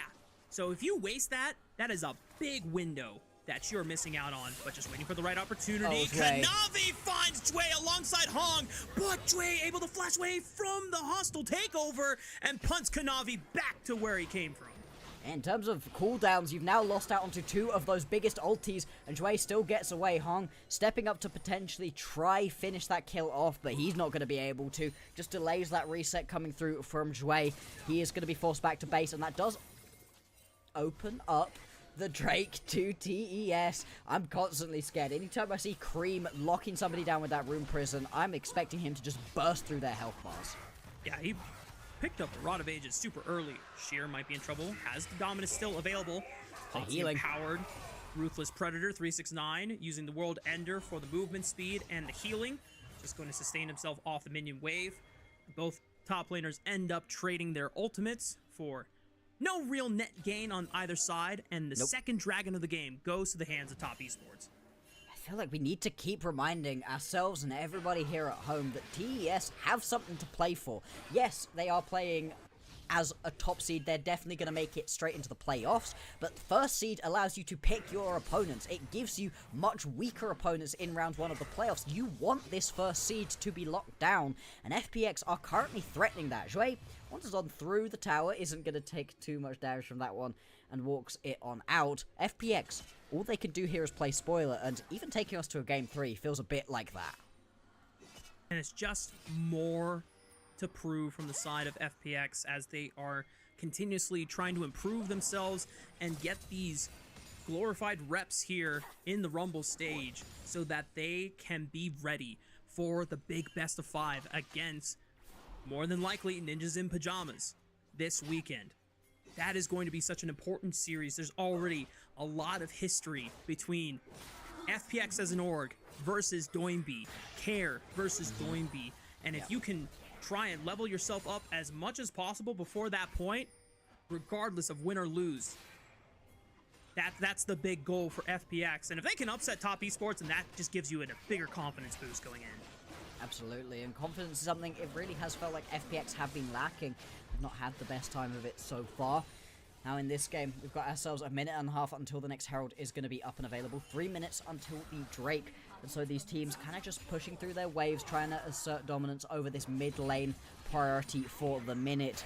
In terms of snap engages, we've seen a couple of them come through. Haven't really watched the Realm Warp from Cream be used proactively though. That's something I'd quite like to see out of TES. We'll see if Cream can find a window where he has stopped playing for Lang and just using the Realm Warp, as you said, to try and snowball some others. Jackie hasn't found an advantage for himself particularly. The lane priority has given Top Esports the first 2 dragons of the game, but now we're approaching the point of the game state where FPX has 1 items across the board here. They're going to be able to feel a lot more confident trying to contest Top Esports in these objective points. The stronger that Jackie gets on this Ziggs, the more dangerous it's going to be for Top Esports, considering the fact they don't have a real tank on their side this time. No, that is something we've been really looking at here. Lack of true tankiness is going to be quite tricky to deal with. For TES, right, you are hoping 369 gets a little bit ahead so that he can start just wrecking through people, healing up as much as possible. He's got himself that Sundered already, so that will go a ways towards keeping him healthy in and amongst these big team fights, but he's not really been able to get too far ahead. 500 gold behind Sheer right now, in fact, and without him being tanky, you are then relying on just blowing up your opponents. That's fine for Cream and Kanavi, but Jackie would prefer having a bit more time to sit and hit his opponents. We're now 15 minutes into the game. Kanavi goes for the play on the Jway, but the supreme display of talent doesn't land on the Jackie. He flashed over it, but Jway still in a bad position, and Jackie pulls the spears out and rends him to death. FPX lose out on their support, and now the Ziggs has no flash. Yeah, this is just rough all across the board for FPX. They lose their support, they lose that bot lane tower, and now all of the priority they did have for themselves around this Herald has disappeared. Cream as well. Trying to threaten Care right now. The Shuriken backflip does find its mark onto Cream, but Care doesn't want any of that. Cream is way too accelerated. Yep. I think it's near. Oh my god, 2,000 gold ahead of this guy? Yeah, this rise is a massive terror that FPX have to solve. Yeah, 369. Still has Flash and World Ender. Not in trouble yet. Jedge is going to get pulled back in by the W. And 369 holding his ground. Yeah, I mean, with Cream being so accelerated, he's already 6 stacks here on the Rod of Ages, right? That's super far ahead. You usually are only just, at this point, beginning to get to 2, maybe 3 if you had a decent early game. Very much accelerated right here. Also now going to grab himself that Seraphs, so extra survivability as well. You're talking about not having a lot of tankiness. Well, Cream is kind of going to be a bit of a pseudo-tank right here. As long as he's able to just keep pumping that damage out as well, they're going to be more than happy with this as TES. Up by 2,000 gold overall and 2 Drakes in inventory. Now they're going to have an Infernal Drake here to try to play around.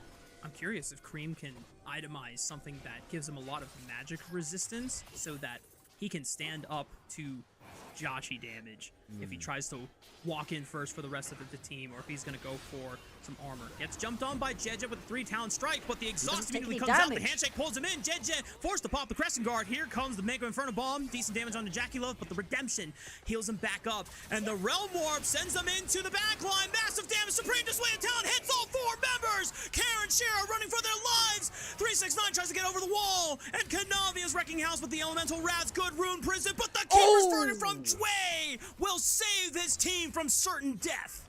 Yeah, they're only going to lose out right there onto JJ. It turns into a 1-for-1 overall, but that is now going to be FPX turning tail and running away. Infernal Drake going over to TS, and this is sole point for them already. 17.5 minutes in this game. This is the Dragon stacking win condition that Top Esports wanted to shift their priority to going into this Game 3, recognizing that it was a major priority and a major win con for FPX, and now, off the back of this fight, Top Esports are in a great position. Absolutely, they are. Everybody jumps Cream, and we were just talking about it, right? Cream is pretty tanky already. Seraph's completed for him, so he's able to just survive that one with the exhaust coming on through as well. Beautiful Supreme Display of Talent, at least cuts off what could have been a good engage from Sheer, stops him from being able to play that one out. We jump back out of this replay. Herald's still available on the map. You've got a couple more members of TES towards this side. I think they're just getting complete control over these objectives. And I'm getting flashbacks to 2019, where it wasn't Kiana in the jungle, but it was Kiana mid. Yep. And the power of this ultimate in small corridors like this, where there's a lot of terrain that you can just affect members. How do you move? Even if you are not in front when the Supreme Display of Talent's projectile path hits you, if you're near the terrain that it hits, you are in danger. You are in peril of getting blasted by a major CC cooldown. It doesn't do nearly as much damage as it used to do, but it's still a major team fighting tool that Kanavi has been absolutely exquisite with in executing so far. Do you remember how much damage it used to do? It used to absolutely one-tap people. I mean, in terms of mid laners that got pentas, I remember that there were just way too many for a while right there. Oh, man. I'm glad they changed that, but it is still fun seeing what Kanavi can do. And it's kind of like the Pop Blossom, right? Where you get a ton of damage with it too. Yeah, it's not going to one-tap anybody, but it's the CC that it then provides as well. And it means that you can't afford to fight in a choke point. And that's kind of unfortunate, because Jachi would love a choke point. You know, put down that minefield, make sure people are walking on through it. That helps you out. It's also nice for a champion like the Renekton as well. The Poppy too, with walls that you could be pushing people into. You can't afford to play like that. It's almost a just direct counter to what FPX want to have as ideal setups and scenarios for them. Kanavi says, hey, I like those chances too. And with the Rift Herald slamming into the mid-tier 1, Jackie Love, I was about to say, don't drive it into that tier 2. That's bad. All the members from FPX were ready to receive you, buddy. Now, there's still a couple minutes and a half before Infernal Soul is up for the taking from Top Esports. They have a 4,000 gold advantage. Can FPX find a window back in this game? If they are going to be able to do so, they've got to be finding some of these big assassinations right here out of care onto the backline and allow Jachi enough time to just deal his damage. He has just not been able to really find those angles in the big team fights. Yeah, he's been able to absorb a couple of the kills, but it's been off of individual little bits of damage rather than that overall mega Inferno Bomb landing on top of everyone. He's going to have to step up in these team fights too. I've also been quite impressed with the way that she has been playing out a lot of these fights, but he keeps getting punted away, he keeps having to turn tail and run. Gonna really need that second item to come through to give him that extra bit of survivability to sit in these team fights a little bit longer. Yeah.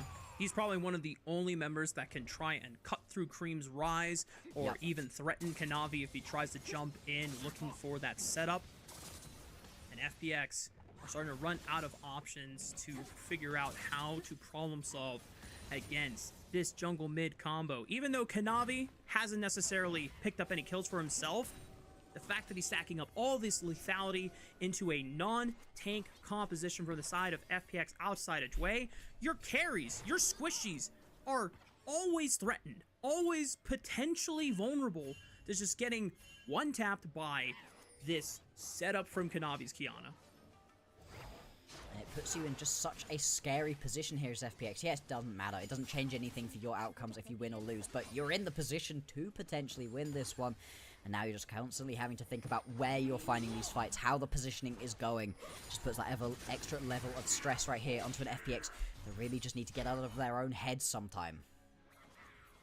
A reminder that even though Kiana has been played in Tier 1 in the jungle twice now in 2025, it has yet to win a game. Kanavi in a great position to change that and be the first jungler to give Kiana her first win in 2025. Teleport coming in from both teams as they arrive to contest for what could be top esports Infernal Soul. There's the setup coming through. This is going to be a straight up 5v5. No funky flanks coming through, really. Cream on the backside of the fight. Jeje goes right in onto Hong, but the Fates Call pulls him back. Jackie Love hit by the Mega Inferno Bomb. Cream now isolated in the Dragon Pit. Rest of FPX, they gotta be careful. They step in. Flash from Dway. Do they want to commit? But this is a great angle for the Supreme Display of Talent. Gonna hit all three members. The stun is there. Dway is slain. Kara's able to find Cream into the back line. Now it's up to Kiana. It's up to Jackie Love to find the fight. 369 can he carry through, and he's the world ender. He's gonna look to end FPX's world right where he stands. He's now in a 1v2 against Jachi and Jeje. They're trying to kite away. The world end is starting to run out. Jeje and Jachi are just trying to kite this one and run out the alteration, but they have run out of mana on the Ziggs. The 369 could still try to take him out. Jeje steps up, looks for the talent strike, knocks him off, but Jachi's running out of mana. The flash predicted by Jachi as he's able to get away for the last cast of the Darkened Blade. 369 still healing. This guy is a raid boss. Can they bring him down? Another Darkened Blade. What? But Jachi and Jeje finally slay the demon, and FPX will stand tall. Still, that takes so long that a couple of respawns have come on through. Hong gonna teleport himself back into this play. Cream also can teleport back in if they want to snap re-engage onto this one, because the Drake did not go down, Rafa. We're gonna get to do this all again. But the big thing here, Bloxer, is which ultimates are coming back off cooldown. Yep. Supreme Display of Talent is the longest cooldown for the side of top esports. So you can already see that they know they can't force the fight on the dragon. They're gonna go for a... Oh, it's an Otacon. I was like, the Bear's not up for another 30 seconds, but we forgot about the Otacon because we were fighting so much over the Infernal Soul. It's correct. It's the correct decision right here out of TES. Grab yourself this Otacon. It's going to give them a huge amount of benefit considering how much they were able to grab earlier on right here as well. And we'll have a look back at this play. And this, it's so messy. Cream tries to play this one from the back end of the fight and just immediately gets himself caught out in the pit. And at this point, you're looking at a flash rise. Can he get away? No. Instantly gets stunned up straight on into the wall. And despite the fact he even goes golden, he still gets himself taken out pretty dang early on into this fight. The hostile takeover buys so much time for TES, and it's the reason they're able to keep themselves in this one for as long as they are. 369, if he's able to find these final two kills, it's a penta right here. The Burning Baron! Oh, wait, Kanavi secures it! FPX didn't even have a chance to contest them in the pit. Now Kara's trying to threaten with the... Oh my god, the Supreme Display of Talent just kills him where he stands, immediately slamming him, and Dway tries to find one back, but Jachi's popping people with the bombs.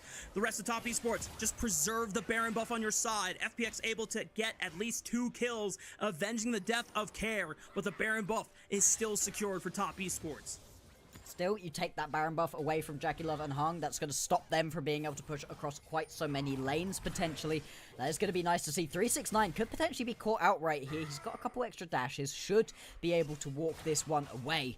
And as we come out the back of all of these crazy plays, 3 objectives going down in as many minutes, it's now going to be about a 6,000-7,000 gold lead right here for TES. Soul Point still teetering on the edge for them right now. They're in a great spot to be able to win this one out. Top Esports have to wait another 3 minutes for a chance to look for that Infernal Soul once again. And if they want to use that threat of the Infernal Soul to their advantage, if Top Esports can set up some side lanes to be pushed in, you have this Rise that can easily rotate with the Realm Warp while Teleport is down. Try and threaten, push and pull FPX across the map. Really make them suffer and feel the pressure of losing more structures just because of the threat of the Infernal Soul looming on the rise. Absolutely. It's going to be such a tricky situation right here for FPX to be able to push on in. But, hey, they've got themselves a couple people that they can try potentially play around right now. JJ is in a decent spot in this game. 3 items, though, completed onto Jachi. He's very strong at the moment. 7-0-2. Has been able to escape deathless so far in this game. Trying to stay alive on this Ziggs. He had a monster performance on the Varus in Game 2, trying to step up and recreate a similar performance on this Ziggs. He has yet to be threatened by Top Esports members, as their ability to dive has not been consistent. They have all the CC set up, but they don't have anyone that can easily access the backline. Unfortunately for Sheer, not able to defend the tier 2 turret from falling. The last 30 seconds of the Baron buff doing work for Top Esports as they grab some structures around the map. Cream able to push Care around and grab another tier 2 turret. So much gold being grabbed right here by TES. They're going to balloon their gold lead out even further. They've gained 3,000 of it just with this Baron play. Couple of seconds left onto this one. Should be unlikely to grab any more towers. And so last resets coming on through for the TES members. We'll see what final items they can grab for themselves. It is, yeah, there's going to be an opportunity in inventory. Another serrated Dirk on the way. Kanavi, he's just wrecking people right now. That ulti, so strong for him. Oh, 1 minute. 1 minute now, Rafa, until we get that. What could be final Drake, and what could be the final fight we have in this game? Top Esports, if they win this game, they avoid the disaster scenario of either IG or BLG being able to contest them and take away that first seed spot for the end of the Rumble stage going into playoffs. FPX, if they find that upset, all hell breaks loose from the top 3 teams in the LPL. And Cream, I mean, we have, if you're a Top Esports fan, you have to be thanking Cream for a majority of this game. He's been able to find successful solo kills on to Care in the early laning phase. He got that early accelerated Rod of Ages stacking for himself, as well as the Seraph's Embrace. He is the one person that can consistently threat damage onto FPX because no one has really built an abundance of magic resist to deal with the Rise. No. And he is absolutely hitting like a truck at this point in the game. JJ, okay, just not quite gonna get caught out. If he got caught right there by that handshake, he was dead, and that was gonna end this game. Hong's got to be careful. The Fate's Call surely should be coming out. Hostile takeover by some time. Supreme display of talent right on the 3. Drake caught into the backline, and Jachi was stalled momentarily. The front line is evaporated. Hong doesn't even go down yet, and Kanavi throws, and he flashes the perfect execution just in time. FPX lose 4. Jachi the last member standing. But will that be enough to stop Top Esports from ending the series right here, right now? They can push on right here. The Ziggs does have plenty of wave clear, so it could be a little bit tricky still. These towers are going to melt. Pushing through the inhibitor tower now. There's still enough time to just go for the Infernal Soul. Top Esports do not have enough time to try and end the game. They won't even take out the inhibitor and give some early access, easy access to consistent goal with those super minions. They'll just secure the Infernal Soul, and this moves Top Esports now to a 10,000 plus gold advantage. Yeah.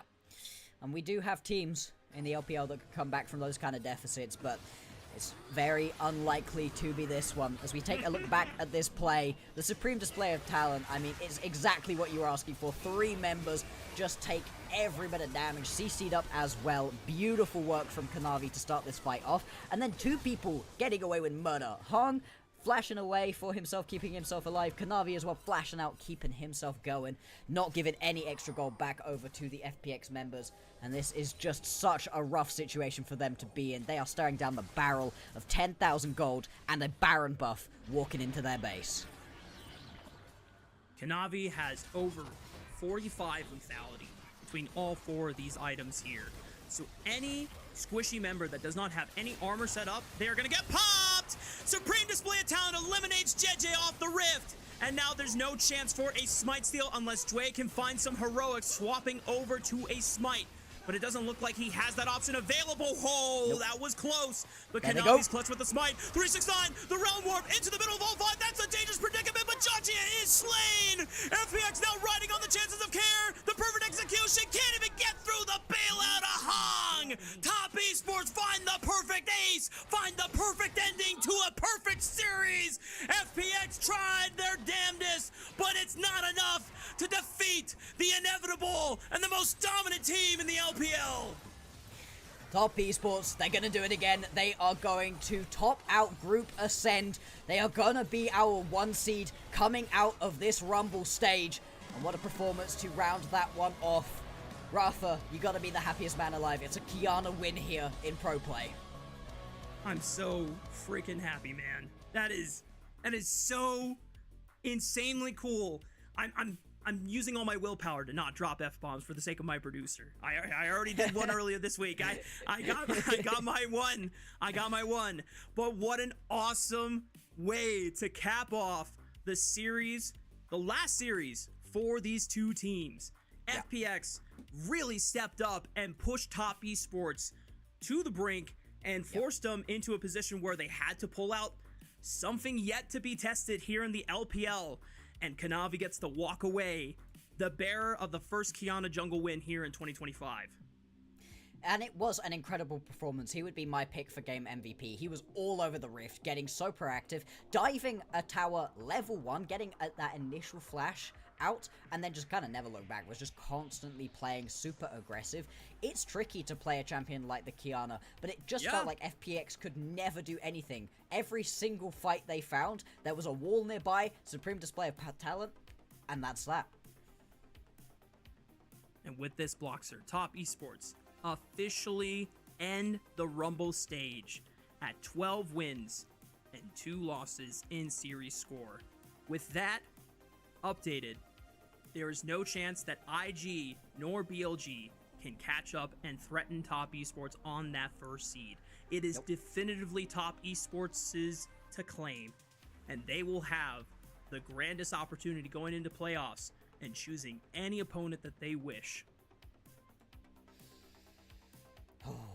It doesn't wrap everything up, though. That is not going to be everything wrapped up at this point. They can't get the 1 seed.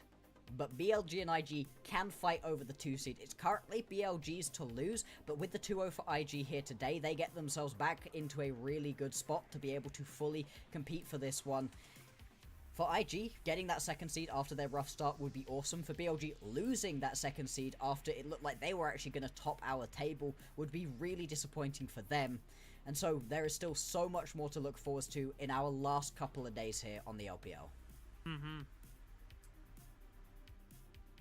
Gosh, I'm still processing this series, Bloxer. You're so pumped. You're so pumped. Oh my goodness. The sun rose 30 minutes ago. I have to sleep at some point today, but that last adrenaline rush from the moment Qiyana Jungle was slammed in an angle that I didn't even think was going to be one that Top Esports were looking at, and it worked? Yeah. Oh my god. Like, just, I could depart from this earth happy. I've seen everything that I wanted to see. It's just, That was a very good time, but it wasn't just Kanavi right here on that Kiana popping off. You could see it reflected in the gold, you could see it in the game itself. 369 and Cream were both awesome. Cream jumps out to that early lead with that solo kill mid lane. That's gorgeous, put that one on the highlight tapes, and just never looks back. He was just wrecking people. Even in one of these team fights where he kind of missed positions, he still pumps a ton of damage first, and just stops FPX from being able to completely take over the game in the way they would have been wanting to. Yeah, the part where he got pinned at the back of the dragon pit, it's still set up for a decent counter engage by Top Esports. I think this is the fight right here, and still he is just threatening so much damage in this fight alone. The fact, if Cream was slightly positioned better, this is an easy wipe for Top Esports. We don't even see like a comeback potential. We don't see the need for Top Esports to go immediately to the top side and rush the auto. Like, yeah, everything just belongs to them at that point. This was kind of the last saving grace for FPX as the fight drew out long enough for Jachi and Jeje to remain the last one standing on the Rift. Yeah, and I would very much like to highlight that Jachi tried his darndest in this game as well. I don't love the Ziggs ADC. I'm a big fan of Ziggs when Knight plays it in the mid lane, but as the APC, sometimes it doesn't feel like you can do as much. You can't weave your way through these team fights in the same way. Still, he was putting out the damage, he was trying his best to carry his team on through, but there was just so much backline threat as well that he was constantly under. And look at these, supreme display of talents right here. So much damage, so much CC. It's everything you could possibly want from a jungler if you're trying to be aggressive with it. I was so nervous that this Kiana performance was going to look very reminiscent to the Talon jungle performance Kanavi tried to pull off against Thundertalk in Split 2, and it just was the most useless thing I've ever seen. Thankfully, Talon is just all damage. So if you fall behind, you literally have nothing to offer, which is what happened in Top Esports' case. Even if Top Esports were, a little bit more challenged by Fun Plus Phoenix, and like we said, Kiana wasn't necessarily getting kills this game. They were all being spoon-fed into care, but he still had utility and the threat of those walls. And in the end, it is Cream that gets MVP, but you know what? It's totally okay, because we pointed out during the game that while, yes, the threat of this Kiana ultimate is a great way to get counter engages or big teamfight initiations in these choke points where it normally would favor FPX, Cream was the reason why they had the advantage in the first place. Exactly, he was able to do so much damage, he had so much effective health through his Seraphs as well, and the Rod of Ages was fully stacked way earlier on into the game than you would have expected. Plus, that sexy solo kill that we got to see. It was just such a good performance from him. And Top Esports, right? I mean, it's not clean. They don't manage to just easily pick themselves up that 2-0 that you would have been expecting, but still, they come out on top, they come out with this victory, and they do top out our Group Ascent. It's not like this was against the FPX of old in Split 3 where these guys were on the struggle bus for so long. This was a much more competitive FPX, and for Top Esports to definitively close out the series 2-1, being able to bounce back from a very, very convincing upset win by FPX, it's a great way to put a cap on the end of your season, a great way for Cream to put a cap on the end of his regular season as Top Esports get ready for playoffs. As we look at the standings now, as we said before, Top Esports officially now locked in at, should be 12-2 in series wins and losses. There's no way that IG and BLG can catch up at this point. Even if they were able to win their last series, it's not going to happen. But IG and BLG still threatening for that second seed overall. And we already knew that FPX was locked in at 8th seed. They end their season 1-13. I think this team is definitely, though, a lot more competitive and should be a lot more scary for even someone like NIP, who I thought was just going to walk in and run them over. This is going to be now a full competitive best of 5 coming our way. Exactly. I'm very, very excited for those play-ins. They're going to be such critical matchups. Yes, maybe you're looking at some of the lower down teams, the LGDs and the Ultra Primes of the world, and thinking, hey, not so sure they're going to be able to beat out onto their opponents. But if you're an NIP, if you are an EDG, there's a chance. And I think for both of these organizations, right, storied, historied organizations with some historied players on a couple of the squads here too, especially over on NIP, right, to get themselves all the way into the playoffs, even if you're a first round exit, that would be a massive achievement after what's been a pretty rough 2025 overall. Well, I'm the EDG guy. I'm still hoping for them to go to Worlds, so I'm hoping for more than a first round exit. But I understand the sentiment. But for us here, that does conclude our broadcast here on the LPL English broadcast. It was such a fun day. The first series, quick sweep by IG, a little bit of competitiveness from WE, but this last series, it was a gift, an early Christmas present, an early holiday present. Nearly, what are we? 4-5 months away from it's practically Christmas. She's definitely defrosting at this point. Nice. But before we close out our broadcast, we want to give a huge thank you and shout out to our Elite Coffee supporters, Aaron Soup, Mung, Force Without, owners of Asimaril, because their pledged financial contributions help level up the broadcast and give back to the cast and crew who strive to give you an English LPL product every single day. This has been one of my favorite broadcast that we got to witness here, Bloxer. Before we close out, any last words, any last shout outs? Hey, massive shout out to Alk here for bringing us through on production. Had to step in at the last minute, wanted the quick 4-0. Of course we didn't get it. There was no hope in L that we were going to get the quick 4-0, but he's been an absolute trooper. Thank you, mate. Thank you, Alk. And also, I'm going to give a shout out to Mazel Lennon, who was supposed to be casting tonight, but he had a change of plans, so he asked me to sub in. And at first, I was like, I'm not really but, I'll spot you this time. And you know what? It ended up for the better because I got to cast the Kiana Jungle game, and I've been waiting for the opportunity. So thank you, Lennon. And I hope that everything goes well for you. And for everyone else at home, thank you for tuning in and supporting the English LPL broadcast as always. See you all next time.